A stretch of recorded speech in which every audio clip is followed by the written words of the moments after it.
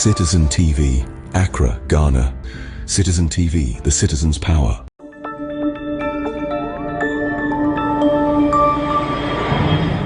Citizen TV, Accra, Ghana. Citizen TV, the citizen's power.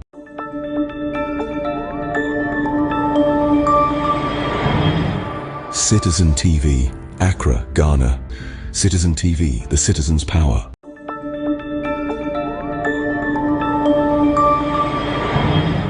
Citizen TV, Accra, Ghana. Citizen TV, the citizen's power.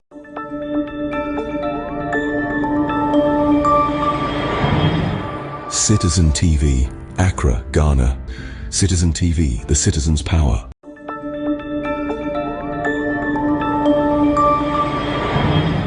Citizen TV, Accra, Ghana. Citizen TV, the citizen's power.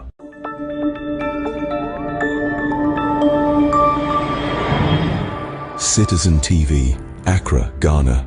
Citizen TV, the citizen's power.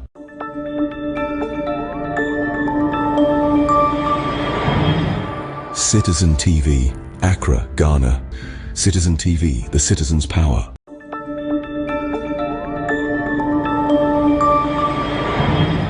Citizen TV, Accra, Ghana. Citizen TV, the citizen's power.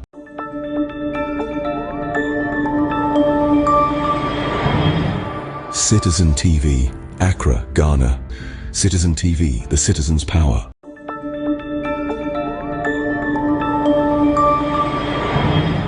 Citizen TV, Accra, Ghana. Citizen TV, the citizen's power.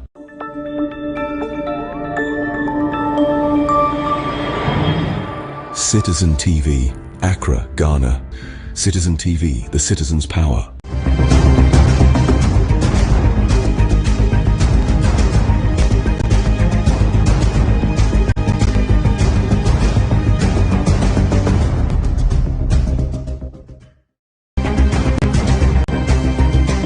Accra 100.5 Citizen Show. Yamamunyina ha yamama Kwaba. Baby bia obia no ewie machiao na mabusa se ohon te sei enso na ni munye enti baby bia obia no mesre wo se eya na wahwe ohon yi enso na ni mun hyeda enye sa ana nkromambwa enso na ni munye taxi drivers, trotro drivers, and Indian Makwantufor, baby, will be a same way last week, make a same way. And Messi can be you, Mr. Wada. Obiabewu, but Kwasi Abe Wuntem. Obiabewu Yande, and Okre, but say, walk as you appear, Ube Wuntem. Nti, in so talk. Say, oh, driving a baby, oh, funny, ho, a year. And man in your address, oh, minima, had there be am tie for her. For all you know, in so as I say, for no, a creti, a beer, bibia winning. Aha, a beer got an ibisu a beer, and something. It's either say we change your route. What mean change your route up a baby, Jina Boko. Odia drive kwa pabubi minka so kwa yo tna honem crofon yo na wo hwe so enso ne ti a wa sori akọ and enso to say ya always make sure say wo ba bia nipa dodo wo don't isolate yourself don't ya wo mo perch ni je pa na ya yisu for wheel drive no metimi dia fam Toyota e jina so say obedru kwa mu no na waka afedi oye bibi enye so I'll beg you mesrem pa say aba okay, all right, thank you all right, so your mesrem say mumia mu ani baby a wo bia no na wa bomodin say oh na why no see I say na fui yeah but say a friend say express road no So omo affect more properties near there. Say omo to compensation more. But madam for solve be say nefu asay. Anyway, me we are me cross check it. Enti Mr. Wa enso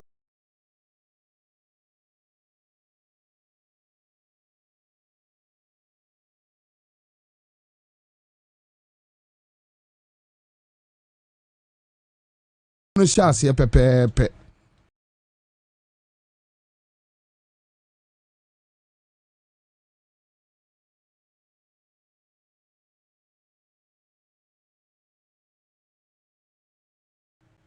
Quick, no up baby agina.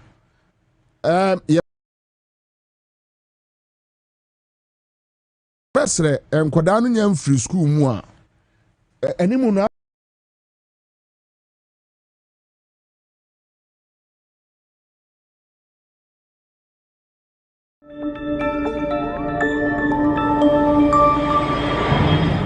Citizen TV, Accra, Ghana. Citizen TV, the citizen's power. ye besre akyerɛkyerɛfoɔ no. Mon holding enkoda ne back kakra. On say enkoda no bebre gyina kwa ho ne faka ekofie. And ensuo no hye ase sa akoda onim ba bi a wonfa. Kwasi ampani bi tenchen akoda bra. Mayo no bra besha ensem bebre. Nti ye no so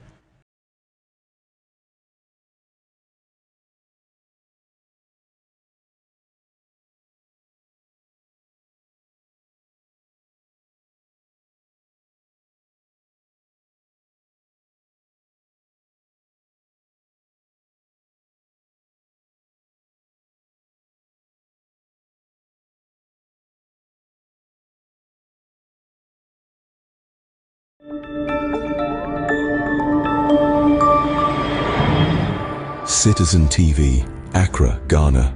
Citizen TV, the citizen's power.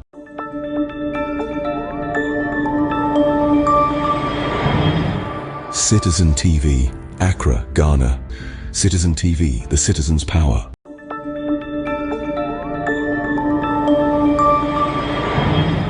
Citizen TV, Accra, Ghana. Citizen TV, the citizen's power.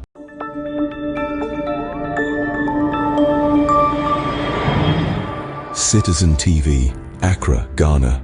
Citizen TV, the citizen's power.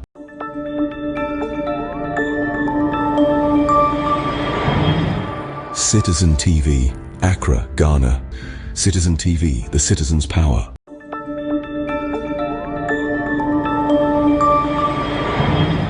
Citizen TV, Accra, Ghana.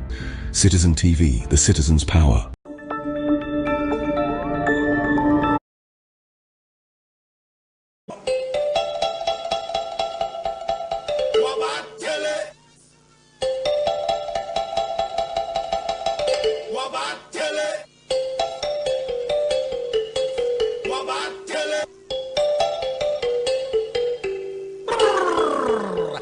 Kwabena Bobie Ansah. Berema bemeti gara furukube punti mpunasi sokode. No wakanchira katabin say you. Wati unkensen. Kwabena, keja guma mni yanko.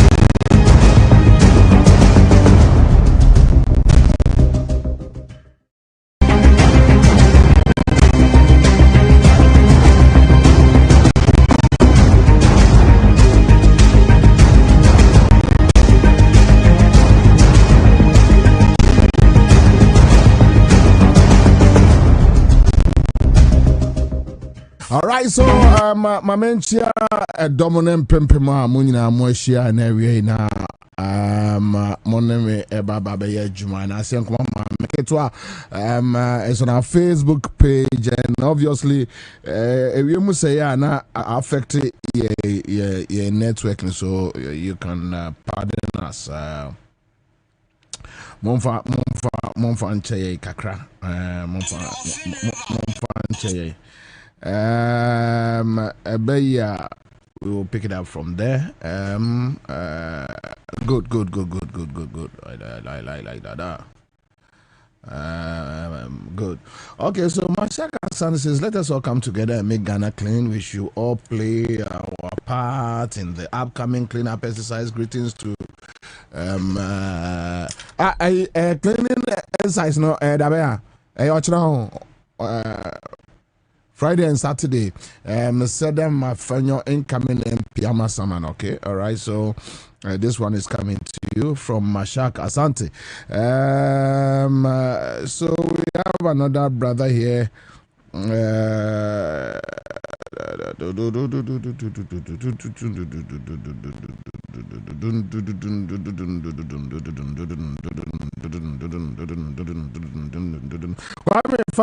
To a page no so mame.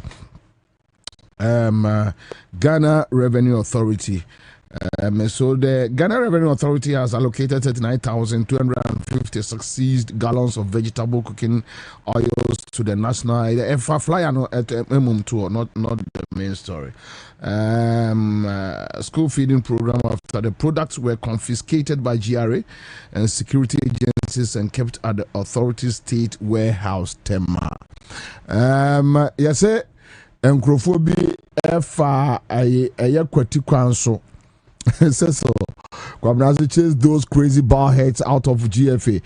Says so. It's a very difficult situation. We talk about that must go. But Kwame, the question now, Mimi Busana say, Keto Kraku Ekwa. Because the issues are, say AC and that Keto Kraku GFA no. Enya de foforo woncheni bribery friend say this kind of prayer your friend say player selection and enya de foforo kwame enya ne yen cover players mra and how they do select them. I mean agwo me ma share ball from Young funny say, me start to share ball from Italian 1990 World Cup, Baggio, Michebi, 1991 under 17 World Cup, Odate, Emmanuel Amadria, no money, and as for Senegal 92, Michebi, Akwasia Pia, your friend say, Safu Gemfinum Black President, no more Prince Polly, no more. Mishebi 93 Japan 93 Yeshebi no say kofonum omom ko friends 91 no say kofonum ko Australia 93 Mishebi satellites the Boate nom Ecuador 95 Eudu Isaka nom Yeshebi. I mean sadia we enkomono tuntwada. So you ask yourself, okay, Cecil say old players now are ready to take over. Well, maybe all the argument the flower, I'll go with you. In young, and now old players need to manage GFA. Obianye FA president. I'm say Tony Bafo and Anna Eka leadership. No, I think under. Kwasi I think it's under Kwasi I don't know the impact. Stephen Apia say we on a Black Star a friend say management team say committee on a vice chairman on a vice to a Randy Abbey. I don't know his impact. I can't talk about it. So even with the old players no crano, as some even with them some way, even with the old players, as some kakra. But I think the old players no better. I'm betting you. What's it? Why? Also, Pokoi. Why? Desmond Affair. On not Desmond Affair, no boy.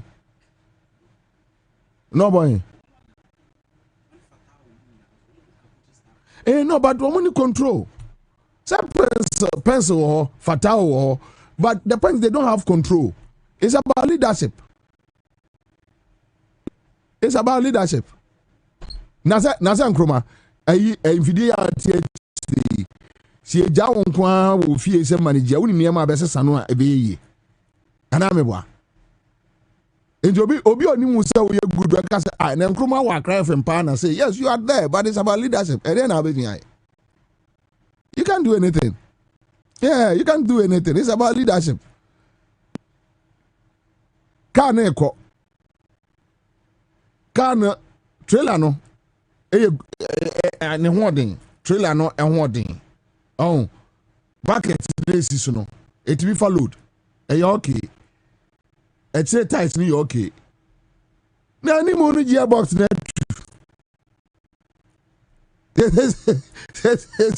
trailer no better movie. Ha, o si wo control as na trailer wa holding pa na this year. The head must move and stand on where to be akọ. That's all.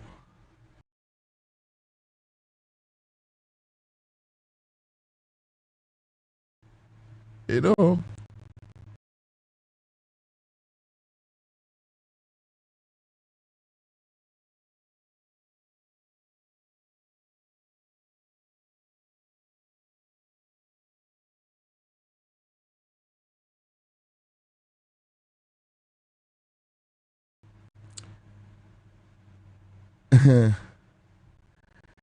Humu Haruna. Oh, Humu. Yeah, Kwame. Humu be kume. Unu se Humu di adwuma bi jame. Oh, me refi. Ah, yeah, mre. Nsem no doso. Kwame, nsem no doso. Hey. Na say cry the Kwame ube sore. Na on send me 50 cedis. On send me head Subaru. England, Italy, the old players are managing their football. It no be book long people. Okay, government should release the prisoners to do the cleaning. All right, so this is another issue. Yeah. Oh, homo, Charlie. Seven doors. Confusion, I basa. Also, I know tip pow. Okay, so Kwame, factual say, mame. When we talk about good governance, you can't good governance na say na yebu o mine. So Wednesday 8th July 2026, GRA allocates 39,256 seized gallons of cooking oil to school feeding program after owner fails to claim goods. In other news bulletins, they will tell you President Mahama directs GRA. So mumfa sa say ni ebu o man. Kwame, say ni ebu o man. Say any ebu o man. No, sa niama we na mama ni NDC aban ho. E mama ni eje John Mahama ho. Who ye ni say ya. You see, normally when they seize these kind of things, normal auction ma omo ho. I want to tell you 39,000 gallons. Nkola no be di ache. But you see, as to whether schools no mbeje no, omusu nkonko wia. Ye any problem ye chrono. Ye problem ye chrono. That is the only issue. Odongo Albert, thank you. That is the only issue. But saying ye buo mine, because 39,000 gallons, MPP in 5 years we enfan commerce school kola da. Ombeche. Hwese mo sesa mo obi mo 2023 that time na zongo for babedi fasting na sala no but obi anu sesa obi mo so ma confiscate em say demorage ache no no de mo na kwakogu ba wo office no mo che ko nyina wahu no mo che. Meanwhile, that time, Nankola Esu say omo aduane e wo schools. Say ni ebu o man. Me wo ye ni say ya, no ama mahu mfaso nti ameto aba e ma o jomama. Wa anya ne sa, I'll complain. You can't tell me na Bobie enye. No, wa anya ne sa dia, I'll complain. Say NDC we are there we ya. And me hu de sa so omo ya kronfo. You don't need to steal this. And say ni ebu o man wafa enipa no say enka de dodge tax and Nigeria achi omo enda omo afa abansi there be mo bia amfane sanka yemfa nkoma school for nkoda because say omo hu ade ni wurampo wadwane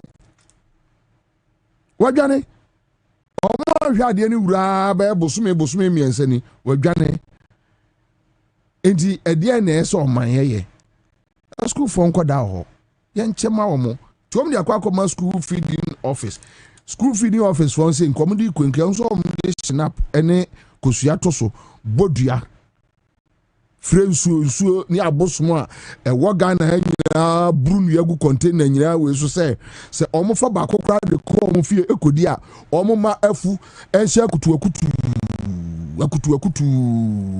ubewu a osin tutu unase ntatai we enso omo pe konfo bi di akire we yes omo ni mama mebo but omo hia we konfo bi a wa ben nanka ya de kwe wodi akire ni nsebe isensem ne ho ye fa bi free we kra ye nya wulo mofo e ba ko ni anya ayi ya friend say ayi tefre anase enogbopo fo no ba ko ena brunfo no so omo hye pa nanka ya frantoa nso aka ho ana omo sunsum sori bi hye elmina eho yamfo mu nyina yankosrem yankopetongo fo no bi omo mte mepomu no omo di agrada na brunua no ni abrunua aguso yani de obi amfa bi because 39,000 tara anya small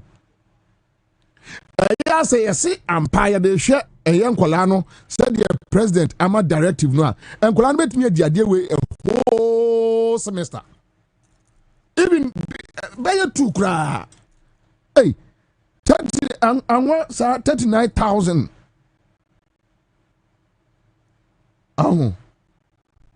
say ni ebu o man jem uye ne say a no amamani age olman sami mi sikroma na me kon da ho say eni ebu o man sa ye de tema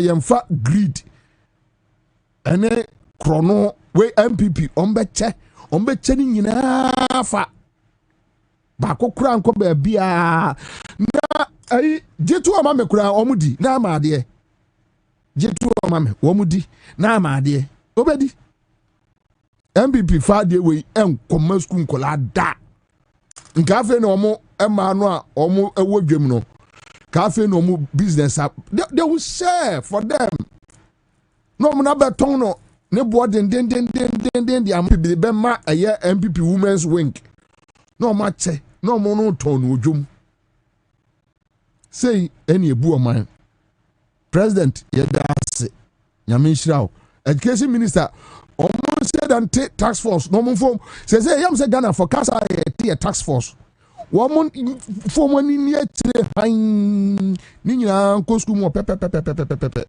na obi ahonto no and I think say that's it my mentor said they went through na men call GPR to name aboso kan konko ye juma ketu bi and na oramuntaka eko parliament and they discussed some few issues on recent happenings. Next, so come parliament updates on Juma or my so far with respect to what can I say omo sepeman omo kochi a year container be almost a year dollars almost a dollars and obviously I mean obia no obet ya ka tell me say sa container dollars fake say bia papa bi kura be fra ebe kakra bi I think the idea is nen ka omo de chale dollars container ma original but anu ma ba betu agu krum so we had a Oramuntaka saying say omo investigations no they needed to burn fake ones now the issue mbusa no the whereabouts of owners omo owners are there no and also omo there so investigations and you know Kwame me baby I met Honorable Muntaka say in the course of investigations na Kwame me no nenam na yabo udia na me gina ho some me kokra me no nenam yabo udi na me gina ho so the moment you mention any papa ko pe so omo ne ni adwuma no nim enti ana nya adwuma omo eja yo David na the omo chi ne wo sepe man no ne first counterfeit omo twa so sometimes I think now I agree with the interior minister that look when you touch on names I as a police for you almost say omo about 100 and over and omo HIV AIDS and I was shocked that the lady no obusa Muntaka asem say omodi o say ni bi pa ni bi wa so parliament so mo agimi o say eyedam o say yade yo na even say me ba hospital ba be test kra no a wo doctor no kra no unni kwa say o divulge me information how much more interior minister or no medicals nem kola nako and medicals no omukoya no police hospital omo dia baso out of number say ni nipa do say enti Muntaka nko hwehwe omo say bobie Kwame tachi no for me bo amane say nkro how then they were insisting can you mention how obeda body me say no one way as our parliament or question that your position no me free na president as you medi because we was at him DS we say the wajimi ana me put as the wajimi it is say no me nkobodi even Dr. Crow no ten hospital obi akoso kwa run test say wajimi information I can sue the person and Muntaka edin bia Muntaka bebobi ani pan be sue no as Ghana government. Now we say here for mia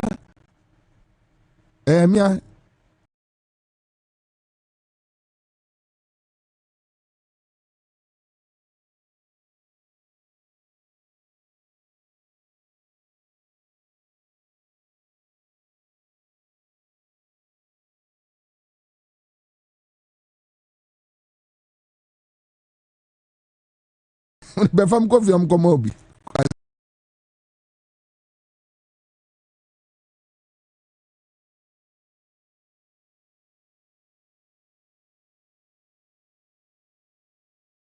Citizen TV, Accra, Ghana.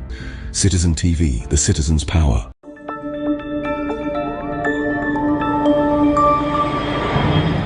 Citizen TV, Accra, Ghana. Citizen TV, the citizen's power.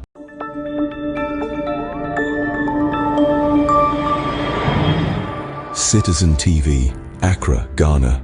Citizen TV, the citizen's power.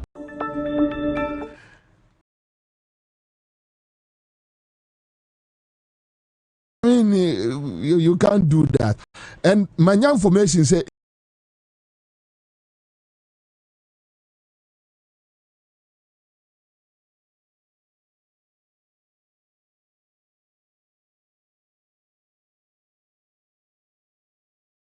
even Ghana AIDS Commission so reach out to Muntakane say omu here list no. And Muntaka told them that he cannot give out the list. And you are the list now, man. Now Ghana AIDS Commission can publish it. Now as Ebi may say yeah.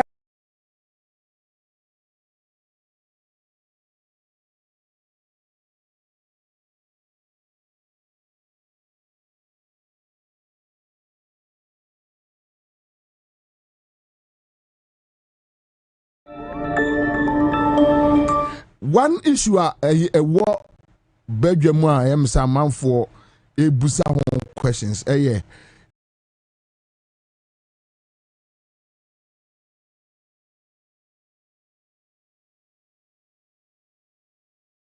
issues with sa lady no more chin Australia no on say be drugs be free echo Australia and Muntaka Kasimbi Senka you know nanki bit me a bar bomber in because Omubusa Muntaka say government official Muntaka anka government appointee also government officials ehungum GRA they are government officials. NACOC, they are government officials. Police service, your security system, those who work at port, they are government officials. The CEO, the deputy, they are all government officials. So it can be a chief director, it can be a security head. Muntakanka government appointee. Muntaka is a government appointee. With that one, government appointees. You understand? When you go to the Attorney General office, they are government appointees. The National Security Coordinator is a government appointee. Director of Operations at the Presidency, government appointee. They are all government appointees. So this is not the issue about government. Manimra. In America, in this, and from Ghana. Are we saying that we have not secured these 3 points, especially at the airport and then the port? Sure, I can show you that in America, in this, and from Ghana. Are we saying that we have not secured these 3 points, especially at the airport and then the port? Sure, I can show you that we have. For example, in Tema, we have what we call the weapon detection system. It's a hand one that was delivered to us by the German government. But because it's a hand one, using it is more difficult because it uses the human discretion a lot. Our men are on the ground, like this Australian thing that you mentioned in passing. The Director General will tell you, even as of yesterday, we were still interrogating a lot of government officials. You have been Minister for Defense and you know the importance of evidence. It's not everything that I can put out at this stage because we are still investigating and we are still interrogating people. So there's a lot that are not adding up. You could see that there's some involvement of some people within the system.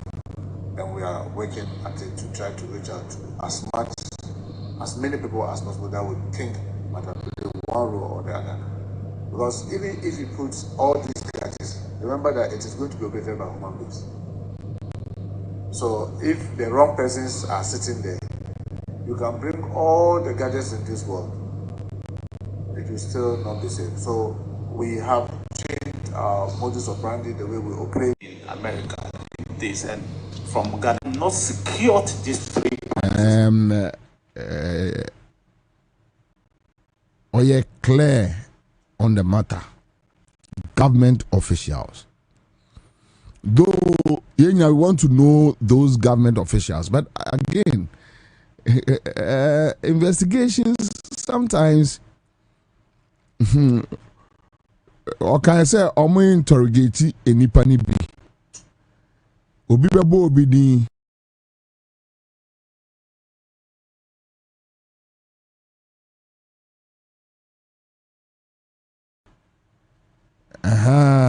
Obi pair.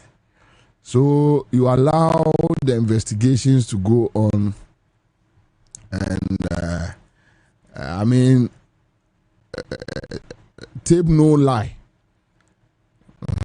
Tape no lie. So Matesa Interior Ministry be issue statement on it to clarify it one more time. But then we wanted to play the tape back, and those who want to put spin on it, akoye kusuya mono ebe paya gu anim pe. Ansa na techimeba mo so no mame nya saa de we. So Ghana for mepacho Kwame.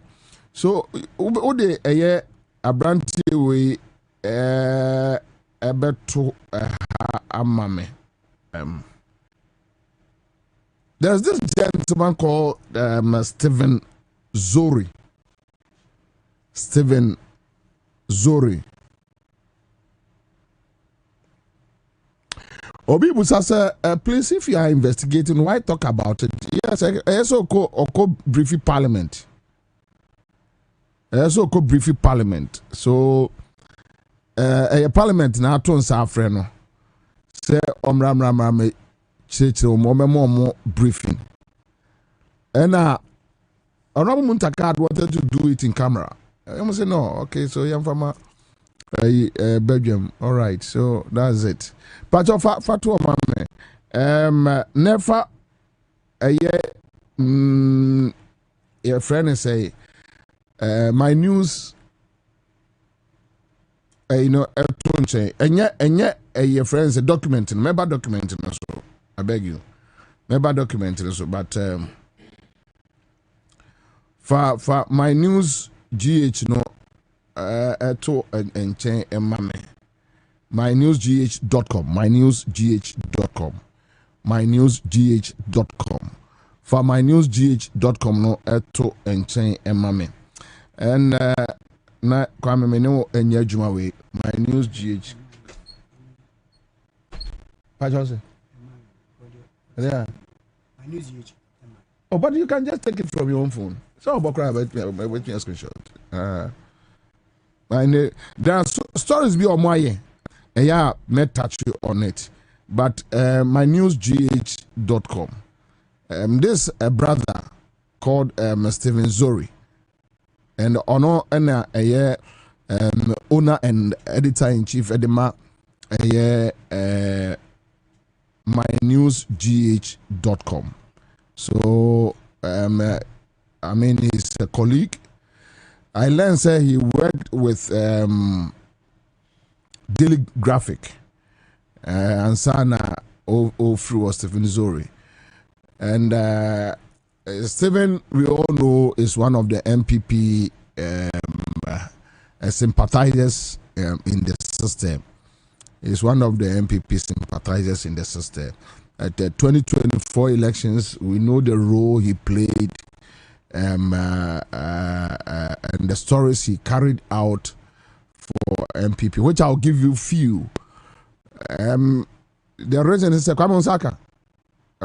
The reason the entire my background to this offer Auditors General Report a year 2025. Auditors General Report. According to a year Auditors General Report, no, NLA ama a year Urawe contract for adverts. A year mynewsgh.com. All right, good. And from last year September, EBEPM and the money involved is 400,000, 34 billion. And interestingly, no, Auditor General, say, acquire scanner fast so it could be a honor and koye. So, me read a report on the actual. Come, made as a report on us, all right. So yanko quickly na yanko share adekra yanko okay, so this one and this one, all right, good. So Kwame, okay, so Auditors General Report, National Law 3 Authority, NLA, 2025. Okay, so page 111. Me ya to page na so bet me follow ye.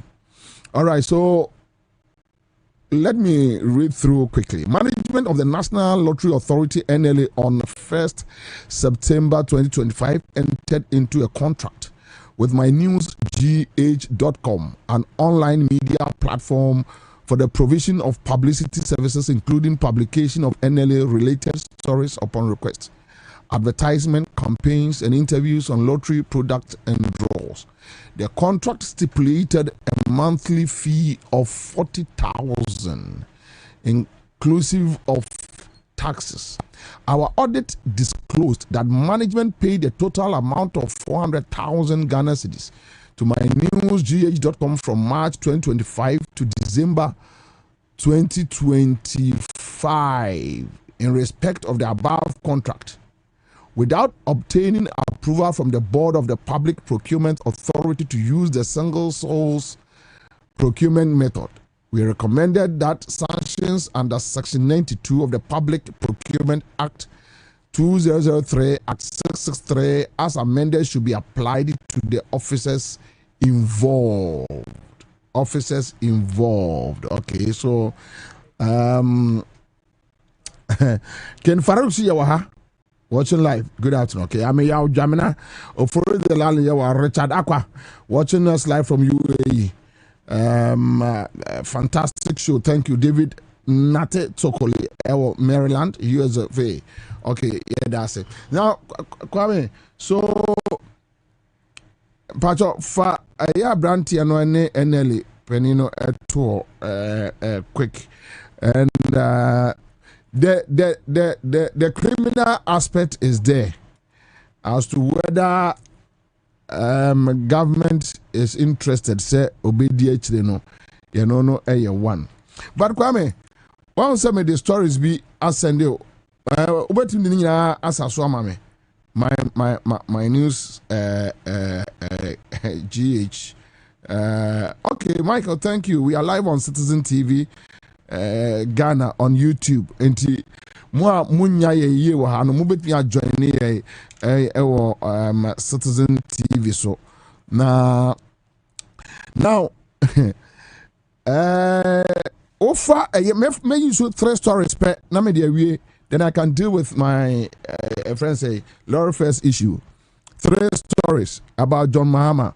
Ninyina no MPP for publication bia online bia on person mo ye no. Friends say mynewsgh.com. E one de fa.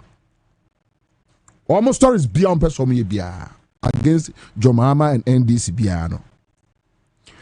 But Edru say Sabita Frache.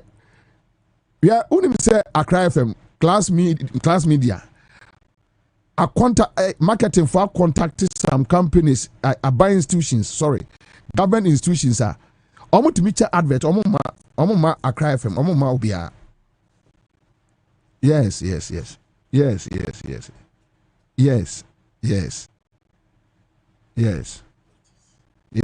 Okay, so this is mynewsgh.com. John Mahama is the kingpin of corruption. Kofi Tonto hits back. 13 September 2024. Yes. In the heat of a campaign. So this is the platform. John Mahama is the kingpin of corruption. Okay. July 1st, 2026. Where the Kofi Tonto about me spokesperson. Where 1st July last week Okay. Mahama begged for votes on the street but flew over flood victims. Awa Muhammad, another Baumia, a boy. Right? Okay. June 8th, 2026. Mahama is a weak leader. Miracles Abuaji fumes. Wait, because of my time, me and Sapena, my phone. And we are say even the articles that Yenya Steven Zori Noah said that Trafa Mahama. Accra FM enko government institution bia mo emma advert da Accra FM ni class FM report Accra FM reporters kra no omo mpese obeben baby omo wo yeah NDC appointees mpese obeben baby omo wo kra me reporter me member o me hwe. To be honest with you, NDC in office Senye Sami Jemfia Kando are like my main friends. They are my friends, my personal friends. Even Chief of Staff for Yemi Papa Krano, the office me once in my lifetime. Once. Me because me mama hire me into me Sami Jemfi, I have that. Your friend is a me lawyer, Eduji any day, any time. We talk on phone. Eduji office once, but on phone every day, constantly. Meaning me and the didn't come say obedient nebusia penny. Every day we are talking. You did be come food, everything. yeah. Come on, near the gym, come on there. Always. There's nowhere do you be whom call. You know, you will not get back to me. But me reporters are framing that. Maybe there was a program at presidency. It took me more than 1 hour to get my reporters in. Yes, Oma for ni Omwa namfufu ya ena me reporters na ka achiri ufre we ya oh sa mehe tira ya ho kra ya omo tan presidency ya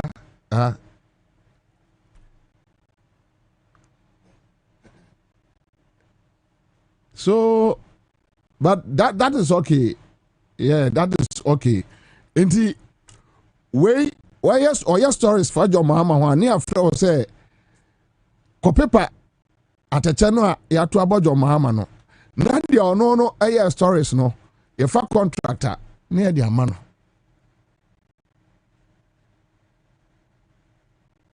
400,000 Ghana ska ba denye ska no mimi ni bi ba 400,000 Ghana enye ska mame endinya sa mepe mempe 400,000 Ghana minibi meti we are saying minibi but sabe men ko 400,000 Ghana minibi but men ko nantin ko sre enti here no mopa monsa nwianka ho but the fact of the matter is that people say are you sure the audit report is not expenditures for the year 2024 your 2026 was it 2025 was it 2024 2024 the about 2025 the about 2026 this is simple. I mean they say obia and what say from March 2025 to December 2025. Somebody called me from NLA this morning that the guy no ye NLA CEO ni kromuni. I don't know. But enya bone say media platform bia under government. I think it's good. Even if a platform here anti-NDC crown or also he had to build himself up. But you see, yeah, now so Crawford when Crawford boa no akai wo mo obeka so me di 4 years I continue the BTBNC well say udi wi a unya nwuyo ya no nyina na te Ghana udi wi a udi 4 years ni wi a unwie na uwie so na anya nwuya microphone ya ntum na sɛde amanfo besi atwe ase wa bra a wotifie no ye no what na problem no wono averi akofo no osu say MPP obi amfa no nya hwe ye mu no ya mu because ukura power no jimi no jimi ye no a no obi e ka che say kofo wu jimi na jai no a ufu say na power cross at time no ntino nti ase no yes now you are faced with the reality. It is a enkrofo mo now so I don't care about them. Me busia for me enkrofo me kromo for yo. So this guy is at NLA. Inti obe feed the platform no sa ebedu 2028 no near baba be frɛ say wow ekom de no brana ane de ono wadi dia me no emfankosi ani. And I make 400,000. I don't need me see me nibi, but I don't need it. And it's fine. That Felix Kwacho for Sukai, yes, I reset na NKBBA. So at least MPP timer, it won't happen. No, MPP they won't do this stupid stuff. Yes, omo and this phone be so papa. Be I know be ni mobi any idea. Me mpem kwasi asem ntinu men MPP ni bia ya na me personal vow for 8 years me mpem kwasi asem ntinu men MPP ni bia office da me mpem kwasi asem in my life na say me share me nua Samia oku commander say one ma na papa panimu ti say me sori me na dey na Samia oku me papa panimu ti say na sori abetena kwa no na dem me kodo mankaniafu a 3 months na aba me kodo mankaniafu a 3 months ebe ba ma me atu adi. Anyway, so that's it. Almost say almost punish officials man. Now officials here for almost punish officials no normal just scan it back. We will follow this story. Madam will be a friend. Say I don't talk for the other pro NDC newspapers, you know. David Tamaklo and I say onye meaning say NLA be first a contract in the David Tamakula. I doubt. And I don't know. But these are the realities. These are the realities. Obi say Chris Dugan o me church KGL asem no mu. Me KGL na asem no de bo me de menka bi o. Sremo KGL. Chris Dugan we're free NLA. Oh, Vinny. Me, I don't know. The man was a Vinny. Chris, that's a big credit. And if I go, no, bro. Hey, Chris. And then I say, when you meet him, come over for NLA or Bobby Bisso. Me, I'm a referee. I'm a friend. Listo. Say, now Chris Duga, there on it. NLA fuenya asemwa na but me obi asem nyama asem of ka fa hada fa na pie because time na liso we ka na didi na tem no na enti me o ka me de menfi no and am de me see kwa so call me baby anyway but the point is say ye koni say ya ye mu bi de ye nyinyini say baby amadru no enye afi na mekwa akohwe de obi anya emu ebi aye ha no ya ala ye de be survive but one here e bedru baby no enkwala na eba no obefre wo mo because obi wa no ye adwuma wa Accra FM ha onye this new but the mere fact say hwe There is this boy, crusading guide. Or actually, se campon sound, bibi, some slim guy, boy be. Say Kokubako boys nebako. There was this program in Kumasi, MPP program. Any reporters need be call her. I think say about accreditation or something. Or catch any panel or yeah, I cry for Muntino on free uncle. Boy, yeah, no, and I'm told I be able to in the junction or so. Or catch no. But this same boy, for all you know, Eja, I this story about could be free, a young DC appointee, Baba Yamano. And any panel can start no also yet more cry from me. I can tell you on authority, any panel no MPP. Over to Obama MPP. Me if you many people be din komo, minimum be a psyche, minimum said you be a signifer. Uja no beto Obama MPP. But I saw Juma professionally no didi. What I say, I saw Juma no didi. But the mere fact saw Juma I cry from no the NDC a shano con. Any part on air staff. NDC MPP as on Kebi. A report no Baba Befa. Adebia and this near MPP, Bobiano talk Onimase Onimu. But the fact that the person is working at Accra FM, yeah, they are shano con. Say any pano time drew say abemuna so be you be papa. No one son ho. I mean, what about them? What Jimmy? You are just a stupid person. Yeah, you wouldn't deserve say your papa will be say. What Jimmy? What you in Juma? You can't say politicians say Jimmy to me so minya power make Jimmy the same because you won't what Jimmy. Oh, mammy, Jimmy, papa, Jimmy, or dear wo, and what be your political figure. What Jimmy?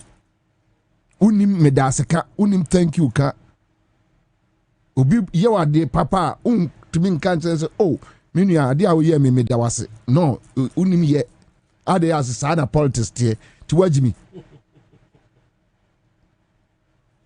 Anyway, so let's leave it here and quickly the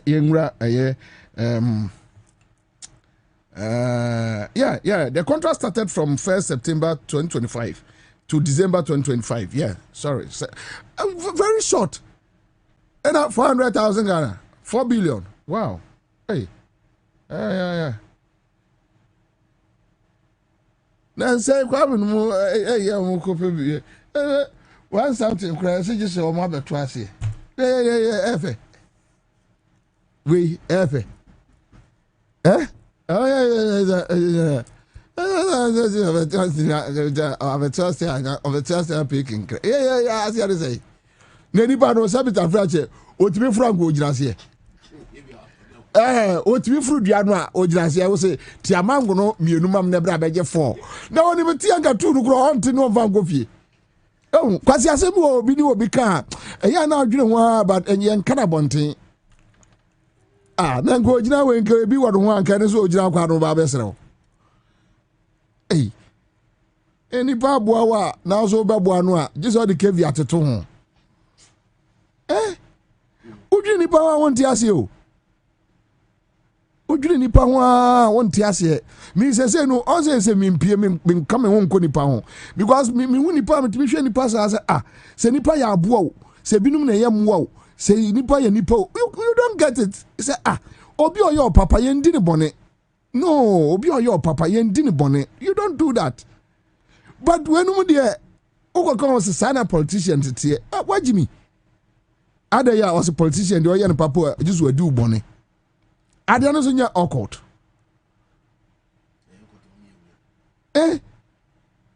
Uncle for Mubua Okake, oh Medase. Uni Panua, oh Medase, oh here be Wabuano, Amanaye. MPP soon crow from Buamo. Now I'm more minor, a balance it. Also, Debbie, me crow for no Mubua Menedier. I'll make sure say me do a bonnet, they will stay poor.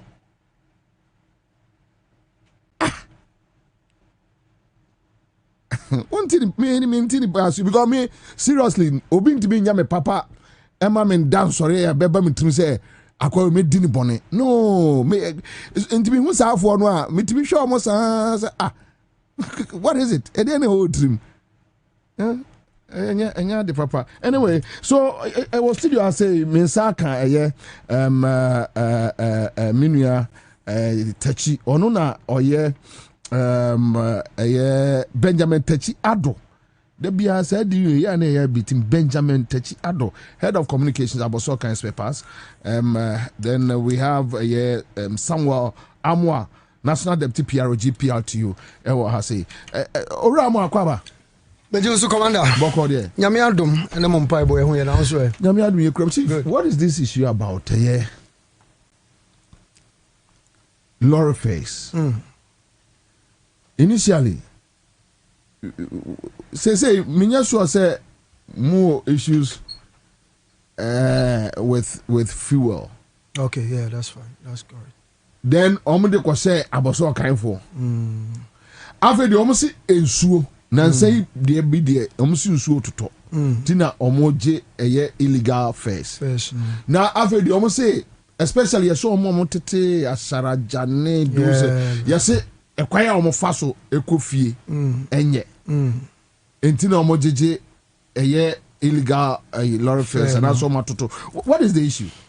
Commander Ahmed say Maminga man for say Techiado so if America ba or I say I see one ko share match ni bi people in government. Commander let me say Techigo am friend or Friday. The friend is on phone. Nipa no. She. Minia. Ban mo sare so. I say we yenu your friends yes, ya bema busa say aduane no so na me $20. Na $20. Uba to you go edu. Pancake. Daji, ele biza makola lebre was da. Me koto wache $20. Na mse basa yedina tona kudila problem fa. Mo ni almost south gumu ya. You be am no trans bra bre. Who approach the dada? Who approach the dada? Now to be kind of who yobo. Avena ya ho chire where come from? Come on, me go on so. Yeah, maminika nchia one wetiefu nyina me nchia GPR mpelifo nyina. Na de omu nyina ne se no kre se na nsei na de ekokọ so no.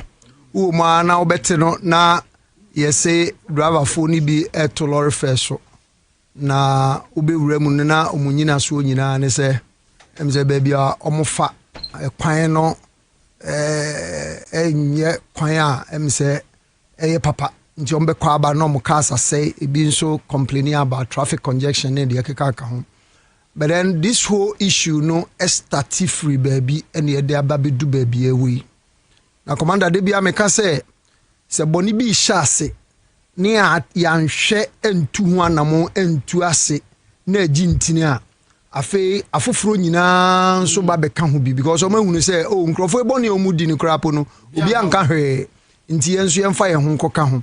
Commander me say we fidie so ne other platforms ye di nkoma say ade we nyina shase free floating drivers anomu ni ku bi emu e de sa jonky fo ya omo park cars be na bus stop bi no ma occupy ho no mu load cars omo ba driver no ye betwa bo na ma ho say ebi e kaswa 20 na passengers ne fo a wo driver no so a kire wo de obeje obe na police fo ginagina nchen a obi anso nkasa enfa nkire sa afu me na me ka kire na omokọ nkakra ye behunu say yenso ye kwada no so shase de omho e ka ho bi GPR to kwada no that is ye driver fo ni bi that's right because e koba ne say edu anwumre na se passenger fo no eba station so mo ba befo kasa na e ka ne say drivers no omofa kakra bi a obon se drivers ni nyina yera every station ho no mo de omho akoka bus stops na e ho ne bo ne ekọ anim no ye shase address sa situation yi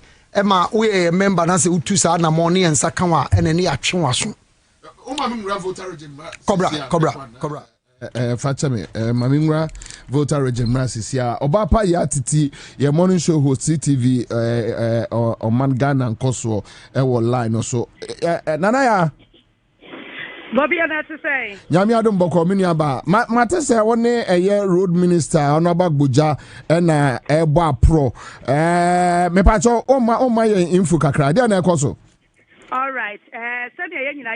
His Excellency John Mama, Dramani from Mahama and after Road Minister Honorable Kwame Bobie Ansah and the deputy or more year Juma. Then we are bringing to know the Pesanka Ununia a deputy Honorable Suhini Edbon Communito. Is that the minister really anonymous convoy need to Nitibobie Mijawa, my deputy minister now and no answer on the expectations so far or by the way. All right. Okay. So, honorable Bokode. What dog me pa? Oh, Minya. Say people many in government. Any braba. In the say jam mamu ya juma kakra. It doesn't matter. We are still brothers. So the family must still. Exactly. You are right. Me pacho.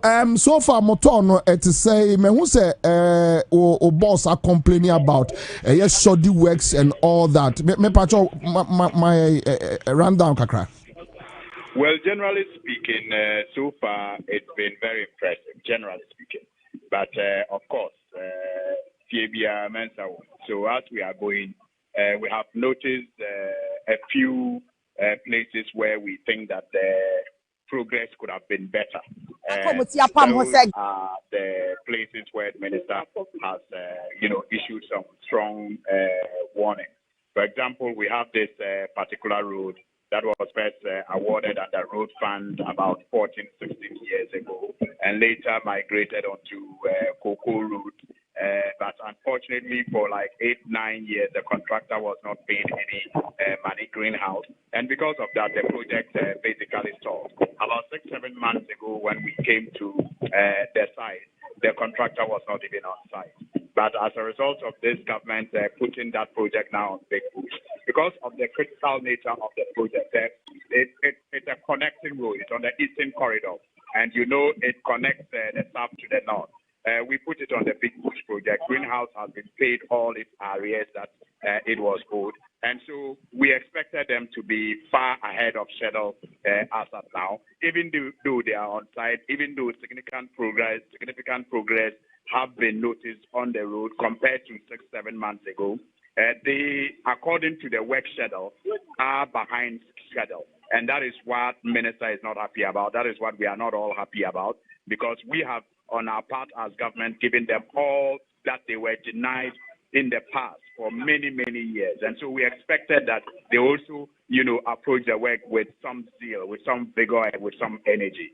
But apart from that, generally speaking, all the other places that we have gone so far, the contractors are ahead of schedule. GWell is ahead of schedule. We are just currently at Janzi site. That is the Pasa to Nkwanta section of the Eastern Corridor. And clearly speaking, the company is in charge of 2 lots. The company is ahead of schedule on 1 lot. In fact, they are already even putting the bitumen on the road as we speak. Over 20 kilometers of that has been covered by bitumen. And on the other side, they are just slightly behind schedule by like 0.1.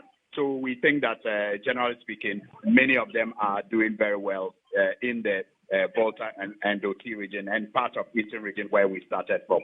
But yes, we are still very hard on those who are falling short. But quick one, one more almost clacky behind, more than a day. What are the issues? The minister has given them 2 months. 2 months. After 2 months, if they do not catch up with their work schedule, we'll have to review a decision on whether or not they will continue the job. Don't you think maybe financial problems, raising funds for them and all that? No, not at all. No contractor on the Big Push project currently is owed by government. We can vouch for that. We assured them that if they raise certificates, they were going to be paid within 90 days. So any contractor who tells you that he hasn't been paid yet is because the certificate that was raised is less than 90 days old. But as we speak, I can assure you that even those that were raised about 60 days ago are being approved and processed for payment. But then are they able to give you any reasonable explanation as to why they are lacking behind? No, we are not even taking any reason as reasonable. So what are they saying? Well, they have promised to live up to expectation because they don't have any excuse. I mean, some of them, maybe it is their old mentality. They think that, well, it is business as usual, and they have the contract, and they do not believe in the commitment that government is making, and so they are hesitant maybe to pour more investment into it. And that attitude has to change, and that is why we are on their toes. And that's why the finance minister is also living up to expectations. So that, but then they have their facilities on site. They have their facilities on site. Yes. I see.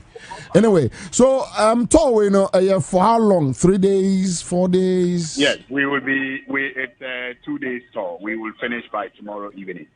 Okay, all right. Yes, Onyame come na omo by MIA. All right, Bobie. Yeah. Mame mbusa Akwosomo road no mo fast no na etesai. Bobie betimi aka say contractor ewo kwan no so, but ye drew is Atimpoku Junction.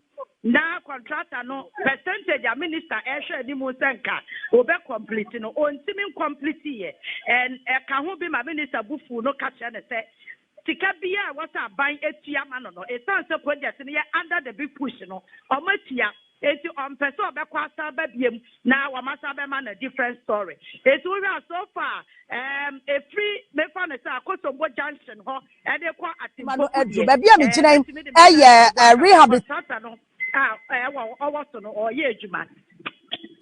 Say money hwe he enne Bobby, I mean, no kasai there to see a war. Oti region. Okay. Just the kind, what were just the kind road. And I was to see and see. Me, how many am say, yeah, doom Accra dam by area or also contractor them is a minister boo ye punika case and say percentage I know wash any mono yadia. Nensa ekaya na so obehu ye. Company no Leader Construction Company Limited. And as it stands now, I buy and do one city po. And the minister say or share any more or mobile improve it so because so much me we stretch yeah. MSA or more mobile call northern region or person wa boy di Kumasi and they can tampa and I say when Chisubi so boile bamboy kwanya wait me about the faha. And I think say no quite shorter than okay, all right. Okay, yeah, that's a brain report kakra dia me nyame nka ho na onfamo enkomra ye that's yenu aba ya titi na ye ne kasa ne yemra back to the studio and Mr. Samuel is still here. Okay, Samuel Amwa. And what I say, Sammy Commander, yeah, na me to ankomo no so ade I hope say I'll put it down notes on the road stuffs. You heard the report, okay? So ya to ankomo no so ade kusi nyina ne say ye be hunu say some of the complaints are nefi driver for nchen about a kwan ni bi ni ade no ye de ani to from na mpa na enokre sa kwan ni nyina nso no ya kwan bi na ha wo so pa yi ba na no nso nkyere say esiso mugina so na omode to lorry fe so no baby ayenya information say ebi omato lorry first no quickly na ye act e ma ye hwe mom reverse meti maybe ebi enra nkwa current one enra nkwa kra me ye e wa Shaiman drivers are taxi drivers apply from a Shaiman New Town eba a Shaiman krum minya call last 3 days omato so from 5 cities to 6 cities quickly na me act a friend penning for e ho no ewie ya na passenger the free back for no na eto so anase we ni muamon crop for GPR to you adeni start free choboy for no na ekoba ne say omo ye na so mo succeed no obi antimi nka de a because we say ye kuo no ho ye mra ne cover ye kuo manepe. So money transport ministry or joint committee. That is it. Your joint committee. Who say before say transport fare issues be a GRTCC and a GPR2 near merge with the transport ministries. Near agree and say the transport fare beba. GRTCC and other small unions in a show must say. But a being so almost so dear omo matime who form there and that is where we normally get the problems from. Inti hona sa niama no esase conversation we enya conversation for so every see this muntimi nya ho hwe.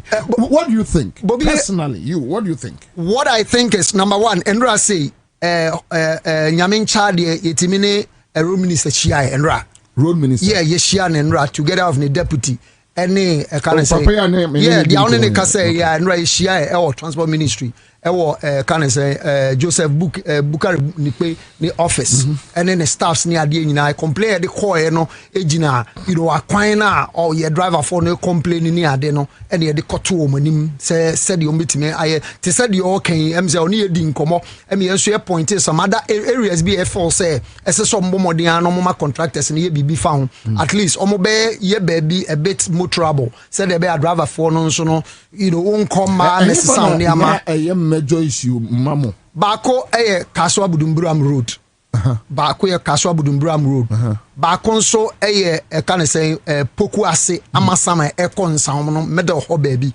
bako nso Asalaja from can say poku ase Asalaja road na eba Kaswa no honso minimo by di ne me Asalaja no commander kwane nya gasa mia dia me ngo order kwane nya ena se oba no can say other areas so we also complain about can say mood because drivers are no more for motorway no so na bi so complaining nti e kan nyina abo mu ne edi nkomo mo kire so even Aswa Budumbram de ne crap on ne contract tanaka sama o ma sha ase a omo clear e can say in chain no all right na drivers in etime use o no motime abomoden aso mo be the major one no na etime easy traffic congestion because from Kaneshi Echo Cape watch within 3 hours as utimi do but not drive any bit must spend be 6-7 hours because of kwan engine or comban so na ne car be se ni ade entini ye ni ankemfu ano yakoso ane driver for no kasa omo ye ku ma ne de nyanya information na say omo tolor fe no so a intempa na act like I rightly say ewie ya me nam kwan so be ya passenger call me the only complain by so order masepa call na mpa omo reverse fe no obi ase me say obua still omo gi ACDs for e wa shama to New York. If you complain, no. Because the American, the way your dev track to PS Global, the way ya. Okay, Commander. Nini na say, unse ye mu binu ye numbers na akọ viral. Inti sa information si we say me amiti he ye nya information na ye hu de ekoso. Sa de complaining from Ashama Newtown eba Ashama Krum say. Mubeti me afre no finding out and today omo attesting to the fact says across the country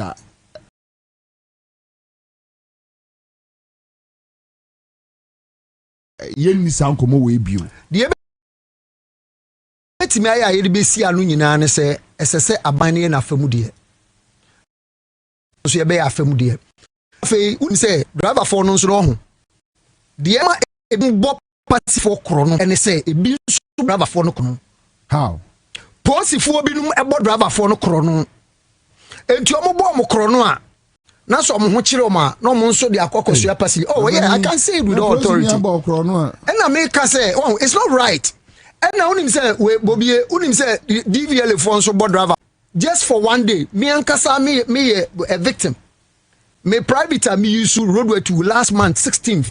Na me ni ho. Adichi 17th and I'm the kind of smile so one day me to delinquency of 80 Ghana cedis one day that crop pa aside that omunya wie ya crap no mo say omo egi sika wie no and omo send information by say yes ya block it denti ni ya block ya say ebi ana wa red light him ebi ana o ka na tinted ebi ana o bumper sticker eni ho nti say microphone na mkroma checking mechanisms eboa no me ba nti no yes eboa fine eboa nti no motimi a kire me say me mfum so ni nie we na me ye enti ama block me and this is the evidence but you did drive for ni bebre a mo ntimi nka ho asem won enti ni ye pe asem ni puma sibre nyina ne say ye nyina ye ni na ho abanye na famu de wetimi afix rules no e de ama driver for no nyame ancha de sese nkakra fuel price ne ba fom tachi mu de omo de spare parts omo so omo nteso ya kwanti no ya te ase 30 omo so omo nteso spare parts no asem to say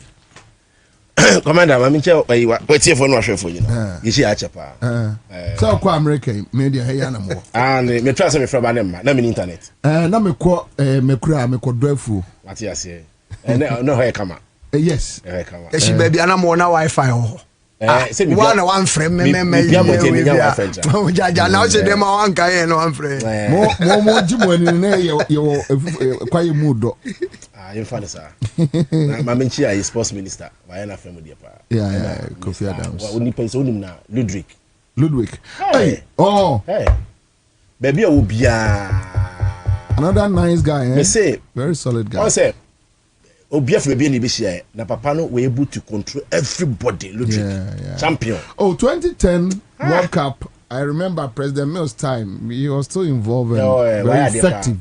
He was in charge of transportation, logistics, and accommodation. Oh, okay. Oh, yes. Ludwig, maybe will be a young Kubichano. The child of Missing Kubichano. Who na catches away a Juma. Then the Nakan, the Omo make almost somewhere. You know, now to front. What would you wait to the work? Can you swear? Anyway, now.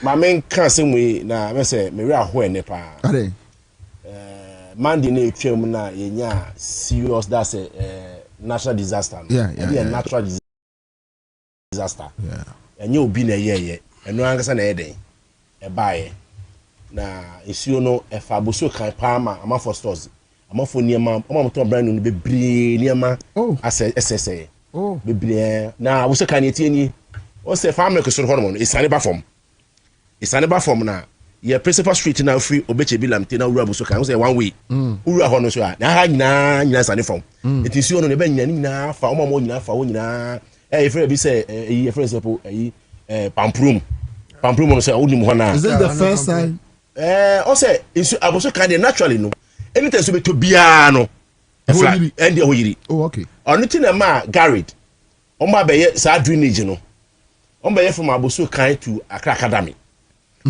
garage omo ye adwuma ni nyina such a way say World Bank project omo kwan no omo ye say comment one side ene say there bi ye question ene say there bi mutimi nya mo de mo nya ne fifi na say metua compensation ma obi a mutua mo obi a na compensation metua no enye because we be so be affect you inconvenience nti omo take names nyina wi agya account no nyina wi aka say omo ge payment no omo start because of say nsu to bia no on magiri so that say it's garage project now on yeah what is the problem usaboso kan no residential area so na they were hono motel no nso na yiri a takwadi station hono no ho na yiri a na free yi kandishi na ba be fa boso kan because nso nya bia yen den emfa gutters not choking gutters so ye gatan kete na bebre nso ni omo bola nso musa di bola ni gum choking nti ye na ya uma na organize na say commander your organizing yes you got a small boso kan ya ye wi be wi no na so shi na boka be 20 to 30,000 yes because cars le compact se be ba na be lodu e kura kono no oko one trip bia na enti MC we friend say Franklin Cancer ni one obaye no on na obaye na wono why na bi say obaye adwuma because ye ne time ye no ye na ye adwuma ne boom some of the costs also the fire current one oh yes in Cancer very solid guy course we on the fire or making sure say born a beer new ka boso kan dey na o makas ni ba be 3 or 4 until e kwa na we ba we lodu na we koba we na koba na boso kan fo so ya dey say munya pie ba e that was the first time boso kan fo pie say journal cleaning no I say ye na ye bewu no me no ya oba say dey bewu ebi o mo say no me ya no me ebi o mo say the knock ba this time around na ye no obi pie ba obi ye adwuma because ubia ne okano ye bese abosu kan rede oho de hotie eti mi hu ye na mi hu se su na afrade abosu kan no ana omo frɛ me say the way ni nya ka bi kwa na me se me send him ticket sem bagana because me chairman ho secretary so ho na se me rush na me ba because in for stores nyema femu be kese eye mo bo ebi wo ha lo ma kwagye akra nyema no o se abosu kan no wona oton brand new no omno mo sai ho no mo no baby anso no fire baby anso fa o mo to home use mo wosoro esoro say home use for no wosoro na brand new no dey wo for nti so ni bonra stores ni mo no ai brady na mo commander o be hwe so ka na mo bo so that say it no say spare pass ball na ne boy head ne boy head let me say this again spare pass party be na ne boy head a boy ni atutum ana ne nya atutum ye me ka de bia if we say demand and supply and scarcity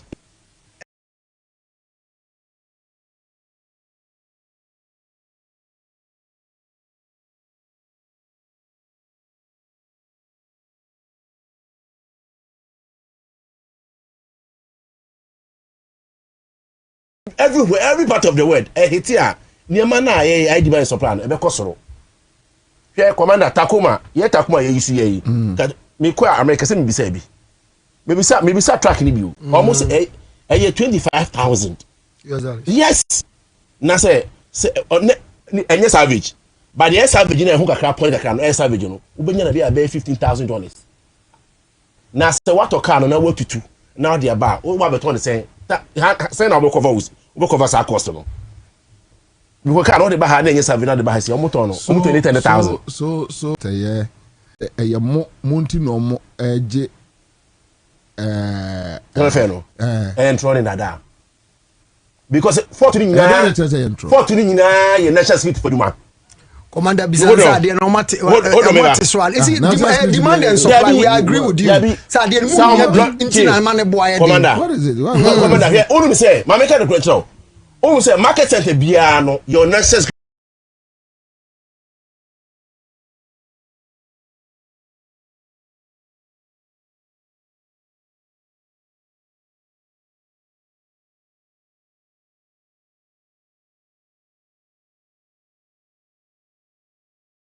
operators or more or monitors and market.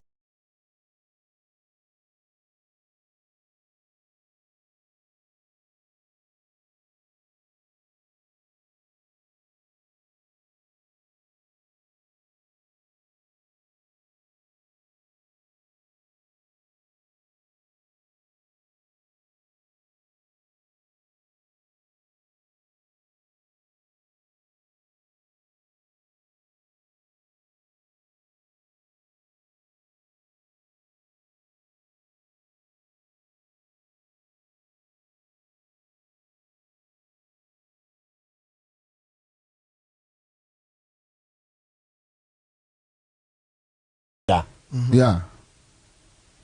Bien for yes. Because it do baby no, me na report ma bien for.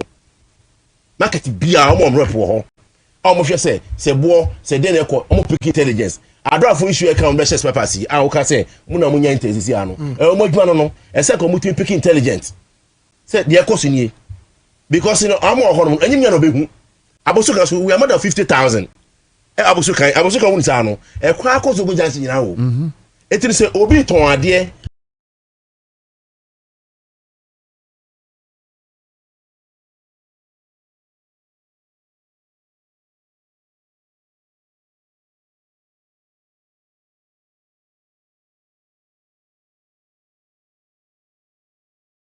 ya dio yo kan bi mayo na etie no so o ka say papers general nyina na ne boss na that one I disagreed. That's correct. More specifics. Yeah, sure. Sion, Sprinter, Reston. Onusu no mu yusu no. It is a more kind of idea. I made him by here. You some more kind of idea because no and yes sanity. Your party will have to the born be grand. It mean ko nim and go ko echi. Apetampe. Because demand ni so. And so Commander, Land Cruiser, for example, a Highlander. Highlander say o to kan nyina mu akwa ne beam no aze no. On the imported bro, we're between them about 40,000. I see. Because America also more Ford more. Ford in your boy, anybody in America. Okay. But Toyota, SUV Toyota for no. Commander the board to America, Papa. Canada, America. Depending on baby, I become free. I free na new to 2 man. Can be to cover or just $200 per one vehicle. It's what to car back was 50. Now to the bar. Now mechanic no to amount, but we'll give $200. $200 multiplied by 50. On edge you. On edge, anything administration way as a verifier can because of say dollar now very very consistent. This is how the anchor some. I can some about it don't cost 17. People were complaining no. I was so come to today. In go for be 70 be fear busuka come to me busuka biom. Really? Yes. I want to be biom. First you can say mo bi me busuka ka so ma because traffic anything no. This time busuka mu da ho.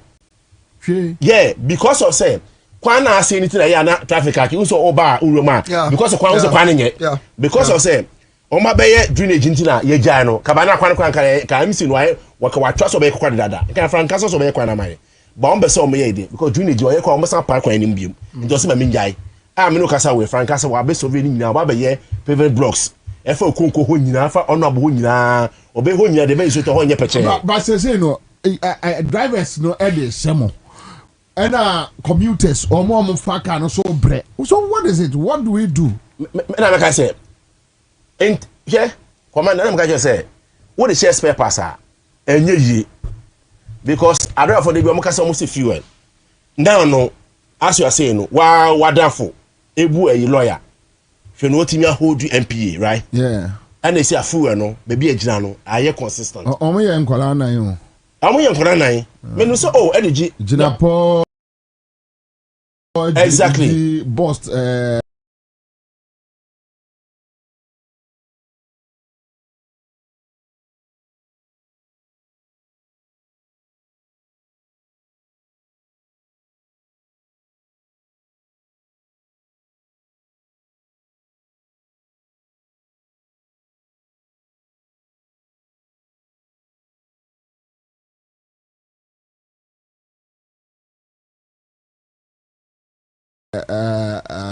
afeji combat. Also, edu itamakro no. Na no. Also, yeah, because I say how approach nipa no. So who feel comfortable with around him. It's really need dey be and dey way no say no. So that's it. Even though meaning power meaning one put that. Okay. But I just like him. Because so who are from afar. Oh, senior. Oh, I don't quite fair. Edu ji wo penchi ache. But obi wo commander who want to go full. It's such a person me go me burn my body impo. Yeah. So that's always says Samuel Jeffy say. Position Citizen TV, Accra, Ghana. TV, the citizen's power. It say adra for no almost issues. But some didn't na question spare pass. They be only defeat some argument no. Abakra be into your master money. Why always get spare pass? What do you suggest? Near me can ye. I say a GPRT for no. Some no do say there omonesi form na omudi obi unim and o come share union asia and community me take decision on wanga some. But my musa, is it possible say government bet me enact a law to stop that wole no? Law no ho. Law no ho. LI 2180. As I say. Regulation 121. As I say. Or say answer obi or your commercial transport operator ebe adwuma ewo Ghana ha no. Such operator must belong to an existing and recognized transport union. Embrani say yechi driver ni na posi chi no na obisa say union be mu na wo o si me ni union bia me bo wele a embrani say police ni emfa nko gina court bu for omon fine not more than 25 penalty units. One penalty unit be 12 cities, right? And also say obeko prison not more than 1 month. And also say the mienu nyina be boom e the amount. Emra no ho dada, but commander enye djuma ya kasa sa say wole fo o masi jintini. And there are areas you see police personnel, MTTD police personnel around now. Junkie boys see ejibu kunfi kokoma. There's some other loading boys. Yes, most of them are done in loading boys. I'm telling you, uko we frozen, Mokola, uko we CMB to do. They are there. Omujibu kumfi, even Ashaiman, Miami Krum, Commander, me a police in you. I'm saying cancer. But sometimes the omu yeno yale asifim. A bonku.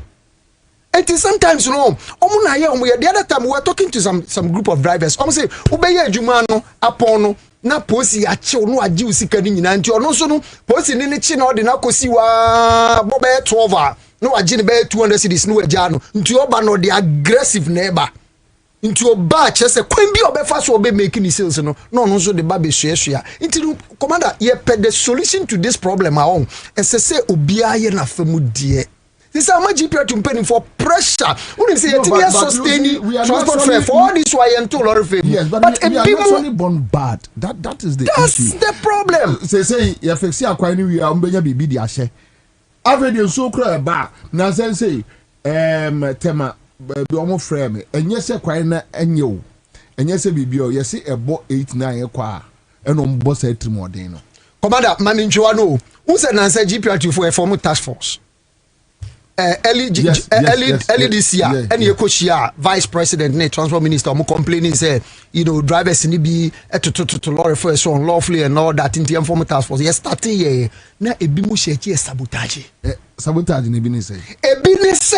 Say be kokochi drivers ne de ko e kan say there are some police station bia ko no say need space to park the vehicles.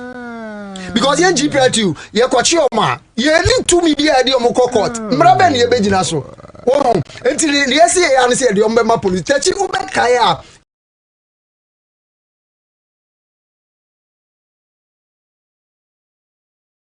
ye ko ablekuma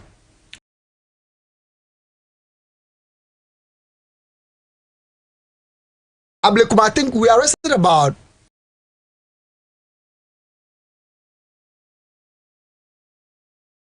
I'm saying 16 cars. Now me your records.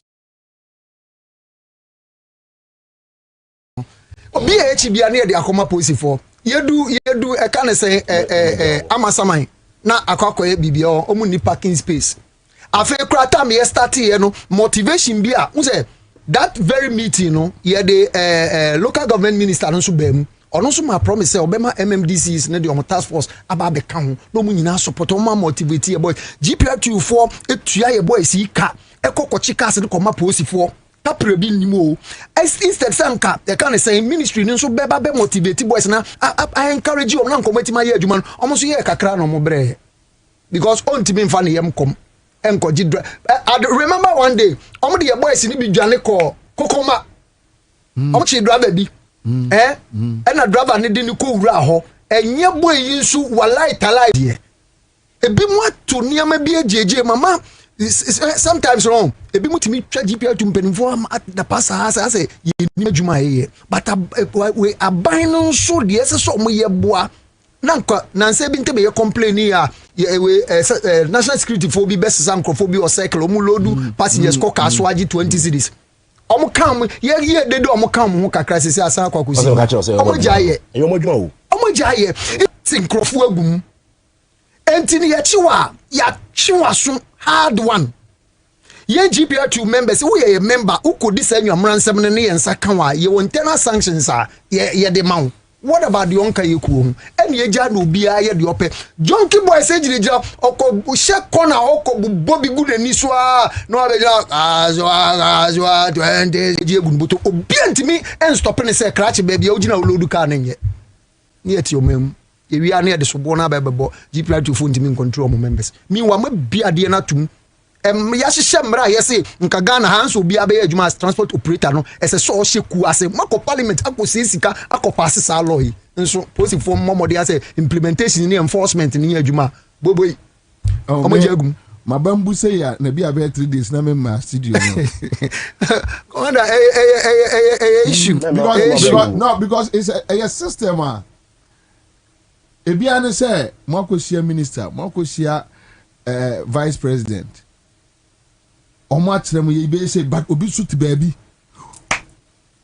police ni kro MTTD the commander Mamin Kabi Ashaiman ye formal task force Ashama ye all the unions say wa Ashama ya come together ye for Ashama Municipal Private Transport Operators Coordinating Council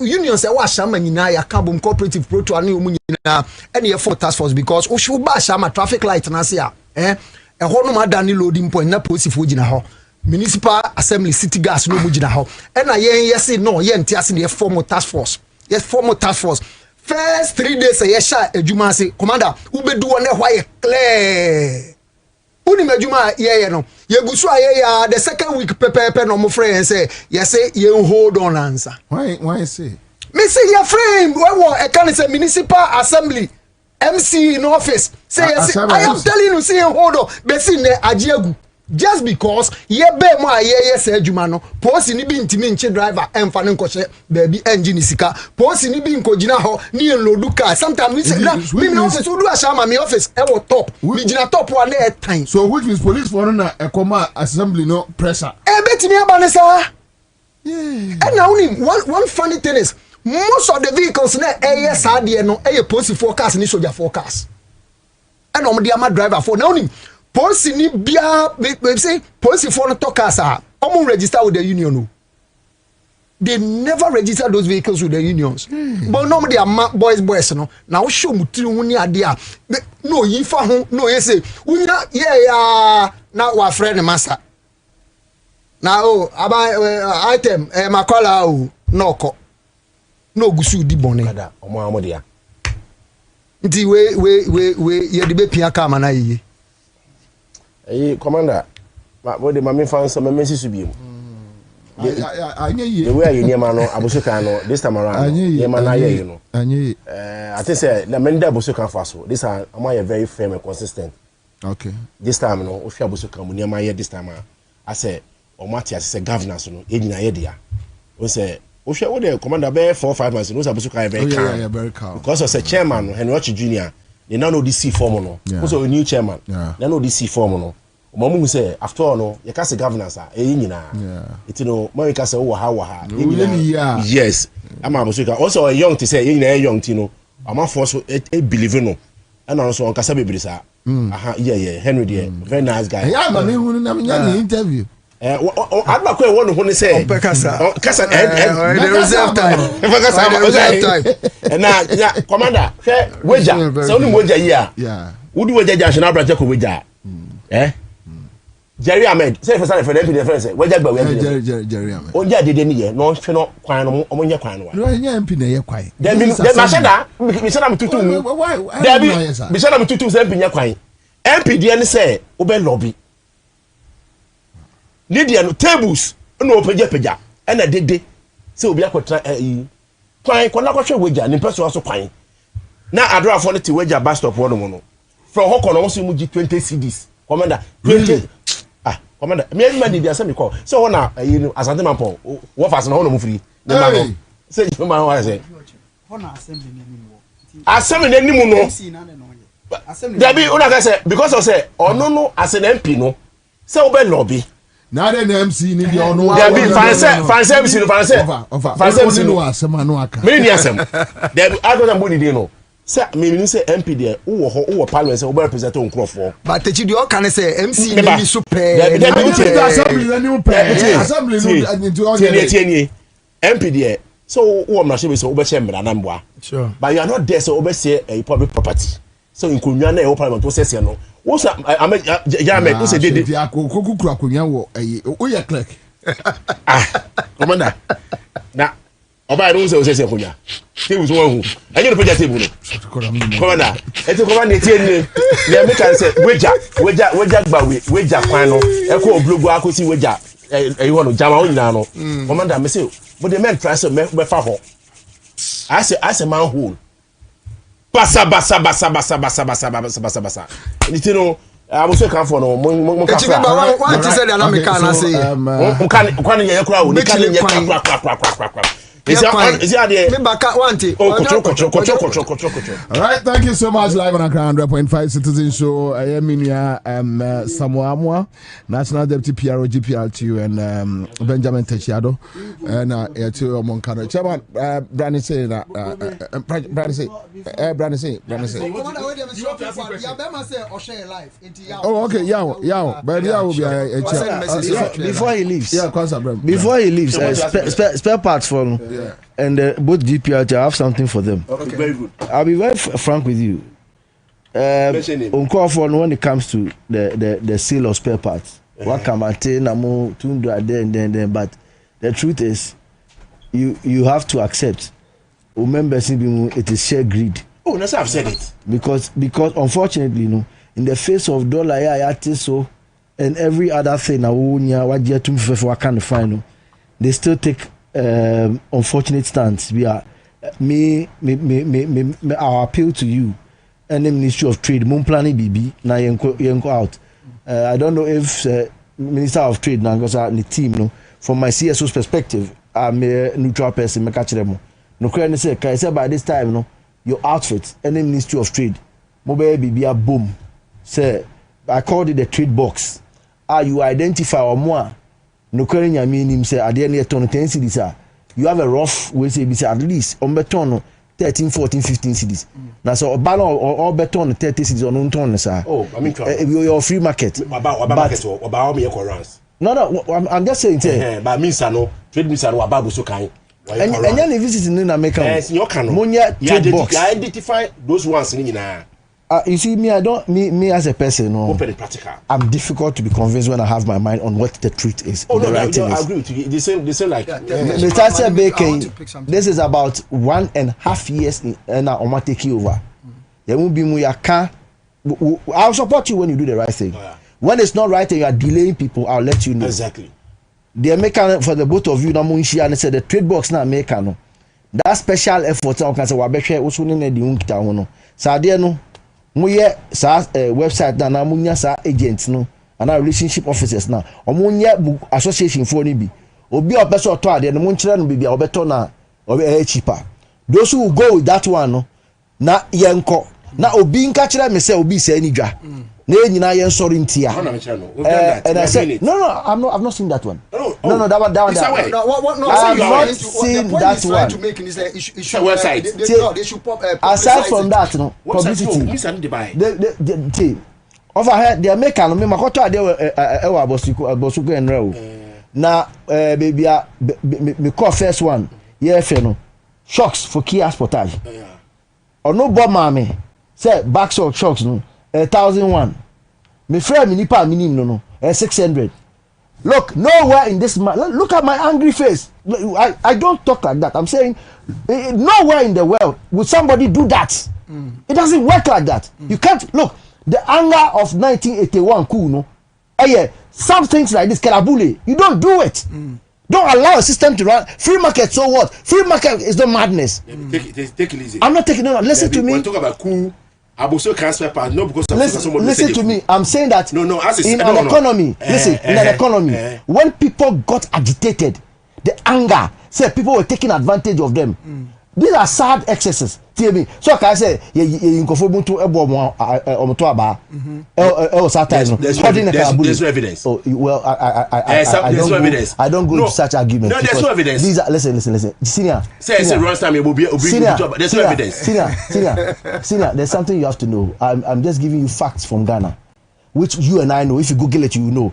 And these things Rollins told us in the face. He himself, that these were the excesses. We call it the excesses of a revolution. No, Rollins and catch up saying go biaba. I'm a young man, but I'm telling history. And I'm not regretting it. Listen to me, I'm not regretting it. I'm telling you, those people, they call for it. You are advising me, right? No, I'm not advising you. I'm just telling you that. But those, see, I'm trying to advise you. No. You mentioned something. I want to correct you, but you don't want to listen. Boss, you are being very defensive. You see when you're speaking, no.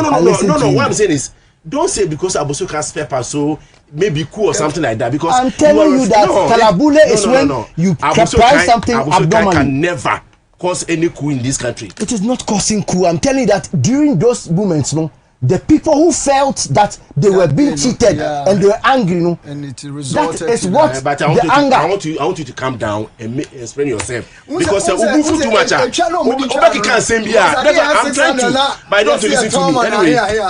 Because who say we be catching again? I'm making appeal to you that I'm saying that I also try to advise you, but you don't listen to me. Did you just mention to me, say, you actually were engaged to help this country with the security system? Right? Yes. Do you know why they engaged you? Because of my fairness. No. Do you know why they engaged you? I don't tell me. I'll tell you why they engaged you. We call something the temperature of a country. To control the temperature, to know how people are getting angry. The information you give, maybe you didn't know what you were doing. Those investigations you did and gave them the information, national security uses it to control things. Yeah, to calm the situation. No, I'm just telling you, that is what they wanted you to do. When you remember that campaign, you see something, say something? That is the purpose of it. So national security will be working with you so that you give information. One of the things you have done to your credit is when you saw some of these things, you discussed with the minister, you are telling me that the two of you have discussed and he came to watch. That is the work of BNI and national security. For them to know all these informations. I'm not here to banter you. I'm telling you that in a free market. As you said, that's what I'm saying. No. Listen, you can't control that. I'm just telling you that you can't control that. We call something free market in this country. You can do your own pricing. It's called free market. Oh yeah. Okay. But when there is abnormal free market and you don't control it brings anger. Yeah. Do you understand? The way you can control it is what you said you have done. Me, I've not seen it. But I'm saying that's what you have said you have done. If you are doing it, I won't talk against it. I'm saying in a country where somebody can sell at 600 and somebody can sit next 2 doors and sell at 1,001, you can't go and close his shop. That is not accepted.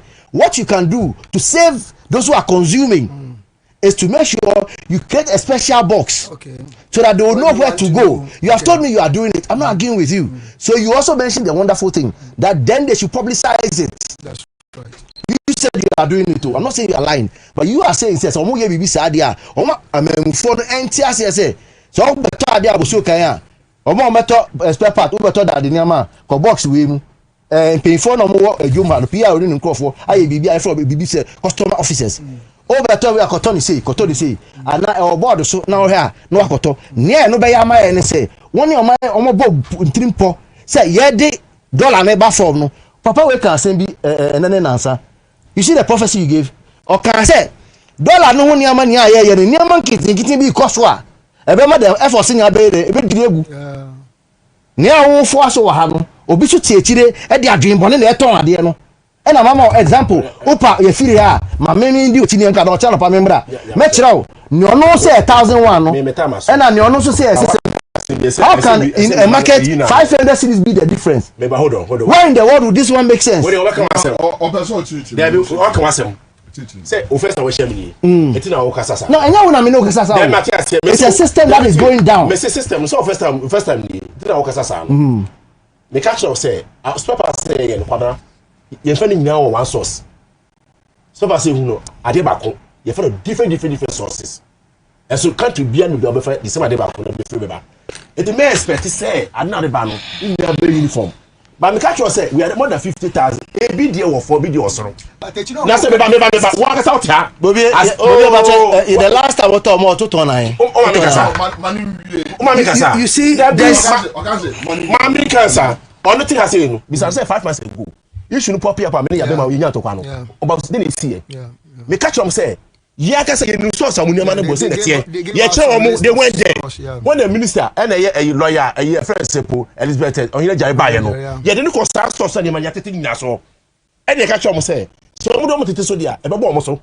Here, Commander, with the day at 8 of VTG, I mean, between back 6. Because buy a Nieman or Titeso. And if I say, Niamano may expect it now, Pepe. So be an adjourned one idea. But the offer will tell you, you know. My starting appeal na me here, my missing for mo. Appeal na me here no. Na me nya be my say wagina stance bi. Me nya stance here. Because I can tie me catch here say in a free market no. Wa na waka say obi an the source. Me tie ase I have a good lecture on that. I've written a paper on it. Me tie ase. And I mean with all due respect, it's your field. Until who and we na me kire say wa ko nim crap ntu ko echi obi wa me no aba nim aba bia wa fam minister crap kire na say ni e na wo ka say mo ye de me ka afidie sem no e na wo be bu ka kire na say so mo ye mpo a ahia de eti a me nte no say wo ka say wa ya I say it doesn't lie in your power again. You are the one sharing the food. This is the boss. He's asking you, have you shared the food? Who say what you do? No. Now me DB. Now so still you are telling me that eating. How do you tell a man who is angry that he has eaten? And now you give testimony to the it's a report to you. So you are working hard. So I'm not angry. DB, I'm not angry. Just a point. I'm appealing to you. You said you are doing it already. Then he, your brother, comes in to tell you that yes, you are doing it right, but maybe the publicity is what is low. So I experienced this yesterday. I wouldn't lie to you. It is 600,001. So I said, in every part of the world, prices can vary, but to that extent, 50%, then it becomes a death trap. So I said, hold on. I also want explanation to it. I get him, but I give a combating effort. I also will hear that. So I only said, if you had allowed me, all I'll say is that create the accessible box. I remember Obia Bede say Chimu. Oh, confirm me a second. No, say some of voice now. Now what is your pen drive? That's a leap over it. So if it is something you can do, Q plus that on this road you this engine 1005. It's something you give roughly when they go there, it could be 1,500 or 1,400. Let me move on. No, it's price. No, it's you. Hold on. Let's hold on. So this text message is coming from a friend. He says, I'm listening to the show. I believe the GPRTU PRO is making a valid point. I conducted my own checks at the new Botiano taxi rank and found that the station masters do not appear to have full control. It seems that those managing the land on behalf of the traditional authorities who leased the space to the drivers are allegedly influencing the fare increases because the drivers have to pay them daily. This is an issue that deserves attention if we want to address the root cause of the transport fare hikes. It is not just the bad rules. Government and the law enforcement agencies must intervene. Thank you. Okay, so we also raise a very serious concern. Yeah, it's true. Say, baby, our media stations no traditional authorities be there. Or mono do almost here. Yeah, it's true. For some of them, I've known something. Same thing is happening at Madina station. Madina. So which means I say super case Madina unye raw now be PM say 30 cedis or 20 cedis. No, all right, so sorry, I'm covering. Sorry. All right, so this one is coming from a friend. 1, 2, 3, 1, 2, 3, 1, 2, 3.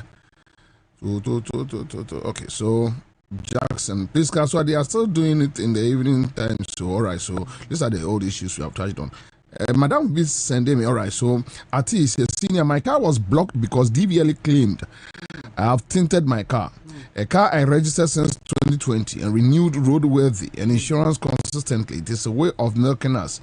Because of that, I was not issued a roadworthy sticker. All right, so this one is coming from Ati, and just to add up to issues that Urezi, you know. And 70 by neighbor. As I'm forced or Yenya or Momos cabin to them, open the phone line. I mean, open the phone line because the drivers say, no, GPRTU, you are the problem. Anyway, so Mami, just 5-10 minutes and let's see. 0302208090. 0302208090 live on Accra 100.5 Citizen Show. You go for man for drink today and issues from so hello. Yeah, good afternoon. Good afternoon, sir. Bobie Ansah. Boko sir. Yeah, me Bobie Ansah. GPRTU you paying for now. Me pacho what side? Me pacho mo Agran Swedro. Agran Swedro, yanko. Okay. GPRTU for you paying for na ye yo mo so say atiri bibinya am kan asema no. O say Bobie omo best studio ma. Asi say yemum and I say omo ne issue. Hwe Bobie no kwase me say ulodu a from Kaswa to Swedro 2 passengers a day Sikam making a day drivers some load on a day at our station. Says na a come side when I saw na person no woman acquire for and for that is able keeping and yet you be at one at it. Almost a day. So ulodu booking fee. And if you passengers too. Almost passengers to Sika. Yandia, one count or can one can no problem. GPRTU so only problem.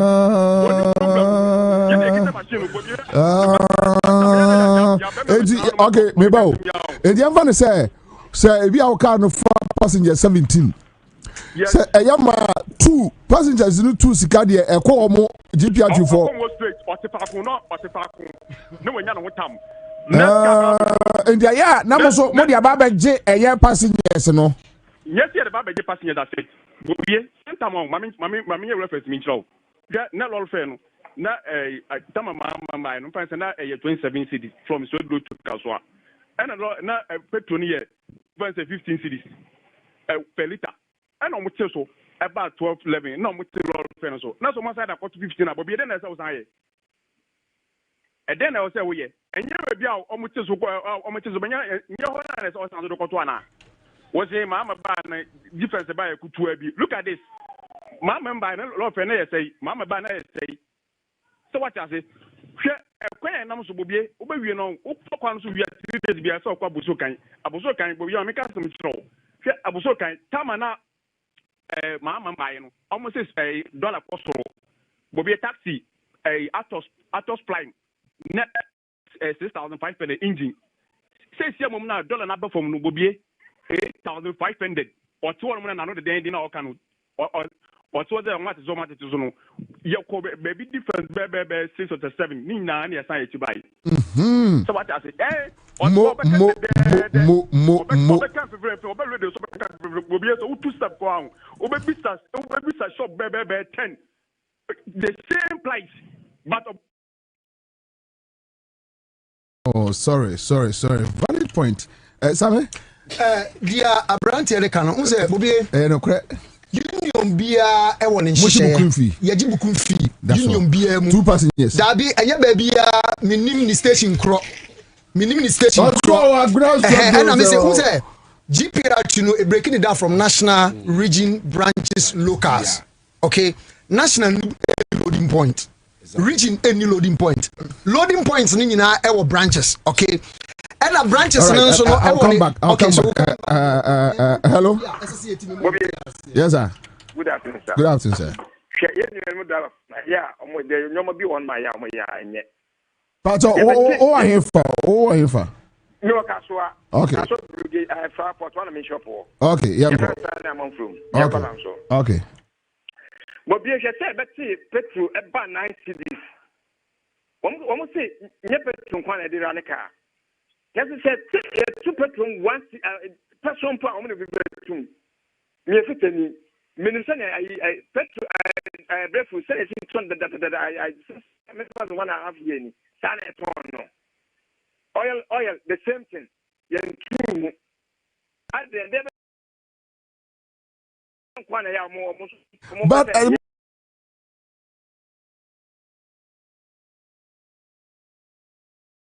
But booking fee when the thing is down booking fee so they take booking fee. I find that me with the start career.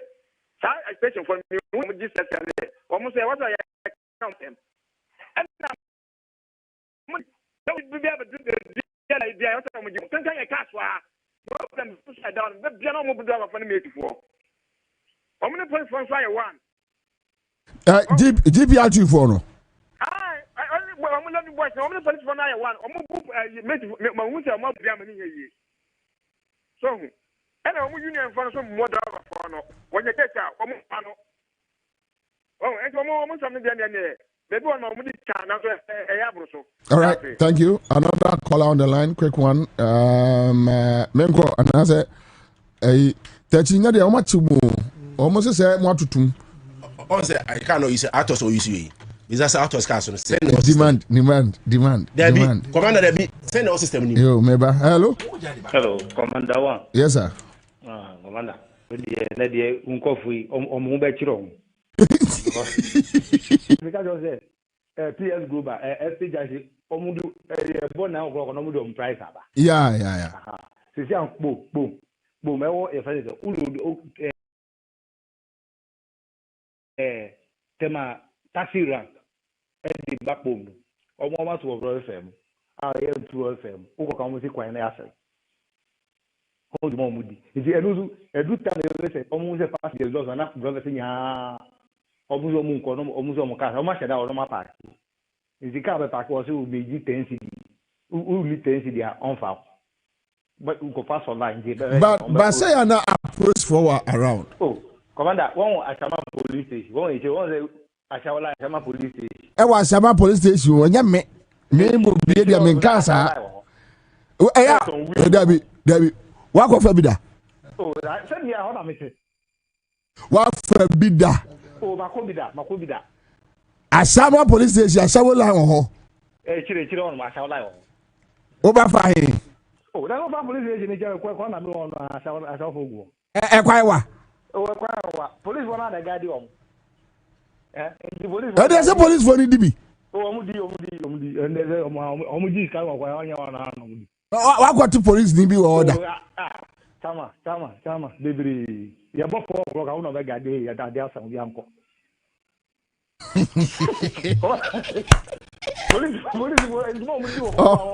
Oh my way. I your mama. You so young, my people compare it. Yeah, I know. Just yeah, know. What I hear you. Just one police is obi oton we are. Na so we we chire ma. Ashama police station that you are on time to we. Commander, I call my own boys no be load the boys of Venice. Give you man nika all no mugu. Omu so no be gigi do be no mu load na police body jam show. Commander go police omu dey abro. Na o dey assemble bre me pajo one ko o dey efa we no me no be so me commander mpacho me ba commander na ye ka buku mfie hu asem ho minim se mmere ni ho but neti ni tew ne se buku mfie a branch bia gibia no e de ye bibi e de ma members no me no ka se ye nhihye but passengers mienu enye babia obia ne nhihye depending on members na nkasa said they be agree upon. Okay, all right, because so you just confirm what you said yes, anyway. Okay, all right, thanks. Yeah. Hello, afternoon. Good afternoon, sir. I was going to comment to show now. Yeah, uncle. You, okay, I assume we are more candy. And draw me beside driver any be Medina. Mainly where breed, beside driver any be where breed. I didn't know matter to him roll face. Now about to see. As more can I say, union problem in F union. Now, a move no do no move Pia, union oji too fair. A passenger to a passenger fair. Omupia, my gate once I do 25 cities. So we will do the able to come in 155 Ghana cities or 160 cities. 80 and ya the omono oma kwa ka de omo say omo ma gate one into one way no so omo sia no mo jene so. I want to ka me say oma ka union this is how they no mo to no so. The problem if union na me person me ka say I think we was a national security who give no walk around. Oh, baby, station bia Ghana. And yes, sir, from the book passengers, and I said to me, from the BS. Wow. And at the same time, also come from Sudan. And also, the national security bit my own Bibia. Because no crane or one person maker. No crane, I guess I will. Now, it's your man when I see at the thing, I'm so. Even when I'm a $1 at this. I didn't know what the money I'm about to. Into body, imagine say, I was a national security step down. Baby, be allowed to qua almost a union be a man for fair my union be up to the same, even I was okay. All right. Me that's it. I say me honorable MC for Abanti. Your time is so unfortunate. We have a very Madina issue, no, even the president and him. With our previous administration government, and this our contract a company called the Bill. Okay. On manage station, no. The Bobia to so drive any be able to now be seen. No magic says Sicano. Yachiwa Sassemi, the co-president. I say Sikamoji driver for no A to Mantino. A man driver for the Brina and co station. It should be a battle, sir. I say contractor on contractor, this a Jumane man, no edgy sika, and send them for the driver for now, a Juma station. And yet issue a union problem. Yankasano contractor and ADDing. You know, I think you delve down into this issue. It's a whole problem. Anyway, it's a whole problem. All right, thank you so much, members. Live on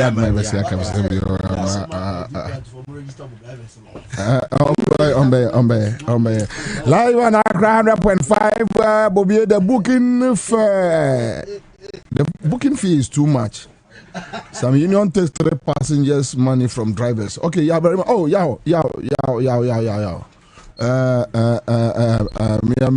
Okay, all right. So that's it.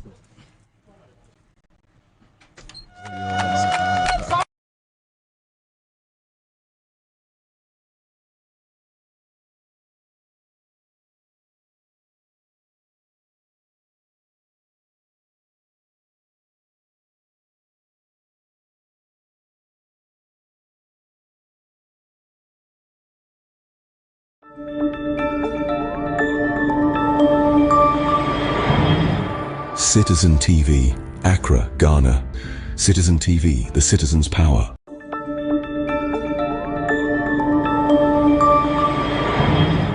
Citizen TV, Accra, Ghana. Citizen TV, the citizen's power.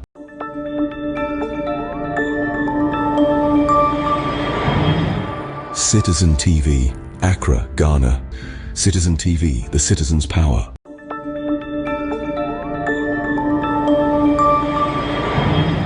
Citizen TV, Accra, Ghana. Citizen TV, the citizen's power. Prosper, that's Chris Edu. That's Filippo. Ewo Kwabre Kasemu. Also join here. Okay, Mano Enim. That's it. And yes, a bad name. Yo. Yeah, I said no. Assuming you dicker.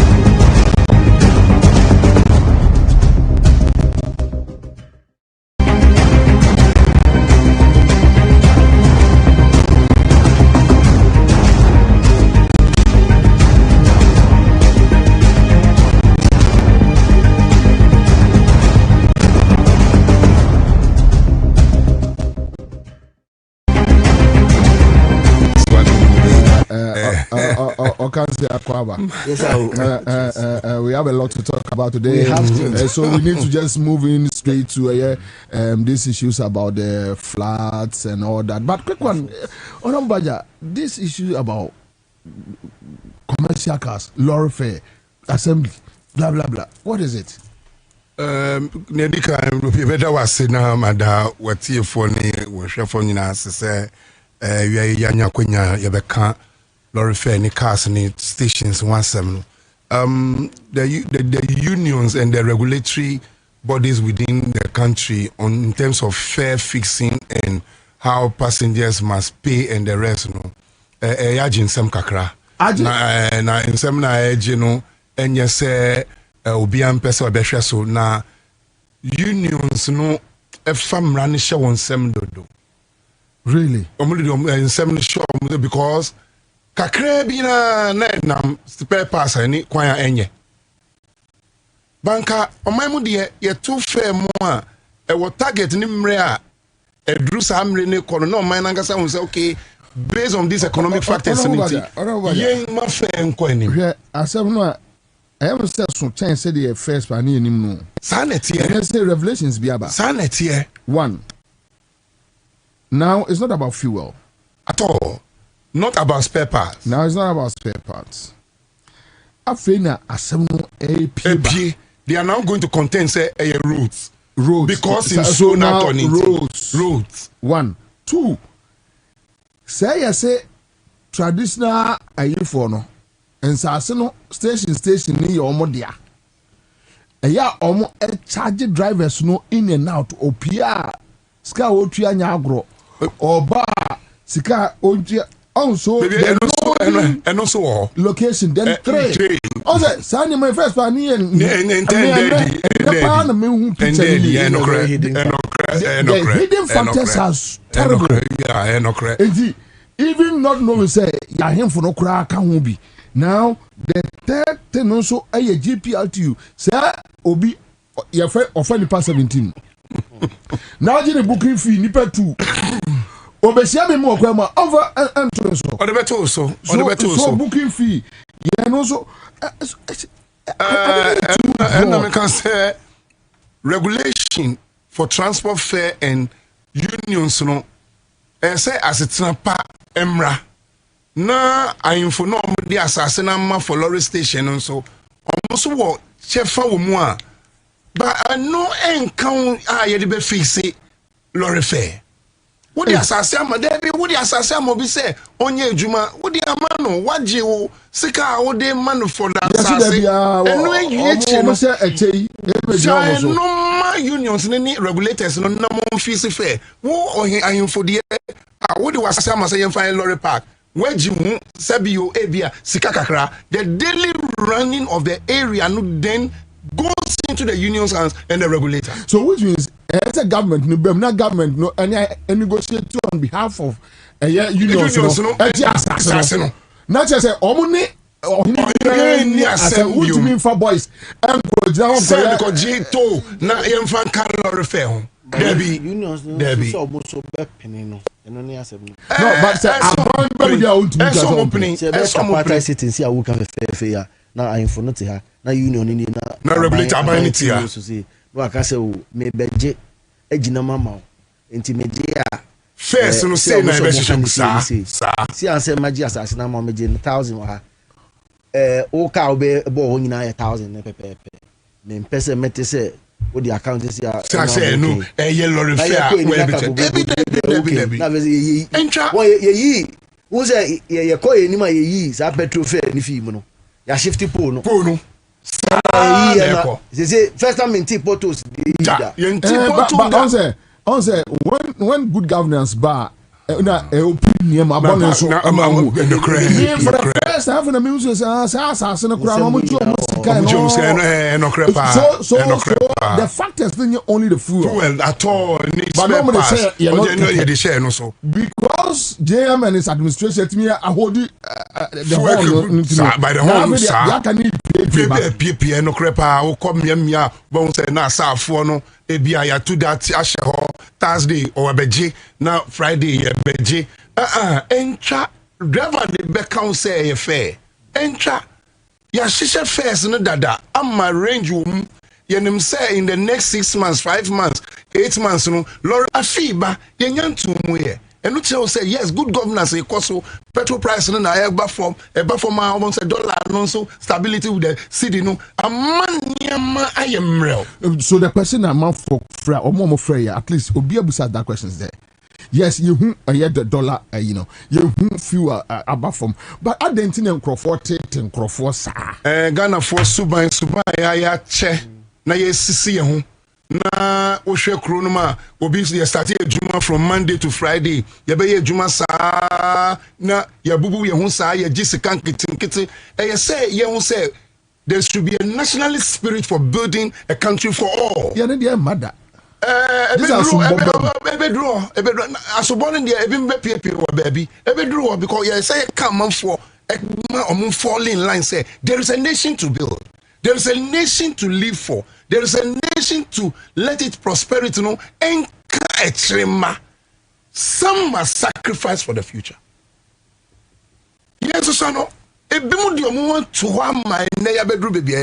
It is now our turn not to cheat ourselves to the extent to say, Obi Jilori Fenukra on mine, or feel say, a right to be in tea, so ye, Nessa, ye too fair moi, fair no ye tumuku simrebi, answer ya tumubio.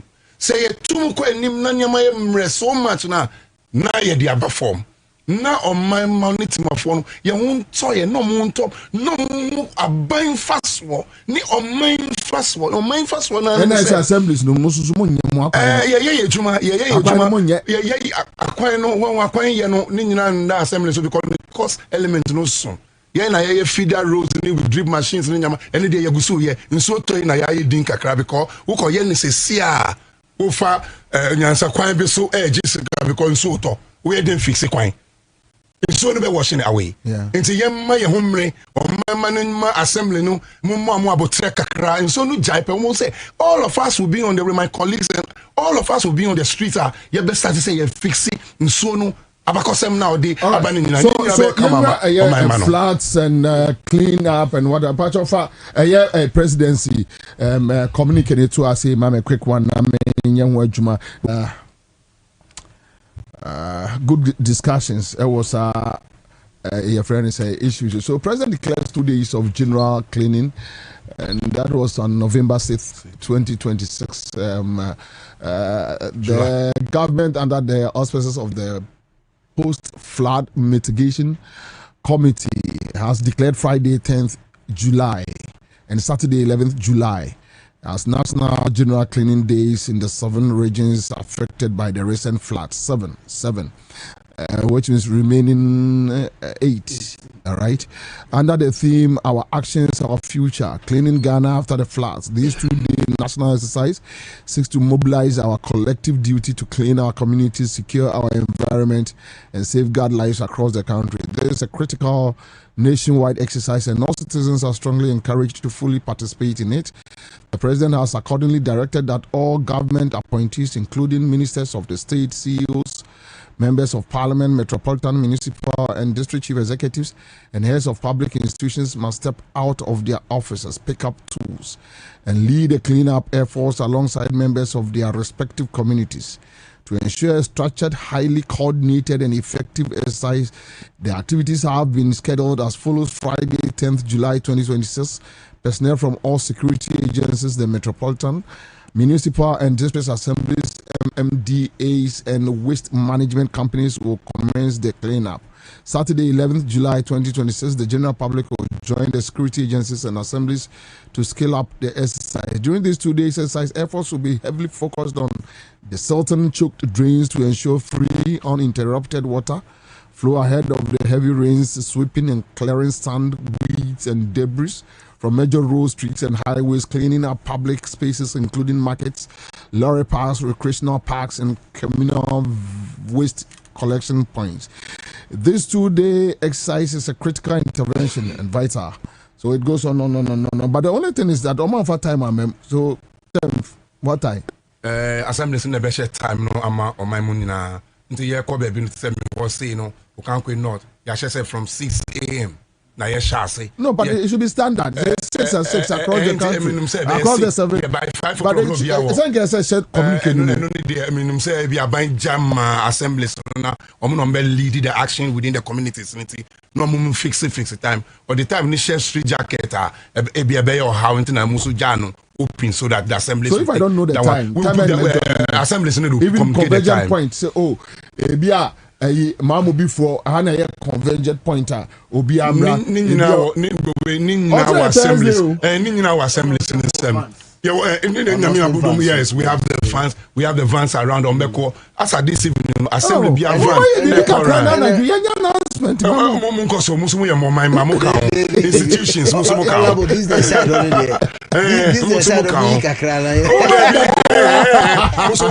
corporate social responsibility. That's a very smart political term. President, I declaration. Everybody. everybody must get involved. Budget and not necessarily for advertisement through you. But move from wine, radio stations, media houses, move from buying. Now, and some social responsibility.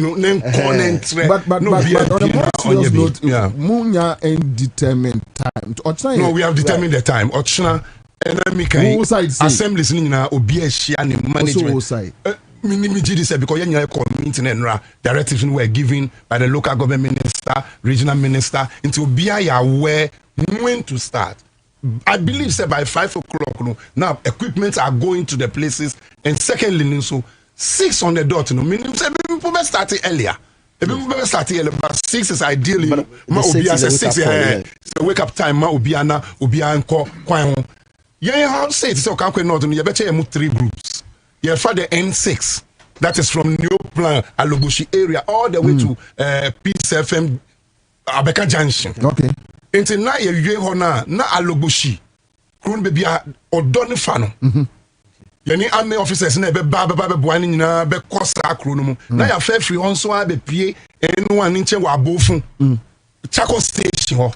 A feeling big because you start Alobushi na ba. But we say be pocket ones be she want. You sana you better move 3 with the leaders answer tomorrow. Most is in Fanamodeko. Yes, sir. You were 2 places. You the tricycle is sir. You were transit Zoom Park watching motor. When me person also through shell no new overhead bridge in Chenhona. There were tricycles in the call. But you not see any nyama woman the depa in the eastern region. Until you see a drip machine, a big yard, recycling all the other waste like materials. A compost site, we do a compost selection here. Now for the dumping site near Adipa. By Hono, ya Sreka say cars need 2 car. Ya mom police escort. Now come run them. The turnaround time for the collection and need never your house. In running the college, but kwa. Yako saline sa obon say retaining them no retaining somewhere midnight because when you military police escort na new within the next 12 hours in running na be free all of us meti u kakra na mebem kakra yeah me say the bobi bi say about time now you hoop time period now around that time period the assembly and the military should have some power say who will be going where. Traffic ban bill. But it doesn't also mean that no activities will come to halt. No. I'm not too sure. And they respectfully have my little reservation. Tell us. Obeka I say ebi si ya ye my time frame bi ntina bobi kan na me ni je no. Ye my time frame from 6 to 12 no. Obi a wo patem no. Unless you have some very important decision that can be. Stay there. And it worked. Sana declaration. Mama yenche say no near there. Shops stay put. Is that what we are doing? That's what Bobi was saying. In the communique no crano, you see some little lapses the name be on can say yeah clear. But obviously from the presidency no. Omo to me mo born the money nyina so. Say the local government minister nafa and run all your declaration. On my time, on my shops all should be closed. Detail social media because I Bobie landing point now obi ante ne ho say this time to this time more like we are not moving. Yes, I mean watch out me say friend of pano si akopma nwumre no me nsa no me watch out me say san assemblies vans no be ye no meaning pass about one say all shops will be closed, all markets should also be held on from within the 6 hours in the yes. From within the time. Friday. Oh no, Friday is for the institutions, for the security and the security and the assemblies. No more workers. Juma bia what process so. But Saturday ni for churches, imams, youth groups, market women, community assembly. Friday market be Juma Friday. Possibly no, yes. Possibly market be Juma Friday from my understanding no. But when it comes to the Saturday ni there, Monday yes, it's for the community. But I think there's some communication. No, yeah, there's clarity. Everybody will understand. It's not too late because yeah, binya be my Muma engine tum say nationwide. security service. Don't you mean Friday? I read the early one. I had the chance to read the early one. It was for the security and assemblies. No, but that one. And then the Saturday one. No. Yeah. I was thinking, say it was a hold up for the community. Everybody stays home from 6 to 12. Perfect. And then we do the cleaning. Perfect. And the others, then we should be able to have a free flow. Yeah. Now your worries will be contained. So even if what you are saying, if there is any point, yes, you have a point. But then Honorable Arezia, which means at least they will need an escort on Friday. Perfectly. Oh, Friday. That's for the Friday. Here, for the Friday. Okay. For the Friday. That one there is a fact. Yes. Because your point will come on Saturday. Everybody is on the stand. Then the movement can be easier. Because Friday in the thing around time to come and collect, you know. The ones that debris in the go. Casting in Ayama. 90 simultaneous in Accra. Accra, almost all the municipalities here. Accra, only one point, and I'm on the run echo. There be Accra, there was 6 Zoom line, almost 6 transit sites within Accra. Abobo ya no mo be ko ho. Na ba ho me peso aso achi mota. Chado say you go to no egu animu sa. Neti na egu ho. Na on be se gu tipa tracks no. Na no enko transit site. Okay. Say no call Adipa. Oh, okay. Somewhere behind in Sawam, getting to that place. Okay. Now you go all the dumping site there, filling area, and sign running, but retaining time, you know. Can't be babesan. Until some of them never travel into the evenings. So the assembly and some of the assembly members and the municipal with the mayors, you know, municipal environmental officers will still be on. So that when the tracks retain, then we load again. Okay. When the tracks retain, we load. It will also be very good, say, all tipper tracks within Accra will make themselves available. Okay. So that we can evacuate one time. Then they all line up to the place. No retaining time to leave any debris on the ground. No, did you arrange with them? Did you discuss? Yes, currently we are calling. We are beginning to call. But, you know, as at now, yes, my officials are arranging with some of them. But I don't know about other assembly. All boils down to the fueling. If it comes on the subsidy, say provide your car, the assembly will provide in the fuel so that you drive there. Was that a discussion?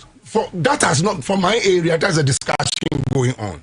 But in other assemblies, I don't know. Was that a discussion with the local ministry? No, it didn't come up as at yesterday. But the discussion, to say. The discussion was how to mobilize the people to come out for the exercise. But how to mobilize tracks was left in the hands of the assemblies. Okay. So that they should do their arrangement. Okay. But there was no direct directive from the local government ministry say we are giving you this car. Okay. No, they left that one for the assemblies to use their own discretion to do whether, because we are also doing it on a voluntary basis, not to necessarily over cost the exercise. Exactly. Because that was also stated clearly. Yeah. So nobody should use this opportunity to also milk the pets. Do it with moderation.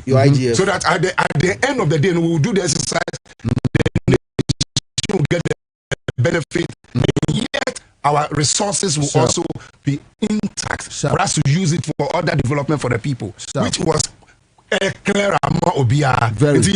Say obia with much nationalist spirit rather than an avenue to now the monitoring and implementation of other aspects of the directive. Structures on the buffer of the rivers and the streams all had to be cleared. So as a Saturday, no never win na bekoso. Baby, I won't say miss structures is your kiosks I've been mechanic shops I've been or dog drain. They will be asked to move from there. No, you can't a team name one from there. Are you sure? Very, very. Are you sure the NDC government is ready to do that? We are ready to do that because I'm also count because we bring a consumer. Because fitting shop being Alajo Odo River, fitting shop being Okampo. Can you guys clear them? We will clear them.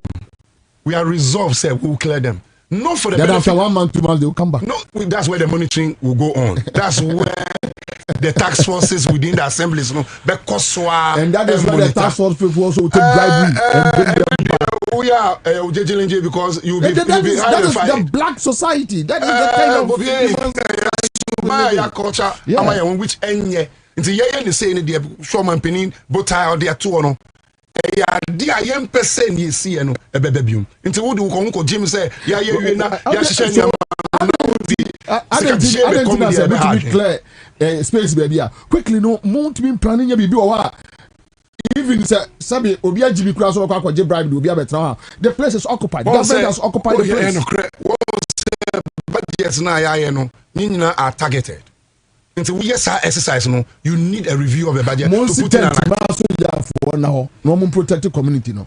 You just need 4, 5, 6 military guys build a tent. It's also another opportunity to engage more and to guide bed for them and also give them some land to ensure that military guys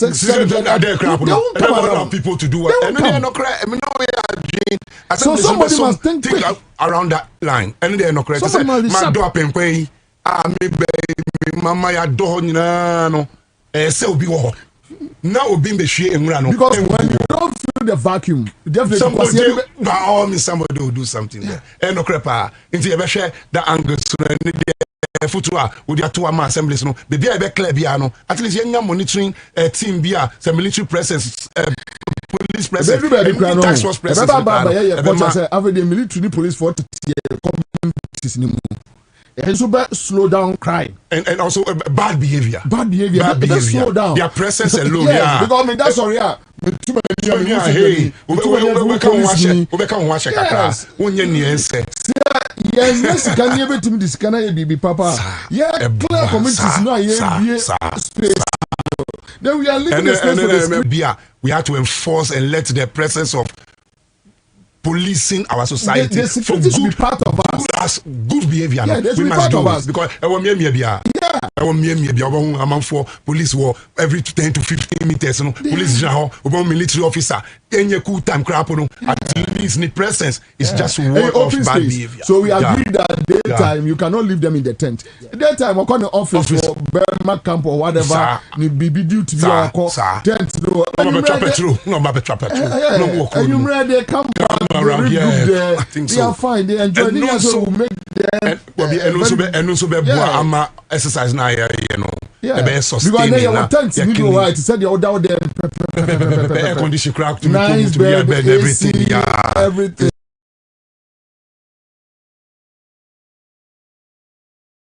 True, it's true, it's true. So you show them and also alternative. You feel say you boa you because when you have 5 and you have municipal be 5 tax forces military for no one. When the military guys are not there, the tax force people with police a place for 1 year. Sanitation officers, no, they are going from houses to houses, community to community. And so we can adopt that one. I've always said, if we had been a bit serious with ourselves, the truancy and misbehavior, no,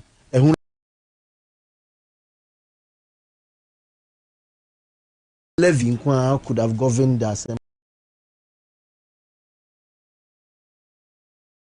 Yes. Provided obviously wrongdoing payments and no people pay for their mistakes. Well, do you say 37 you only say trotro drivers is your misbehavior and no kwa with a man 1,000 engine 500 say a gen 10 season and 5 cities scrap in a day or better I said I saw day you gen 1 2 3 to us our big payment of wrongdoing. Yes, I put you for no one. Yes. Omunya nkwasade omunyo to say you. But cameras do draw the wall. How it picks you up into Obonin say so somebody just sent me a message. They are just like us. That we should just get say this being so resting. Tell my police force some time ago. If you the 7 say omunye adwuma no.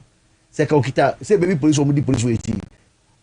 Evidentially, we park it wrong now or should take a picture and say na call Into Hona, the next person I pick you up. Now, when you say 2 cities, 5 cities.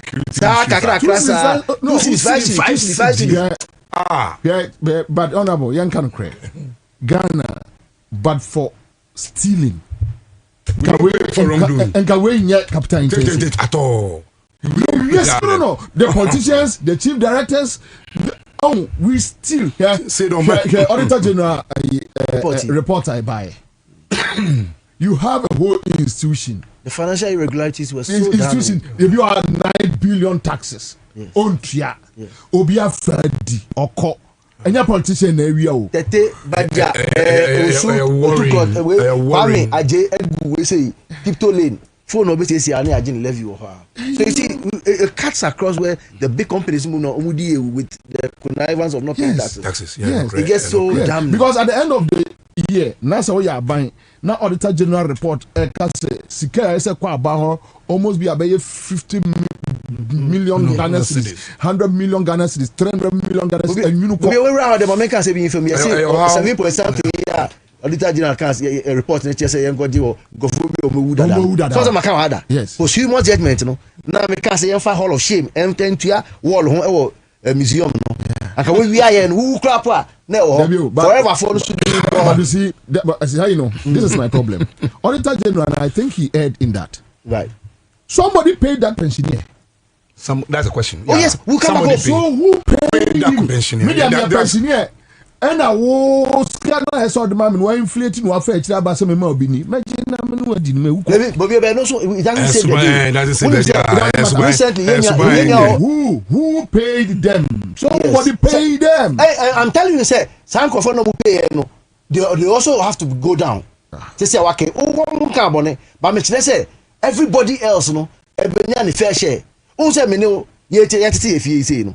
Nenya odi ade enya odi awo o mame onditi odi ma no say boy no de be fie wa go be e crow nim say boy nya odi obi de ma ka fa koto a o de kwa na kwase boda nichi usuro na o pese o mame be hu aya dey potin na ma wo akwala kitikiti kwa nim say sa bolu wi sa mame no wo bobi no odo ano say ball enya ne de a eno ade na ye kire ye no ene ya be dare no kra e man ko fo bi mutimi dada so kofabra no na eku ye no titi bi kra ko bi o pensioner ye de obeti ba nante aba se ofa misire wo enye misika wa ma me dodo enye misika je and take it some of the big men na woni momo oh dear na bedu enim no the assembly misire sanko fo we lost and fine behavior na ni yes so when we dey work so no because enye media intermediate call only few. It's so emotional. Say me call Mary Mother of Good Sense. Oh dear. In Korean school no. Lost and found. Me who basket this year. They go. Lost and found. I me say yes. Roma for ne. Now me share in Norway a documentary be 3 days ago. In Norway they have a small community. Fair. Ade bia omo ton bia no ani patre etna no.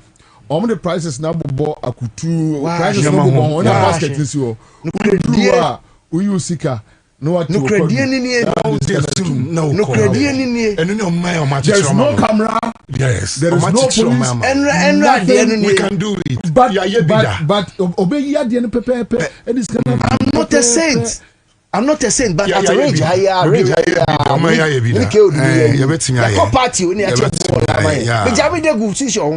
yeah, because that people will be questioning me too much. So let's go into this, guys. Quick one. Fabrice Atiogbe says in Togo, everywhere in the country they have military presence, including the bushes. Military, everywhere. For me, I think we should now move our security into the communities. They should stay with us so that the discipline will be built up. They should stay to be inculcated in everybody. We have some bad nuts in the security system. We have some stupid guys.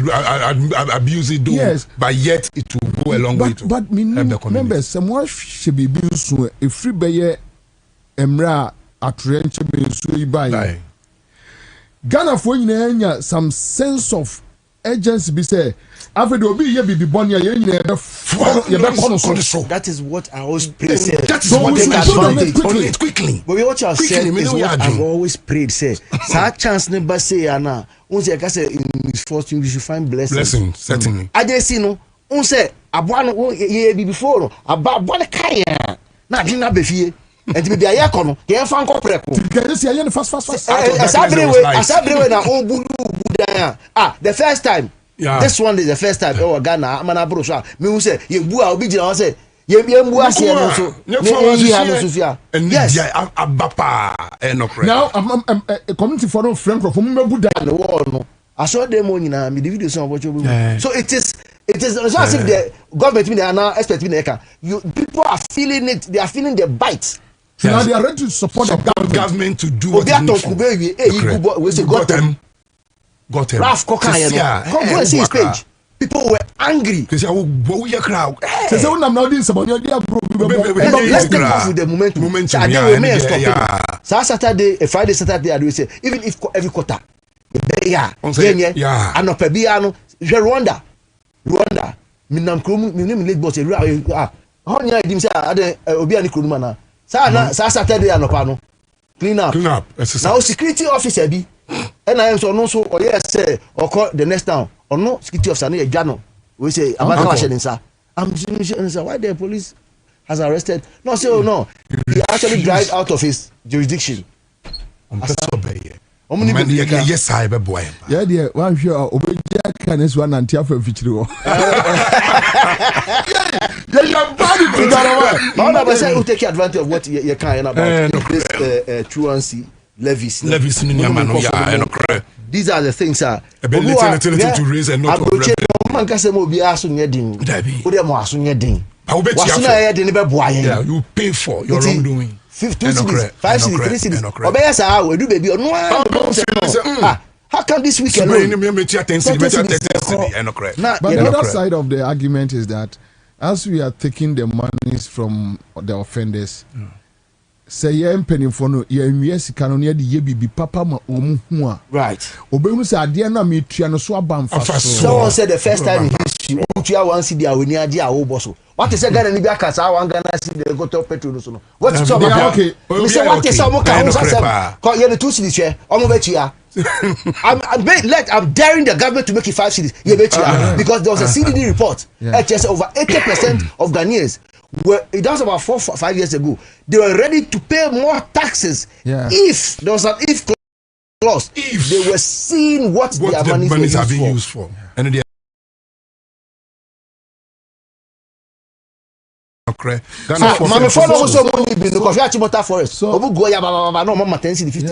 which means commitment to God. So which means Ghana for no ankasano. And yes, say yempe adeni tuyo. And yes, say yempe si ebeyo. But when the leadership areas cannot, that is where if there's transparency and accountability, which is being done right now. No, you see what once in the you know, you realize how much say they use some part of the money, no. Or would it Honorable Linda Akwele Oklu, Greater Accra Regional Minister in Komo Emra. Mame Akwaba. Hello. Hello. Okay, so I think we have lost and what Atufosa has done, which some of us in the CSO and advocacy was always saying, is transparency and accountability.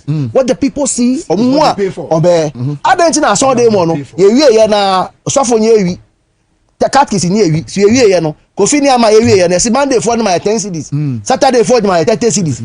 Transparency exists in the house of God. Just be transparent. Yes, you go see a saw down. Have a serious singing man. Akunya. You ever saw band. You ever talk speaker. Or motor.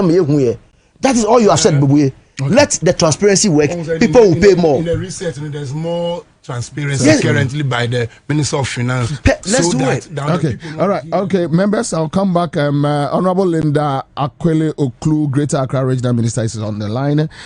Mame Akwaba.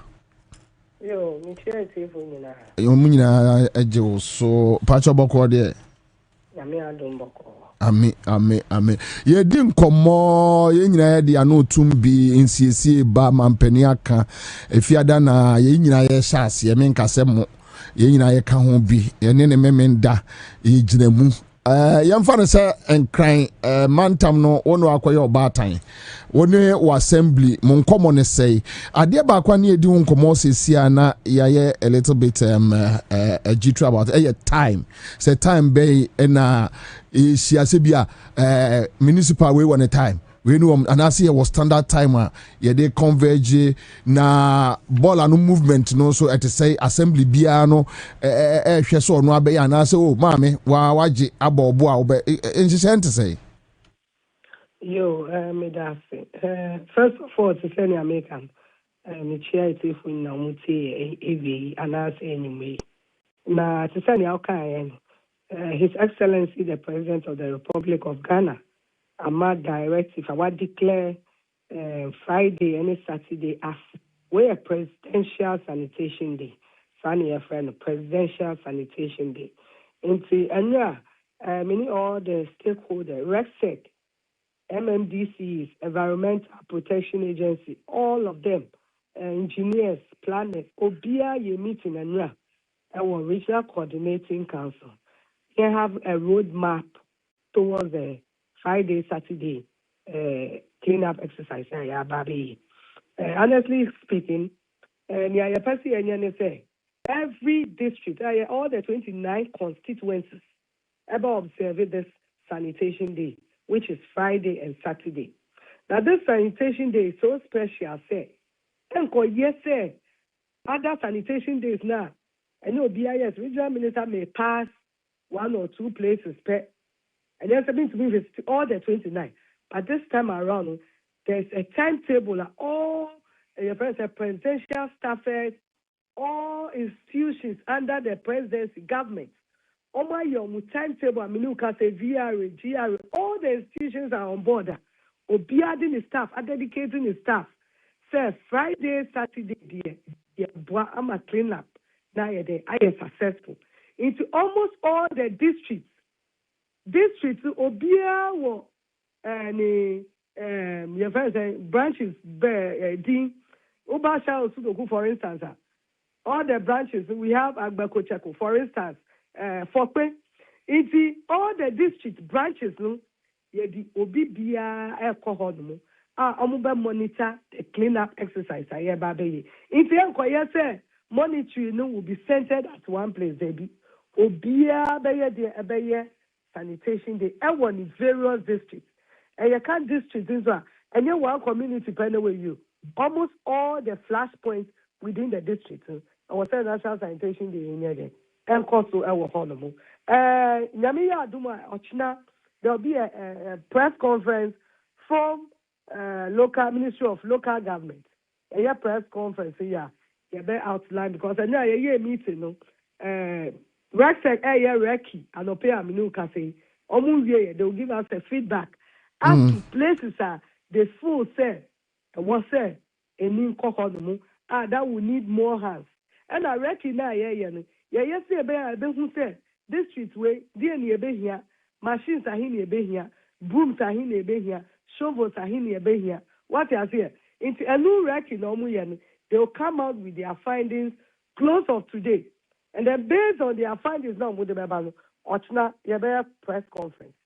Now, clearly, no, there are more BS, maybe a cleanup exercise will take place.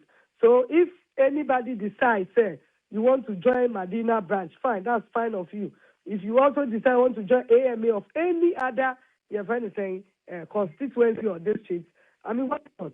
Ube to me, I join. Say, cleanup exercise, successful. We shouldn't also forget, say, His Excellency the President will also be in attendance. He will also be observing some of the various events and district cleanup exercises is taking place. We cannot let the public know where His Excellency will be visiting because we want to take people by surprise. We should tell you that the President is visiting this particular place. No, we are taking people by surprise. His Excellency and the Vice President of the Republic of Ghana, all of them will be observing this national presidential sanitation day. Now, all stores ever close up. In fact, we are even going to control the vehicular movements because some of the vehicles are full say and who here say there should be movement will come out and Ocha press conference lecture. And yes, we should stop vehicular movement entirely because Amafo needs the vehicle to get to their various destinations. Clean up sites. So Nyamiya Adumochina, the press conference, we are going to outside places are here. Vehicles. The only issues Amafo are debating on Aminuka landfill. Maybe I bet we see your friend saying materials are clean up here. Meeting no invite Zoom live or Suba meetings. They say no my landfill sites 5 places they are working say they are working 24/7 24 hours. Say abeya debris say base say na yebenya baby again edi akoku. Now trust me, sir, composite na ye bia na say storage we na ye kwako 2 ball na ego. I just say ye bia because of agreement I need Zoom live aba say Nyamiya Adumo ombie say abeya ye ko hu ball wa because sure bobo ya for is also an issue. They omu ko fa omu ko sisa for baller. Omusha no mu baby omu de go omu to ego gases no. Na choky gases. Into we say she share be friend say composite here. Obia be there per deposit. And just say be because of the exercise, but it will continue. It will be there. It will be operational until say a friend say you better be clear all the debris in the region. Wow. This is she share there. Wow. But the main friend saying press conference. I bet my detailed information as to how we are going Friday, Saturday will come out based on tomorrow's press conference. Wait, sir, we are a reporter, Emma radio station, can I o salary mo. Very comprehensive, report. I don't have anything to ask anymore. I think you have given us all that we need. Ochina press conference, no, the dia can be home. But so far, what it is and we are grateful for information about the Amai and Enumerate. Yeah, that's a bit brave. Yeah, better be actual. You see to shop. Emma Bosan Tempil. Because even Parliament, Parliament is not sitting on Friday because of the presidential cleanup exercise. Oh, okay. And the Parliament is not sitting. Now, could be a shop. You should know the consequences. Should participate. Mr. Kasi Musa say was say as we on the lighter note. A bit more almost of moon over down.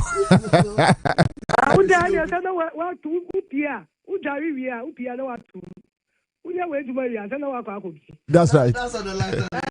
That's right. Okay. Let's see if you hold the most come. We are to shop, no, account. Yeah, clean up now. Why not? We'll store no answer. We'll be in the back. It will be in the back. All right. Yeah, that's a bit brain anyway. So I see there now. Okay, yeah, that's it. I can say. I think she has given us a very comprehensive. I think I always tell people be careful when you go out to lie. Yes. One no cry on. So okay, I say yeah, mama ka say no cry back up. Honorable tia in your kaya ne so mu ko hia o so o me hia enyo no o kaya ne si ne mama ba o say o mu hia one dey no cry be o say o mo aye na Zoom lion will fill sites mature e wa ha and o say mo e be ne say obi mu aye o yesi say wie a of our American say me be ma wasede me area e onu 2001 you can say national cleanup day they make us 6 to 12 no you got a million no be a cancer in the track out no the pure water starting or the be my near fancy sir na battery ni so no be obi go for battery akese be see so yes sir na papa ne kai say no omukọ damp e onungwa for school ni nchen e be ka omo be yi egu onu enti fita ni man ne boys ni bi mbegu so no sa da na me sa fita papa be peyi na me bu ni sa no sa na nyansa no ni bi mesre me ka se bi o ka se papa ne se omo ntimi go yi o omunya oh no what fita boys no some of us we are guided by life experiences na me bu papa na papa ndi ni free track aba ye di baller ye di boy man back be Mr. Dan any conform the sacks and the nam conform to morning yaman so the other about can easy nobody yi them you good car no and our partner I am by me so recipes okay I say no okohona e be ka on ne ba mami no boys ni be fit afọ na mamo omugo say omudo my my family there so mudu odo muntimi yi omunja good car so in all this you can listen to what he was saying in the middle say that we need to have that nationalistic code say we are that spirit near Fanye. Mami Garrett. So let's zoom in into unauthorized structures in so council and so question will be able to answer whether the mitigation task force team led by the military or mobitimi aye jumano said the essay. Is it possible? Can you imagine obiti say Otabel baby ICGC AC I mean who says stand a team any the flood mitigation team no alcohol can they touch that building and also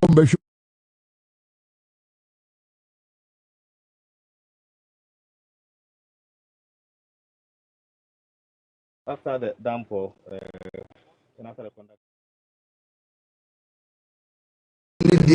na o say dey be ene oni omo member back video so member NDC member back e ko bubu ni de na mo bubu fie de mo mbu we a mo be so efucho obo fa mo o bu fie de yeah I'll come back nanga pese be idea I don't know why they place this on it but Garrett I artwork anymore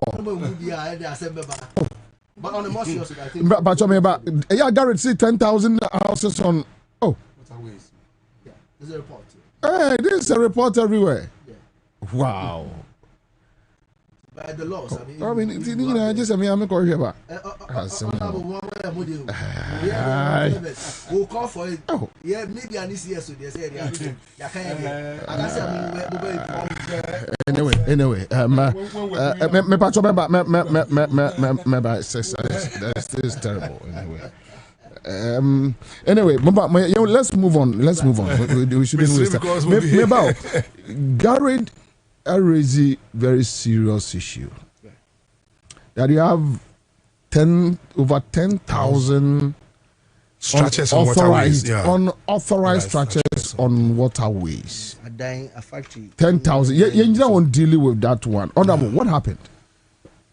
10,000. And then that 10,000, which means and you one regime at all. For all you know, from Rollins time, from Kufuor time, uncontrolled building behavior.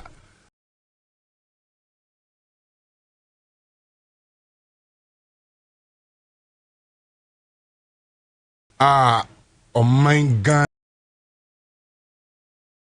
Ghana, yeri yehwa koshim. Na entesa because yenyina yesusa no yenim say public places were parks were football fields were communities no mo yenim so say inso a track room a track room nyina no na trees won chen a protected the water body which mean the line and hook a shame fish na yenim we mu nyina ba ye ko yenim as on man no yenim dey see the want for material things and to build as the grounds for which wealth has been created. And in Yamaminka says Sikape and I don't see any nemum the excessive and possessive nature. Yedi atu ya kumemuni ya behavior no and no nama ene obin care how important a Ramsar site, how important a buffer of a river is. Obe fili ho esidan. Na ya ka say or the abonibo say minsu mi sidan. Na all yes no eye subaya ya fatu ya wonso a ache na abe habit. Nti enye kra no osi ope.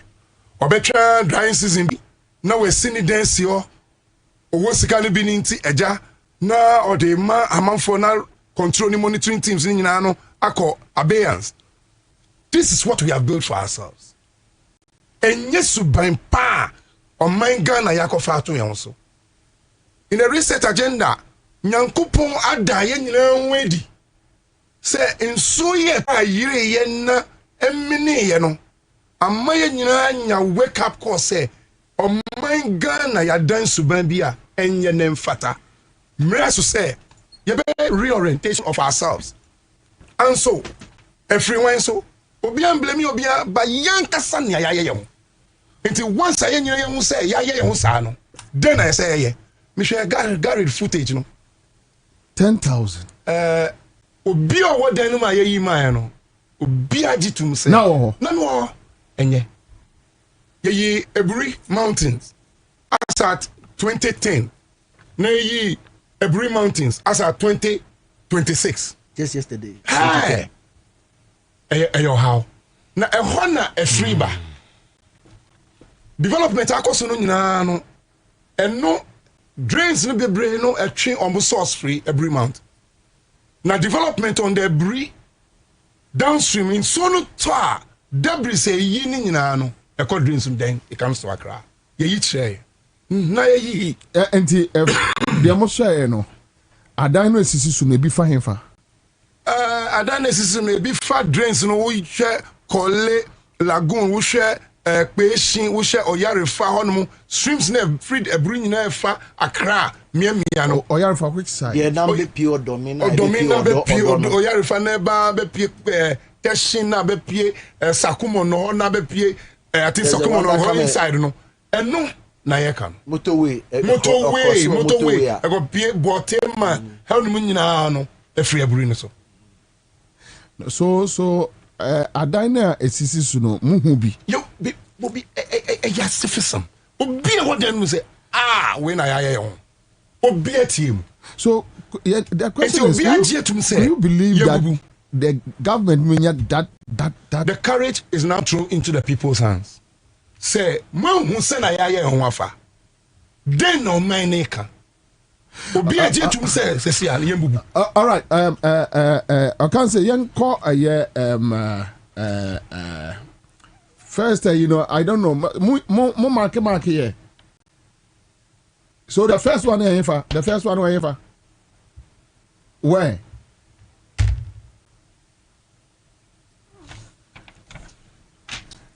first one when here because there's no name there where here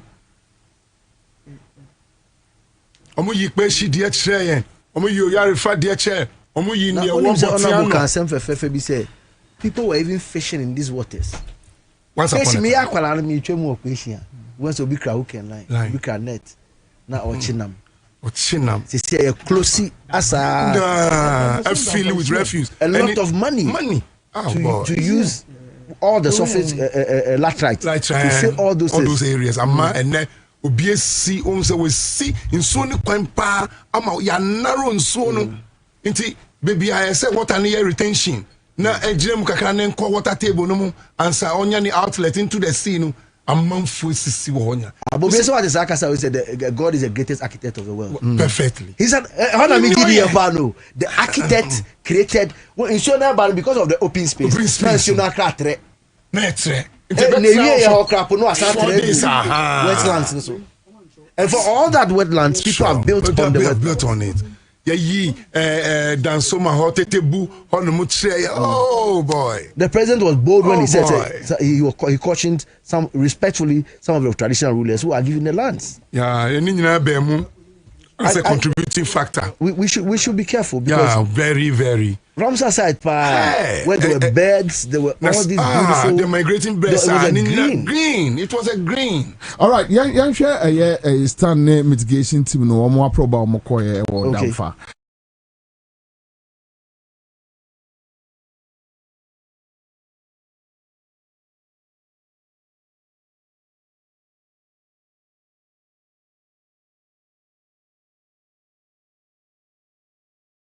This place is Damfa Oyarefa, just beneath the foothills of the Ebri. So a portion falls in Damfa, a portion is in Oyarefa. This is one of the natural holding sites. Now Oyarefa in the past, because it's just located right under the foothills of Ebri, it's supposed to have a holding capacity. So in the past, this place was mainly for agricultural purposes because of such natural holding points. But as we speak, this point has the capacity to hold, but the water is not having direct access to the pond. People have blocked the waterways. So the water has to find a course before getting to this point. If we're able to clear the waterway and increase its capacity, it can hold some water for some time, then release gradually, so we prevent flooding downstream. And the gradient would allow us to hold it and then release it. But if we allow it to go as it is now, the speed with which it will go, the lag time of getting to Accra will be very short and will cause more havoc. It seems there are a number of buildings blocking the waterway, so the direct access into the pond has been blocked. And we have to clear some of the structures so that the rivers or streams have direct access into the pond. Once it gets into the pond, its outlet will be controlled.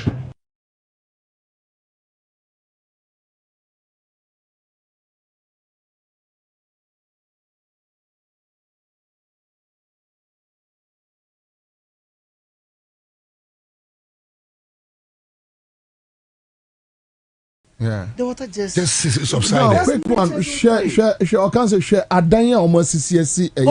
That's all. The me say it is deliberate in the source thinking. Say almost the latrite and the feeling. Any mra. Other na mo bro hunu minti nya bebre. No ma compress. Nipa nya sika e ko to latrite. E be feel compress ye. E no nim so ogina nsuo nim. Ba be si wo so. But and I also can say, so who even permitted them? So why don't we punish the assemblies? No, you can't punish the assemblies because Obi Awaba and then Ube punishing the sins of others. Oh, go and bring them. Posthumous is there. No, a burden. How? A burden because one say permitting systems, you know, if you must sit down on so on G permitting po. Okay. Because the land as is building on it. Assassin we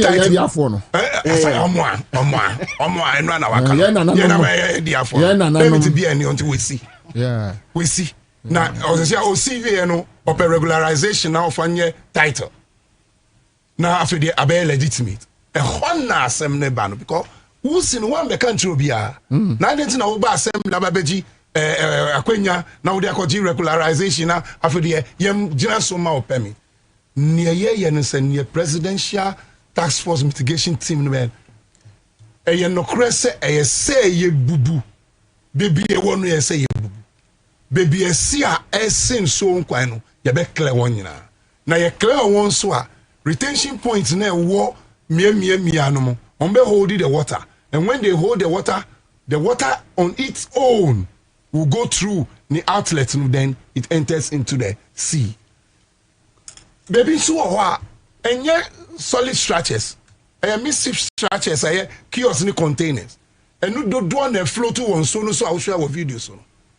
A honso, nina ye buffer area for the river. When you are coming all the way from Christian Village, Kisema, ebe piemu nina ako, alajo hono muna, won't say. In so na kasa wo ni natural way and namso. But because it's a month for per se, almost live close by the river, no. They have all created pressure on the river itself. But okay, Saibu Yaya says my building at Kwashibu. The chiefs there have sold the road. When it rains, it breaks into people's homes, break their fence wall. I have to live like 5 feet on my land for the water to pass. Also, on Hinena Ton, a yet Laura Quino. But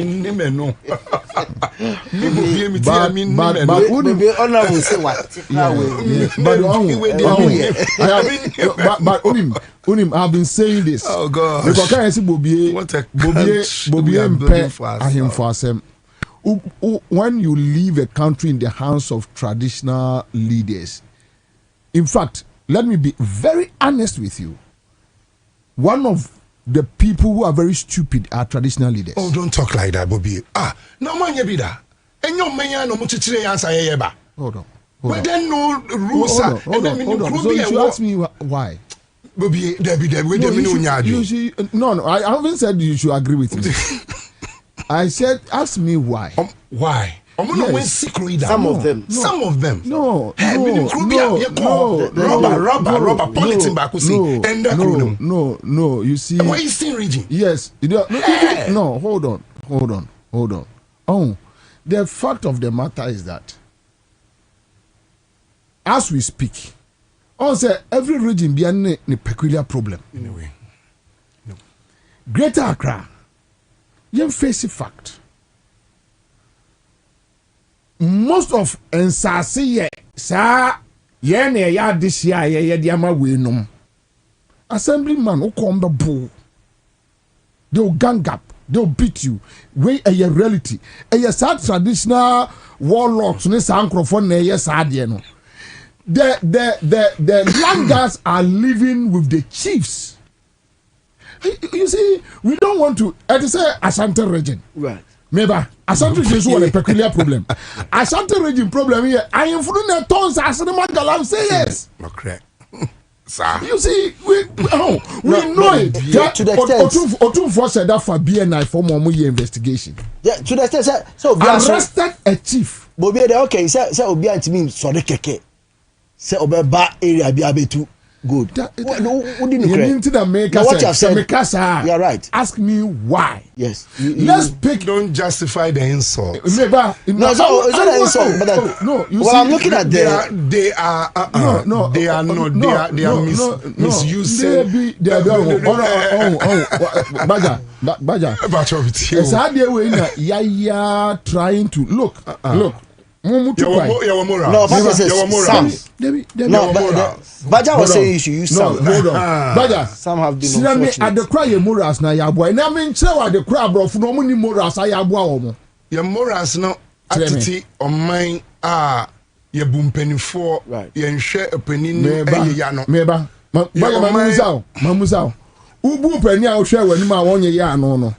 So na fa no do ohwe panye ni mo UK di na tem no otiye e ma ko pemboa nyansa wo no me busa nyansa ewo Bobie wo bu pani enti no asira so ka che no oja jimi no onka ono no ka kire ne nkrofo no ma ye ni ye na free akwa from so omra beboa nyansa wo se enam me busa just answer me nyansa wo Baja so dia Baja ye enye sa na ese me ka che no Baja adia wo ye no wajimi pa jai ka che no banyiya no ka che na nyiya no Baja patire say who say equiaping pa cho say that is the society.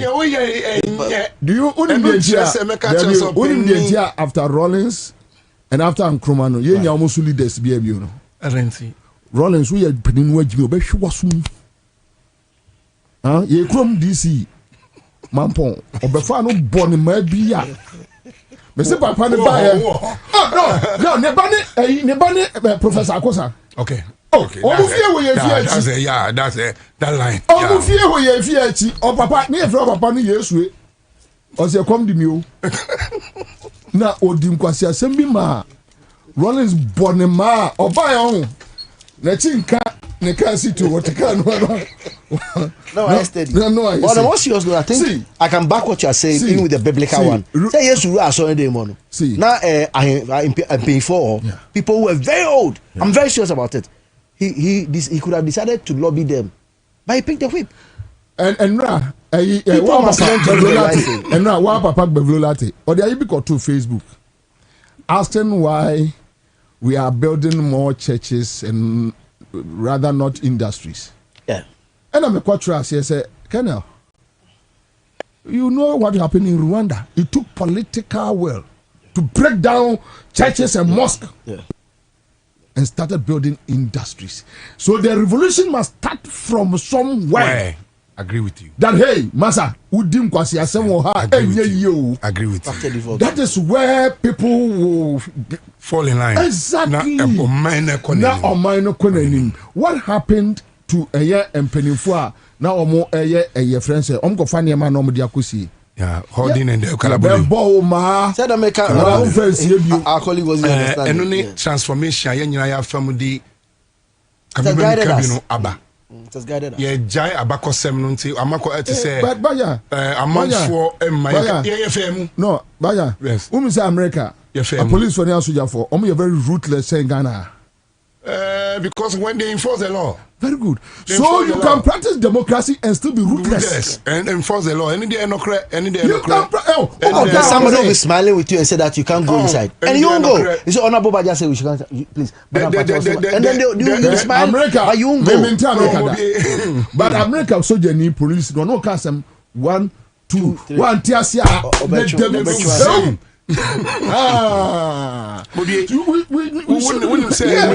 We need some rough revolution. Rough. We have free Nkrumah so nationalism, of independence by Subai Ebesesai because of your language ni sena yentimi so the national spirit into the next 15 to 20 years. And a breakdown came.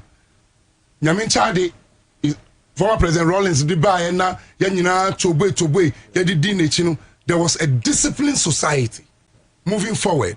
The Ghanaian heeded his other side, until democracy came. Then we saw the true nature of the Ghanaian. Now we have seen it. The true nature of the Ghanaian is what he's living in this democracy. But honorable, no. You're in Shano anti-mra, and observing mra, obeying your pay to the extent say obey destroy any mind. Okay. And only that I'm saying. Honor come to say Ghanaians now omudu airport omu fru plane omu kodu Ghana ni now mini bo be dis anke from dey say the entire say you need say bosom bi na see airport wa enye sir okoya the best behaved citizens our character won mu say Ghanaian na owo suban ba enye Ghanaian pe o I think you just said this say UK for no so musu Tafracho Jimmy and so but because the law and the cameras are there. The revolution even China. Maybe call China that I read. Sure. And we all read that one. With even weed, they'll kill you. That's finished. Yes. There's a news item of a former leader no bribe. Or bribe. Also something million. He's going.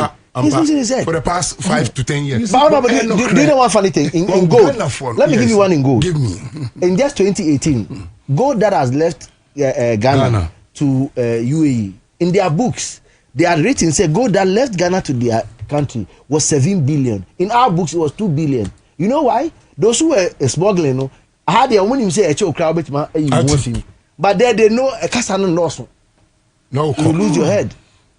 So I think we should look on this. See, look, I have a problem. What is your problem? People want to build on the waterways because they know they will have their way. So can you imagine? May ICG's just last week, to be honest. About before the first flood in 1929. But the issue came. Otabel Christian Council for down for ne. I know what you know. On your jam. Is it because on so call other people? Otabel. You call other churches. There we only you preach. She said Nyansa for so on near to change na. Otabel. Otabel na catch is na nyate. Same. Who's whatever I blame pay anymore. Oh no, na chere preacher na catch. Otabel na catch so who so be say tifufu na any time. I atre. So na. But just say yo da mama boss. Yes, Otabel on a preaching Nyansa nyina chere ye. Na so okokoye sa de no. You were expecting the highest standard. Exactly. Right. Exactly. Okay, so you fear non tonchen. Sir. Uba Jowulu. This guy Accra your friend say Atulinsi. Baumia special aid no or front from here man. Okobebia Atulinsi there. He's my friend. He has been my friend. Mini aketwa odimechini na ye adwuma. And then the odi mini aketa no odimechi no. The odimechi ni Sibo no about Black Star no. Yeah. And so at least you be a minimum no. And enye boapayo or minini ni hwe so I don't need anything from him. But baby okoshe ade at least aye no jowuluwa. So you ask yourself say enye mobrofo adan ni ebebubu. Not those who have say in society ye jai wo mo de na wo mo ho. Now we force within your no Jowulu is not under my yeah his other side is okay you are Achimota above going to Akwete man. So the Zoom Park is in your zone. Park is my zone. Okay, so young quite Oyarifa Amahia Kweshi Lagbun those places let's check and also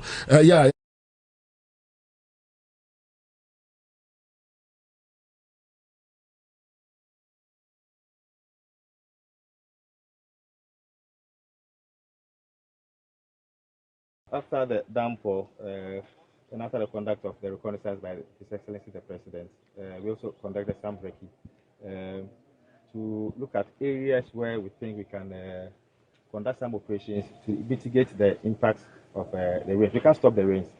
So based on that, we conducted some recce to places like Damfa, Oyarifa, places like Oyarifa, New York Junction, the Kweshi area and the Boundary Road area.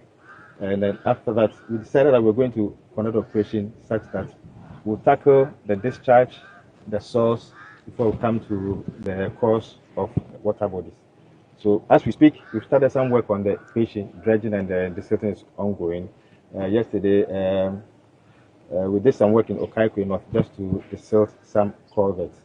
So going forward, we'll tackle the discharge area, which is the patient. We'll dredge those areas. They will come upstream beneath the foothills of the mountains, tackle some water retention areas that people have built on, and then we'll tackle the cause of water bodies. As we heard our general speaking, that of engineering part, government is ensuring that we do it. What we are going to also tackle is the behavioral part. And we plead with Ghanaians that when we get there, we need their full support. What I mean with the behavioral part is where people have built in waterways.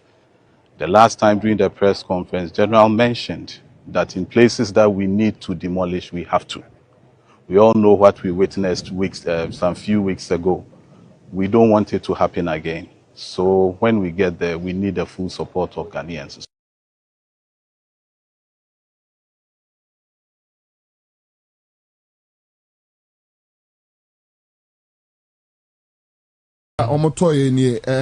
Honorable, quick one on this one. Enokre ninyina ye hweye na yenya ba conclusion say ndan na ewo and scattered within this Ramsar sites, any retention areas in the say nyina eko nti nyina yes so say they have to be removed. Now when they remove no to we collect the debris. Na nso no ntimi nya ne kwan so na ntimi ra baby say ra ebeko epo no mu. At the same time no so say ye ne san so na ye man those areas no be free. The water table no is also enriched.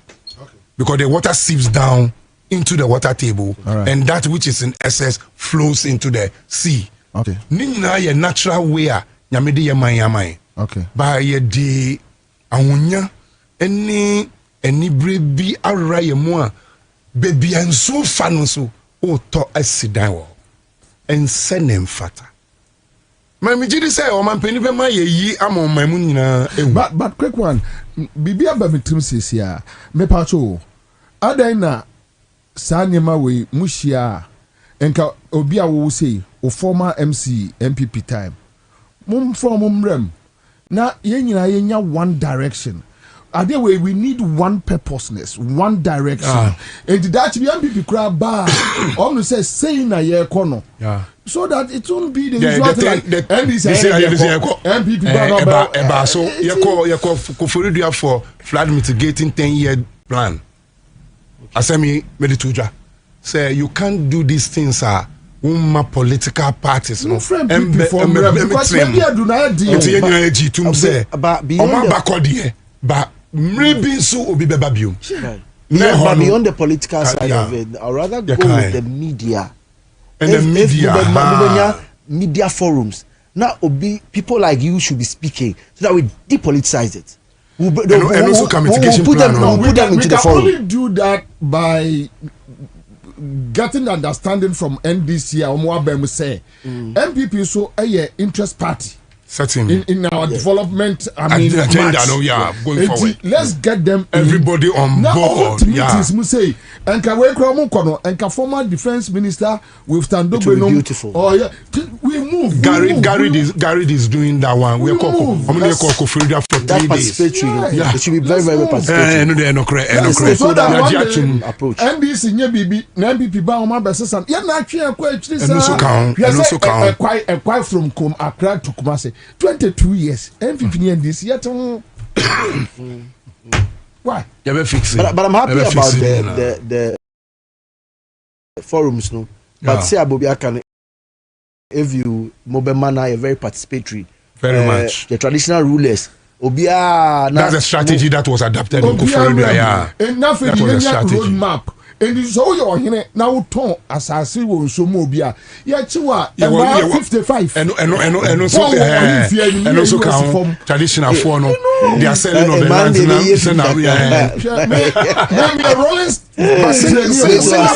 Singapore example no citizens arrest who took the so go Singapore 40 in the public but you see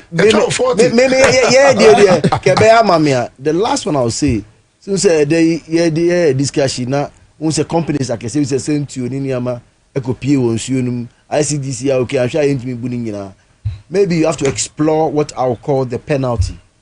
Say omobesi still there.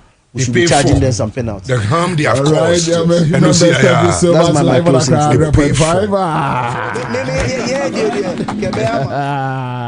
Oh.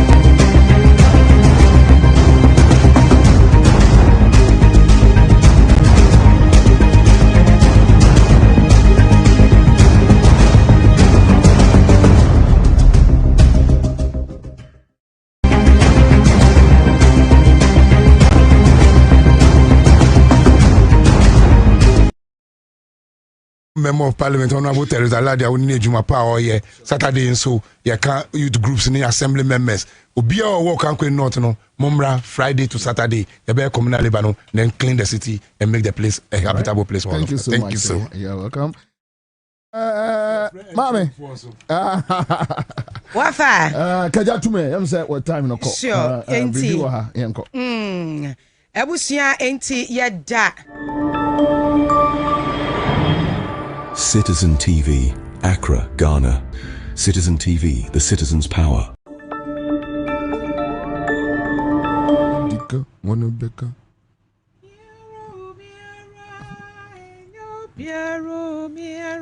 That's a I can't read it. Semi Edika, Hinabeka. Miara. Ghana for any Jaman some. Asemia, who can say, fashion Nifatun. We know. Charger, I'm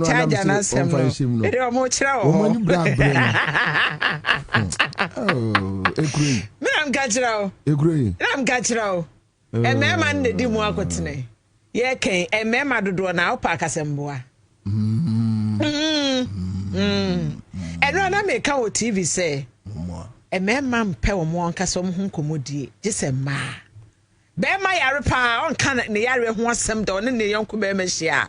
What are more baby me? Oh, be a horn man, Quatia dear Cajon.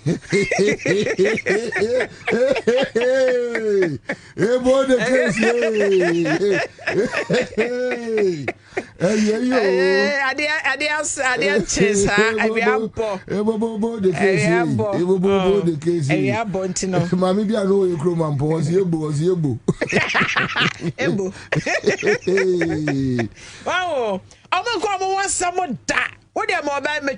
A man no fo, a man hemu, a man pemu, and one some quana memaka. Into way, I never want so more okay. A memma do na. Mammy, I am a smoothing come obey.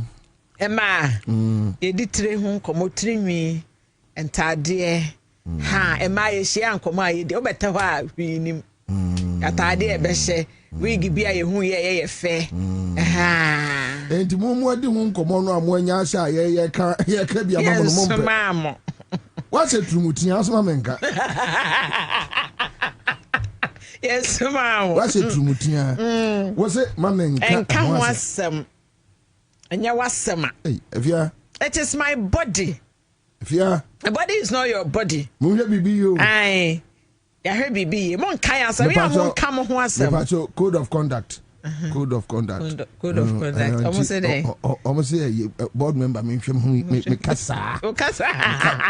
Almost me shebe. Yeah. Commander she. She know who you are. Say unia kukodra on catchy. Unia kukodra on catchy. Unia Kwabena Mafo. Need FM. I say. We're fair. We're fashion. So. I shower for one go a year to go embassy. The Casano Cano says, I know one more at to bonum. And tea and I may be bubosui. Now, one must say a short time, a year 50 cities. Now, all my pejamu a call 80 cities. And now, one must say, good fashion. Kufasho jira hoje ya no nso nanka sidi aduasia 60 wamo ade 120 ana half night na kia say ya no wo fa no nsia dumienu anadwono woko nanka ye ahanu 200 they say what is what say wamo tum ade panaduonum aka ho a talented. You're too much. Yes, I'm talented. Hey.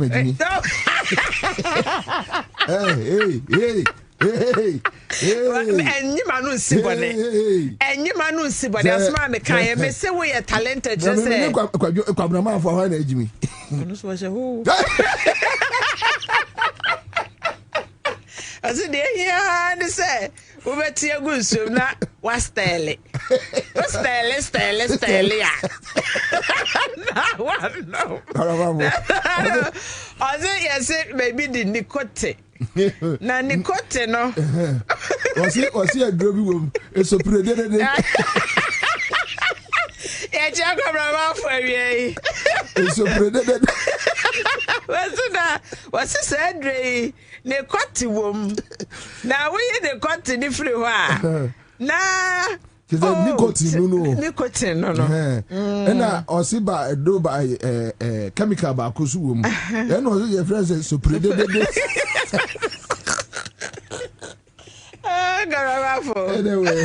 Anyway, thank you so much. Kofi Princess here, Lydia Elena Messia. Thank you, Elena, for joining us. Asare Kofi Asumeni. Was it Kwabena trotro driver say what Kaswa air charge 20 cedis from 10 cedis. Or say from 2 to 3 p.m. 10 cedis, but about no me no con no me and kwa numre no 20 cedis. And somewhere, no, I asked you guys to get us the GPR to you.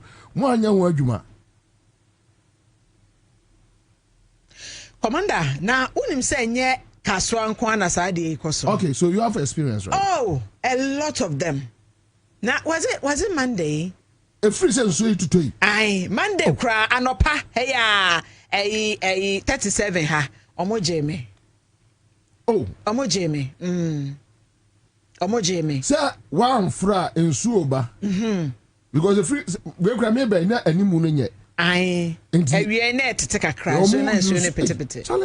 But Ghana ni bibio. Me nye sure say e Ghana ha nyina. Accra ha particularly. No, ene Asante Mampong. E bi koso me am krom me hu no social media say prajiafo no enwumre bia na omo increase prices no. Ama ya CMC no authorities no kra so ombecheche wo mo. Enkosi aga. I want to mention was it last month? Sankomo wait here to say what Ghana has say. Everybody was talking about it. But Ekosi is saying they are still doing the same thing. I can't want some say a police for crabs or so yes who drive any beer now or yes sir fanima police ni Enkosi aga. Because so why yes sir obesi wo form ensure top. Open tamakofie. Oh yeah, solution na ne sa ban de basis ne ba begum na nka ya frotro bio na nka trotro for no wo mani ma guase na nka buo mebreba wo mu bu Ghana for no na nka ankosi aga esado wodro madina sesi ayi a se wo kododo wa dodo wa ubetimi atua bia 20 Ghana cedis ni ajo so original price be on price emre any price waka masem na bem waka bem say you know dodo sura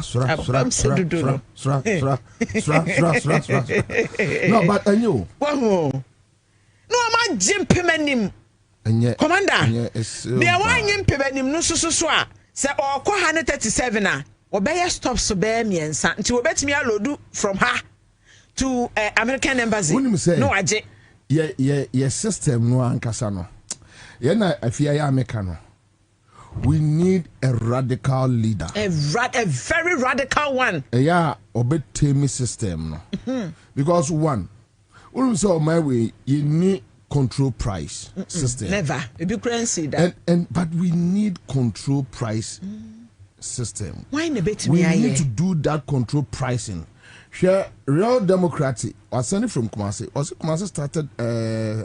Kumasi starting from 3 p.m. going. Price changes every day. When I'm thinking, I'm saying, no, and I know na Madam Bika, Sana make a chance. On my timua, even in your market circles, you need weighing skill. You know, nama obia ton nema. Ne boso basa olonka no a when sie say eno na yesusu dua no a ye de susu enuoma no olonka no wa boto ayanka say we no standard Ghana standard board right no am kra mo oni let's introduce something when a governance one ema oman e calm down no eya ne de ani akobu na sen ene asade a NDC so ntie adwadifo ma okotie adwadifo market way the point is we need to activate our laws sa ade America to we weighing scale no wo yemre mu nso yemfa nya adwuma wo yemre mu yemfa nya adwuma commander ma me ne deputy PRTO Samuamu a eni nkomo emra orasa me akwaba the also commander boko de nyame adumo ahode won anso e nyame ka ye ho da na uncle Samuel efrinra me de minimum kura no efrinra ye nya course say drivers no nsu a toto kekenti kwaye omde adwade ye friend say omon be fro asen enam so no edin passengers baby a no mo 5 cedis say some the 10 cedis baby a mo 20 cedis e 30 cedis baby a mo 2 cedis e 6 cedis one fra one tua ya ma onfo ensuo so ba just because you do ensu tobremu asemo emu ate commander me da say mami ntia onu wetiefo ebi atwa yaso na in fact na dia air colonel nya dia e abotoye it is a jumana ye no ye need season bi a ye change price bi a issue 20 no price no abesita ana bi a dia santi price sita the near to form say driver for the o a so mu hu say aho kire aba passenger for so a na omo fasa akonya no so edi a driver for na brebi a ye beti saa nkobodie no ya ye de ani bi akire mze ne nansa ye nya complain this ya masama area na impeding for releasing of form of share situation ni say the driver for no nkobodie ni na etie ampa ye ko share mo kete impeding for no mo share ho no ye ko share mo kete say there bi nyele kwan so say e bi ahukire bi beba na driver for the mra be share mo se ma change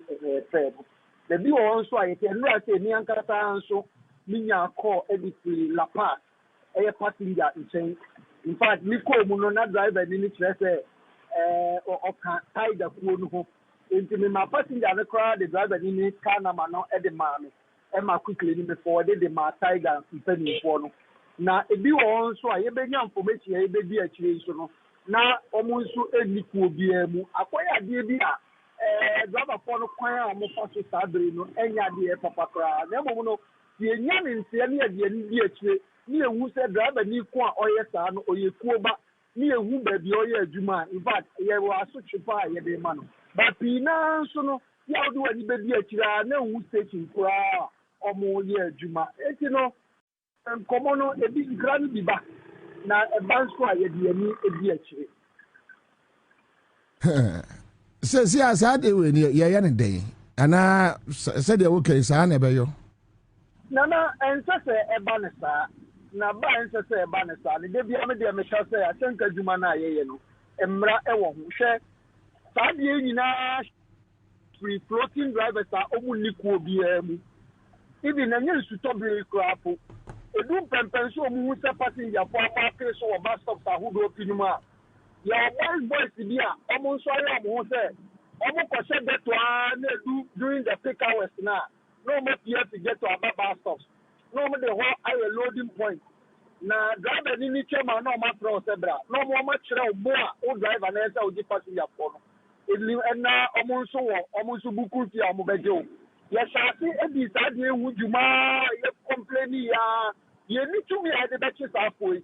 Your commercial was a floating drivers in the cashier power and the RFID. But your man of Ghana HSA and so be other commercial transport operator. The law says that you must belong to an existing transport union. And what's such a war? That you will soon Kaka, Yanchi or Masintino. A my uncle say a member to be so much no matter no more. The moment he answer count no driver and I remember. You who also work for FID and social media. You are so clear the Bama. Then what about the only Yakuno?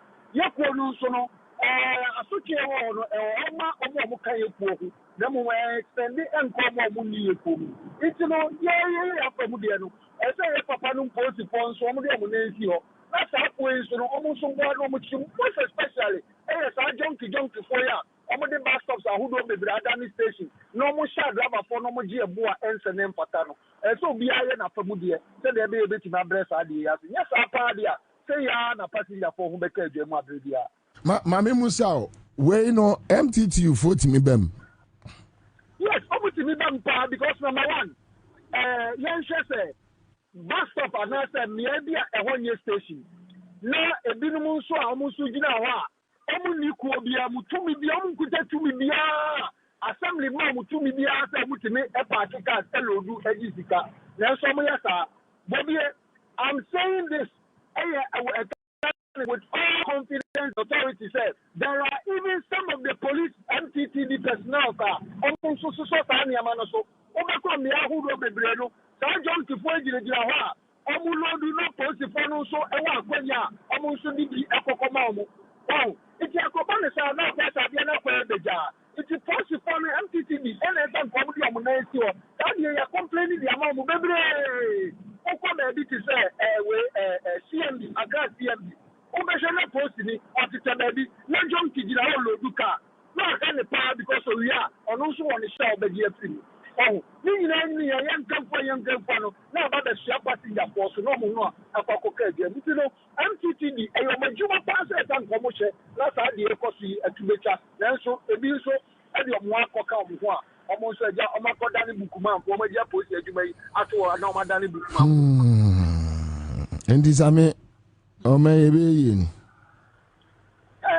Bobby, I may say, yeah, research agenda. Yeah, Papa Penny, His Excellency John Dramani Mama Diabe. If you know, you be oh, but I know you're not familiar. Not drive any, and so I want to say, would you boy as a Patawan yet? Close in the SSI say, and Kagaba Nini yet the answer and Pata also vegetable, Ubachino. Now also could you be a free in China? That's just say, I can't say, and just in Naya Sorowaka. It's a job for your dear, driver for your dear, post for your dear, no be I enough for Mudia, you bet my but I come and say, a being ya, who wants enough or how not the ordinary Ghanaian wants to be all too kind, all corner Juma, while anybody say, yeah, baby, I'm with 20 cities making a quaba. There's no more how being, so one double is to Kana, not just our coca, not your how can you pan a cover. So I cry from citizen show your that's it. Yo, Bobby, I'm so madam, Amen. Avia. Commander. Yet asemo. Yet asemo pa. She say Ghana ni sa we Ghana ni nti Udru trotro mu ayebu. Udru ye kan say edwemu a yebu. Je say no ye koya na sa ye bai. Udru hospital ayebu. Yebu, yekun. Asa eguso. Yekun. Ehono yekun. Ai. Yenti ase na no obabi kwawo e wo kaso a. Yesi yenkoye no operation nurse ni se da bi operation nyama no. Ai! Commander. Ya oba no abaya fefefe young girl. What one and one said all because a nurse decided to say say what time I so say operation nurse ni so oba umunya no oba umunya no etirimu de na ye no oba umunya no saa na odi wuye enti chese baby kona bia obefa bia obi miawo enyo kona bia obefa bia ye miawo ma mene ya very man kasa emra sisia commercial transport operators national PRO ya akwaba odia mejo so boko de arada na so de mene media nti America no sa na reporter enra menyae ene yemfa say kumase so ya tibi ebinum di akwa hye say esanse edura nwumre ensuo no bent no and especially nsuo no enjaje mu pe na drivers aye omo FS no basa baby a eso oje 10 cedis osmeji 15 20 2 cedis 4 maybe 3 cedis nra obi frame from Asalaja assignment Pokuya say amasaman to Accra Central and an opeso yes mi kruma santimampon prajiafo no so yes yes kumase na yani GPRT for di ho enkomo mono moate commercial transport operators no moate na moye ne den yo mira mamina si na yanchia Accra FM ATF ko nyina Commander de dikan ma yente enkomo we free o say this omampanyin John Mama edi akonwa then obeto petrol any ne send ye tono Commander what the one city na ye de kan what the so kan ya ne kan ho a what we say one petrol so da mpo ama ye ho antoye na de besisi ma petrol asa abasoro kakra o value tam obeto ne net ye na what we say 45 pesos na aba be kan Pacho sika ababeka ho se Roberto ye. Yeah. Anything ye ene ye tono no 45 pesos na ababeka ho. Eno no de commander me obeka ninya adwuma ma ye aban communicator na menka national communication team to eninti eho no de ye beja ho e de ama omo a se omo bus station chirichiri Meno ka say microphone nam trotro station chiremu say ora jo mama bae no wa to petrol mo 60% which is not true. Nti yansha no nso ho. O fa ba bi ke say ka so akwa so a me ho na meke. Commander me free fie anopa 5:30. Me bedu La Paz na about 9:20. Nti eya dia efa La Paz. Just a mimi nruka so me wo anu ha ya eya SC ya Edeba La Paz me prefie 5:30 me bedu na bola medu La Paz na bo anopa 9:20 aden kwai na sikura kwai no esikura na kwai a afa so ni ose omo te eya West Hills Mall na chino ye fra ho Red Top Mr. Obing, Ocean View, and broadcasting, Edeba Atala or Old Barrier or no. The Ponoson, so it turns to a free throw on a banadotso. And our honors were bien why Yaya Quino. And in Sony King Air Baninano, a king and not Tiane Abo and a deba Quinum. A baby drew baby a Yaya drainage in so ya de Maya Shepom, and a Ababe sea drainage in the sono. Afa kwanye ba kokora Enti kasha kese ni bikura no eka mu ma ya na FCC aye police for mo ate omo do mo ti se Wellington boot be gina mu ekope aye caterpillar ana no mo twetwe cars ni bi di free kwan mu a eno bi na nam so ama adaba fo ni bi asa figure na omojiji de omojinti na baby problems we no anywhere because me microba santimampo baby anyiri ekwa bi nso nyiri fa ekwa bi a na mi kire mu se omampai to mama bedi akonwa se wonti petro so da ne mum watum eye 45 pesos pe na aba be ka ho asu ya jan krofo omukore nam kokwa ase no ene ne omu insight public eno na me ka se ho ne de ye be jama aban communicators no any party communicators no no ma chire enumu pata o sa sama be kan wo di a chire yie pa adenti na ye ti man mu na se ne ye tie no yentimi enhwe enka ne sa obi aye din na mona mose mo atiku nti ne ebusa oso di asem no na baabi o commander me no ka sei se aban mesre wo se kokana asem ma no dabi endi wani abri no mu di ayin na sebe pai wokoko commander on say ekuo no yan ye wo ho for ekuo no wasem na mbusa o oso ani abre wa aban so oso aban ye ho for ye kuo ma the interest so me di yi ana aban so gina mu di matima mu fo no pa ta nya sa ana ebi aka che ye kuo no ma say ya tu petrol mu 60%. Na mo amomu ye leadership no sa na tie ba cha nya sa na tie nti se nya sa na tie na mukuo ma no ye bibia etia momra etia oman ne mra se mo frɛ mo call to order commander mba cha o obia ni wa sabi e wo so gu na no a wo mpew ana ye ntimi mfa ye nsangu ye chi ngwa kan kira ban se o ba ye watu petrol go 45 pesos.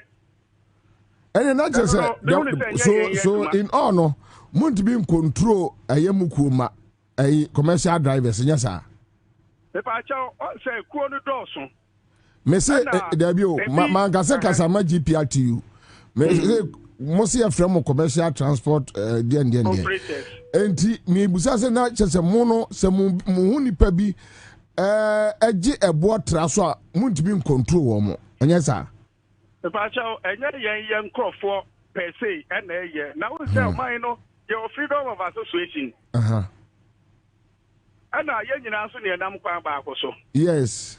And I find it. And into the aircosono, aircos, which are yen more mobile station, ever for a car, they say, check out quite cheap, almost sunlight. That's a car, be true. Yet the one person put so. The answer is no. Okay, so more station. Me pa cha me no ka say ye wo La Paz ya ye lodu di akotema. Okay. 16 cedi a ye no 1 Ghana cedi 10 pesos kwa ye fansos. Okay, so which means more stations are uni there no okay.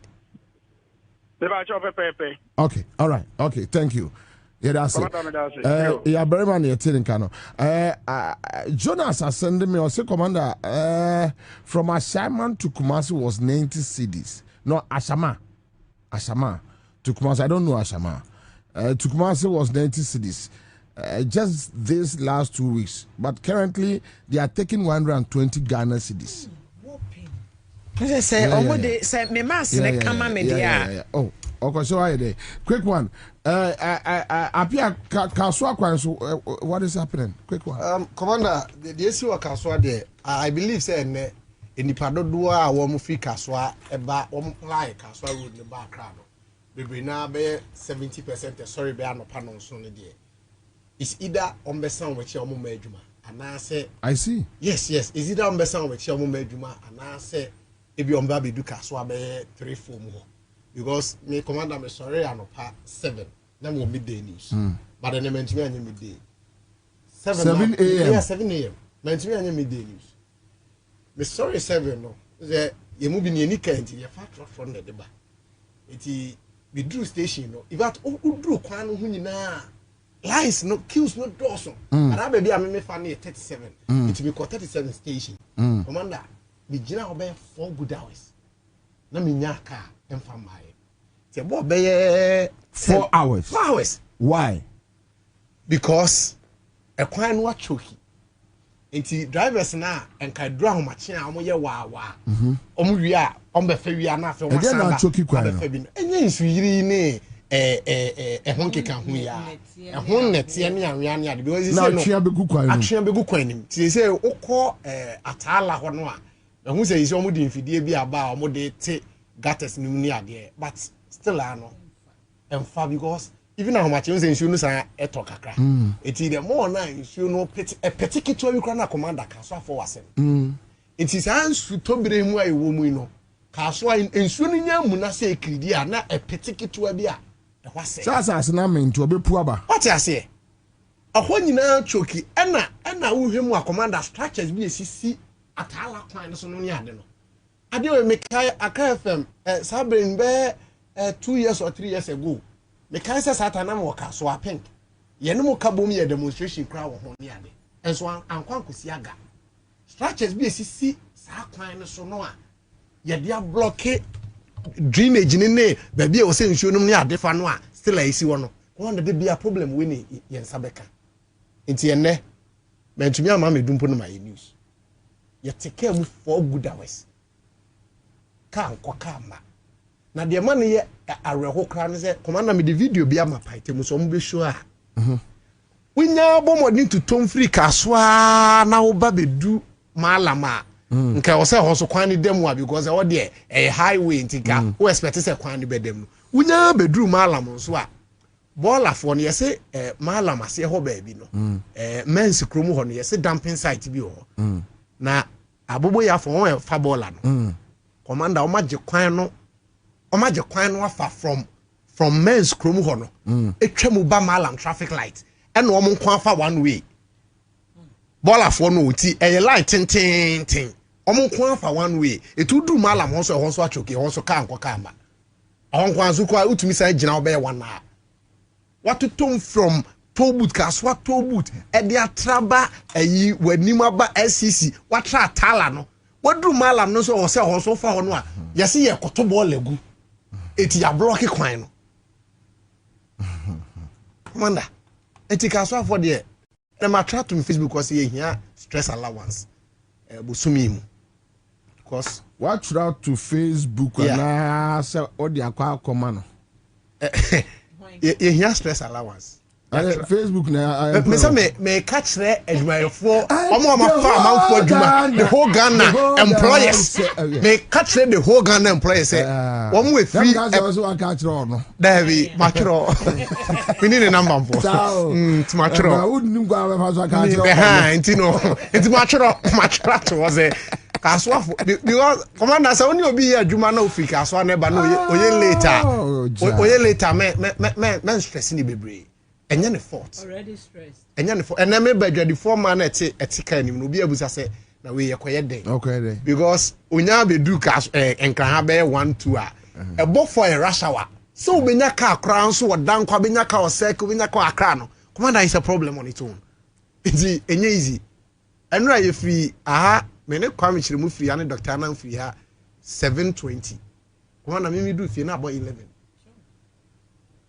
and I'm sorry I no past 7 see mu a we could in a station 4 good hours and obi kra test sim say esa yesi efie kono enti amankrofo abie apetashi ba bebre wo kwa no so betra kem 4-5 hours there na watena baby no wa jojo no ho let's say tactics enti sa ho tactics ni ba da bay menteda say ekwam be da ho no eto no obesimu abe 11 no obesinu abro twom no de nam kwa no so na ukoda wabro efe sabe ya come on so wabro nto buru a utumi da eh ti commander de wo amranti enye training de wo no de wo no ende o na nam kwa no so na nsuo to anza awo no so ne ade no yes ba egu enya nya gro yes apetesi ba egu ka so aba enye izi enye bete ba mo enya ka so anko And then Castle. Oh, yeah, I say, been here.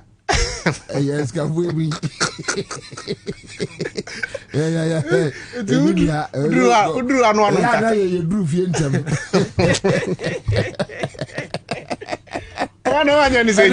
Thank you. Okay. But Kafra. Why? Kafra. I mean, yeah, the BS serious, but it's a very serious matter anyway. But if you wonder, media. On mine, me papa be catch me. Or say, I dear ma any peg any Jew or mine. Eh, and near marketing kitibio training near Otimi assess. Ghana for Subembu yeso. No matter how you can run this country. So man for no true money na say or more children or more bibi mu pe. No more refi. No more refi. Correct. Sana Ghana need here. But if you see a iron hansa, by the next 10-15 years, be an any thing. Ghana assemble. Oh yeah, assemble. Because you see, only GPR2 for kasa, only ya beremanum kasa. Clearly, obi any control. No. Now buy no credit nibi. Now individual. And you know, system now quiet survival of the fittest. Exactly. Now, say system quiet survival of the fittest. Na ye dim kumobi ansana course no bem. Say it to a maimu. Me kwa malata juma. Bayre mi no ameto say 50 cedis a. Me kwa say adwaso betimi di agim 70 cedis. The same bayre no ametumi akonya no obi a agbobrosi 40 cedis. The same bayre no ametumi akonya no 100 cedis wo kumase. Say so mkrofo betimi trans ka say wo ya ban ye be me atu. Ye be mafia. Ye be miaw. Ampa, ni nuane ampa. Ni emiaw. Na aban ko aban ba. Me die ma JM mani bre ye pa ne say. Nem nim say JM oba eso obuye. Because ni 4 years no omesre bibia bi onfiri obi aho. JM onyo. Enti kese esenka JM eseti standard bia. Wow, baby, you cannot go beyond that. And say Ghana for no e sufre sa ebro no. Unim say for the first time e ya mani free dia minim say de kuma. Say mo KM for eti nkrofo gu mu a no mo chichi drivers no mo charge broso no. No mo bubi no. Na kuma se fu ani age pa. Kuma se ampa anka this war power no. They were in support because a buona doso commander. Then it gave me an impression. Say no, Ghana for here obia obebuyen. JJ kind of yes, because Almighty say Ghana, you need a year skill. Our your market centers. No skill. A young can say, Ojadini bia auto meko, auto on toast. Autumn bayre emo gari enka wo skill no yes say e bia skill no eto 2.2 na 1 kg ni buonie everywhere kati across 1 kg eto ha ni buonie 2 kg eto ha ni buonie 3 kg eto ha ni buonie eya no across Ghana. Se mo am kofa no wholesale no mo so e was scale hwe me ko eye honto e krom ayi e hono ye krasi no road out the lead ko eye honto e krom no na ma me bi tombo de e ho e na nipa me ne kwae ne se o ye nyina ne ntobi ne ye be kumase kumase ne ba Accra ma me no otiwura mo no use scale you drew on or the body and not to so no share no abonnable. Come on.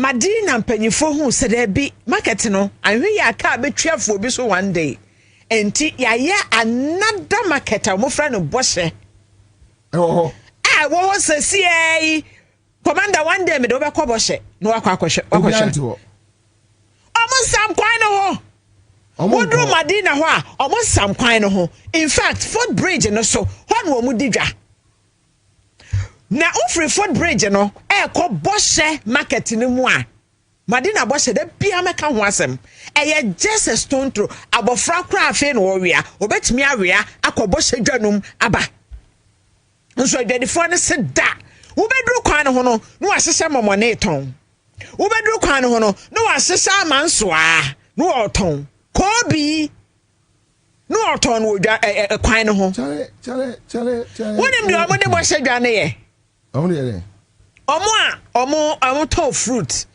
ɔmo to no can say in bulk ɛhɔ no ɔmo nko a na wodwa no but then you almost suntin kwa no there be It's sad. Say omo excesses omo wo kwan no ho no wo mo nwura dwanum. Because some wo dwanum a me de me ye me ba me beta de I will come to you. But omo na ya berima ene ka asem bia na say no GPRTU papa no. What you asem kan? Wo mo create illegal stations and I say illegal points Emma cars omane MMTD for na esade no okay omane esade enti omono illegal place na ni kwa se car ni gina no omono be twe won ho amo agina ho enti oji usika wi anu atene de e de ama boys na bre no until all the boys no so you can say masters until omone MMTD for na adwuma and no ka na me nim say all the boy there o just the bottom akọ there be omo ya adwuma so ema police for no oh it's sad commander you were quite chow enye ya ntina sometimes well woka no busa ho say whoever or your president the day no nko abe to me quantagro na say but the point is yes and for your baby ayebu yes aboa no odi ni huhu ena ewen nefu na kre Rollins I thought I be cry no ni Ghana but the fact that Rollins the president no osuro kwasi asem uni oboa oni wa ba onye oni wo sometimes wo ho sa wo ka enioma Rollins be ye ya na e ka me ye se utie biri mu kuru so but say yanka me say Rollins oni ho ba onye ade amma wutrim about tribo because unim say akwa we say nyame amfa fie we die me amfa fie na ye de mu gegraw mawu kwaya akwa we de enkrofo de mbefa so no mo de ekoso China ni bi no no enti we ye politician you dare not enti amemu ye de sunsum enebu man yes we ye ba akofo ya wote presidency but wo said you obesi umudro ene sunsum ene rani o man no exactly it is obi wo kasape no that sorry not the fact say you say asuma si na president no onye kagaram say oh onye because say Rollins wo ye bre twa wo kura se wono a so mu se ku onu abusuafo mo aso be ye hye ye DC bi yesu be fa no ko bon ma pa wa Accra oba PNDC time omde ne eba mampo no otraka mo twin frachin cassette no I thank you thank you come straight for by 1 month there or 20 frachin can cry so tim de ne totena ase bonnechi ma damage ne toro so ka ho bonnechi ma wono a wo fili Obama mpono a yesterday otraka mo to so travel straight now say yes why you straight yeah adwena na ma dia shift no shift wa ma shifting cultivation why you straight you see and I keep on saying we don't need strong institutions Ghana we need a strong man to build strong institutions because a munipa na enye a police we yeah MTTD for ya GPRT for you come once me so it is say over leadership uchibia be ankola no wono ano na mo police for no bone ma bia be 80 sir ye yinisi for ma na ye yina tare na ye twani din efremu o ka say o yesa ba ku mienu miensa kire me MMTD ni a wone Goro boys especially say want illegal station. Commander, enroom and some mienu pe mienu. Ba ko ne de bi a hwe mbeka so obi be try. But say ye 2 times we Companoche doctor ya CEO ya wajini. And one say bema Kofie. mo say CEO ntimo agya adwuma mu nyina ye imodi yate obi anka so ayi wadi yate president I issue order akando appoint another CEO na akando so aka fenipa na salary no e de bema mo no obeda so ne ni tuo bi ka obeba so we cashier obi to office office ne so nyo de anyo ma me de enyo papa na si ye so we administrator obeba no obi na to no wow e common do be ya bosumi nsia na onuanom omo kwalebu no be hia no afon a si obi su ejimi a obi anu o kwalebu a obekọ strike commander 1 month pe e kom bosumi nsia dross na we kofie na nkwasiafo because yes remo mrawate na gra afra o ma pomato we ye di we atchire o man a enye edru China eye nsemhunu China ubeyira Asia for no ne omo western world na ye no they don't need traditional leaders to intervene to do anything we are traditional leader now baby but the you understand the point is your system now you lose say your traditional leaders now who say aye poros in the summer memu enye let's take advantage omo memu a enye yi na doctors eko your friends say health workers will confanoche eko na ohini bi afre na strike just yewura otumfo and from etu omofo epo match so otumfo nti ye beko Yatrimuda kankan ya mako say yes afọ trimuda fun kankan ya mako say 1 years asemi say can you too frank yanko otumfo nti wo de ani ato no ewurade jam ko asantema ewurade mesimi dadam sam say ewurade yehu a Christ of the living God jar of the international world wide mission and one is a president and my directive Akando sack that CEO sack them appoint nipa from what point you are not Akando so Monfenipa na nya se for that tifie nya adwuma nya komanda nipa sign a cost strike no nipa 300 you factory 300 replace you and they are not a domanda su crank well we administrator apply we give 1 week ya fani pa bia badwuma administrator no de oja na office no be who said na mumrika obeba na office ne ya occupied commander contest the presidency na ye hwade na ga Ghana for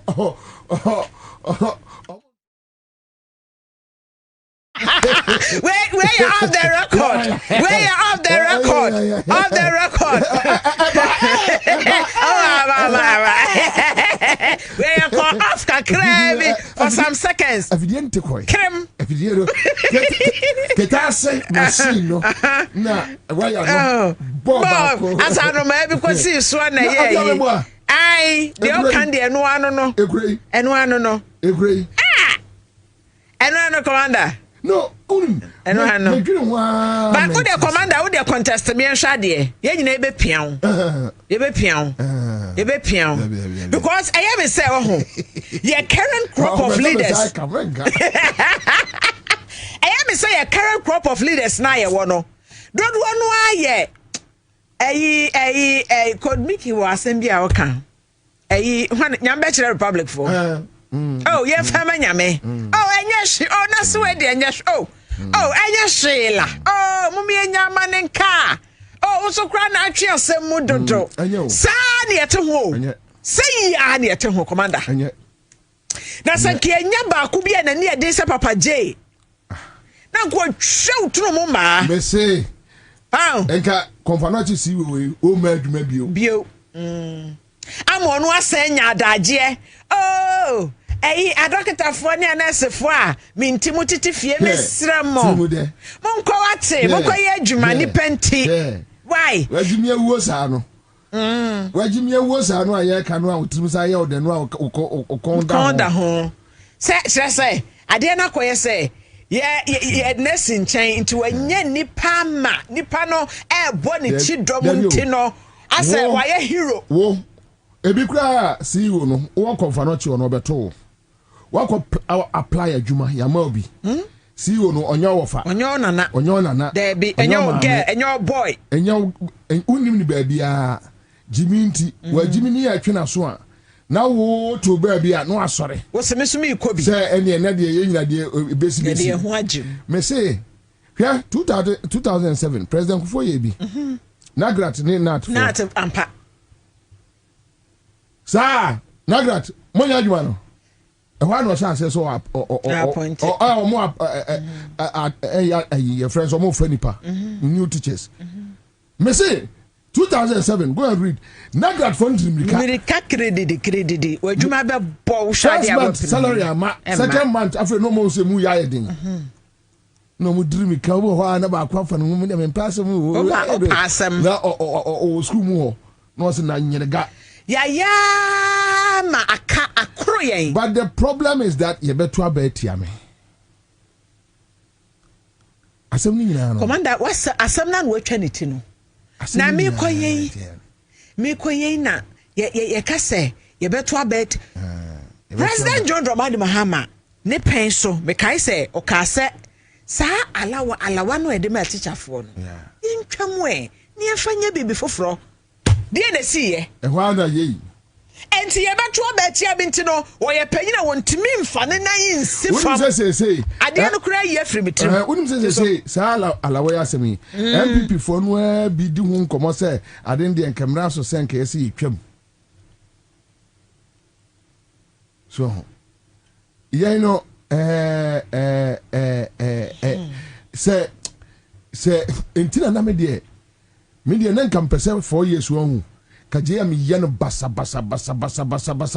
ne kofi ye to abeti ndisi kura man 4 years pe yen basa pa jem na yiwe ni time we no hia basa for for national security and basa jem nankasa no ye oye boko won hwe when say even district assemblies bylaws omutimi fanya adwuma enya adwuma district assemblies bylaws ka so asem amokan eyeskafu asisi adanyasi bia eni kwai say ACO eno e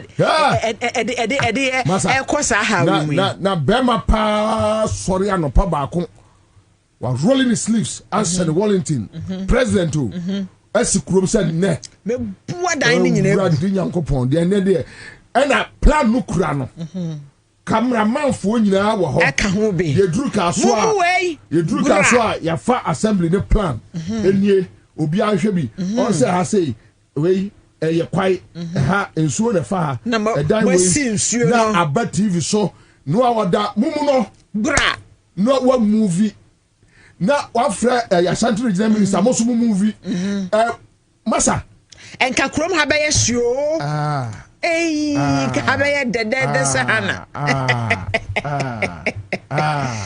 do be ya na mo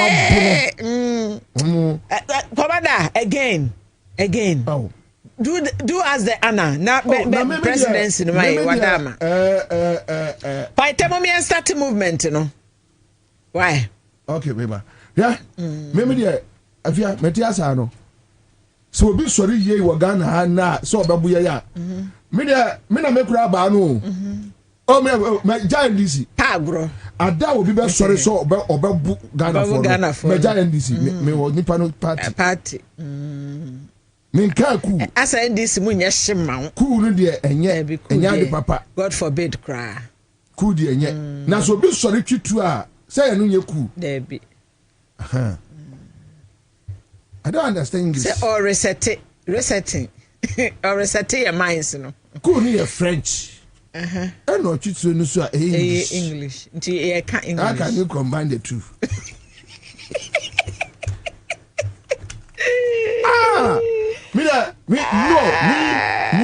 Me, yeah. It's not like omi will be a radical. Enti sa monyo for me ni agro nko mo nche me because anyama be disturb me that adia ye hia no adia ye hia no before na sa adia ye hia no say they share Rwanda president your friend say Kagame when Kagame started, Kagame a dictator, and yes, what to be South Africa crack watching the opposition for. What did you mean? My 12 home about say Rwanda also opposition for the because now Rwanda are one of the best, developed countries. Yeah. Can I yemfa bokoboko nyeshi obi enti say Rwanda are one of the best developed countries. Ghana for Rwanda dia omu musa say na den.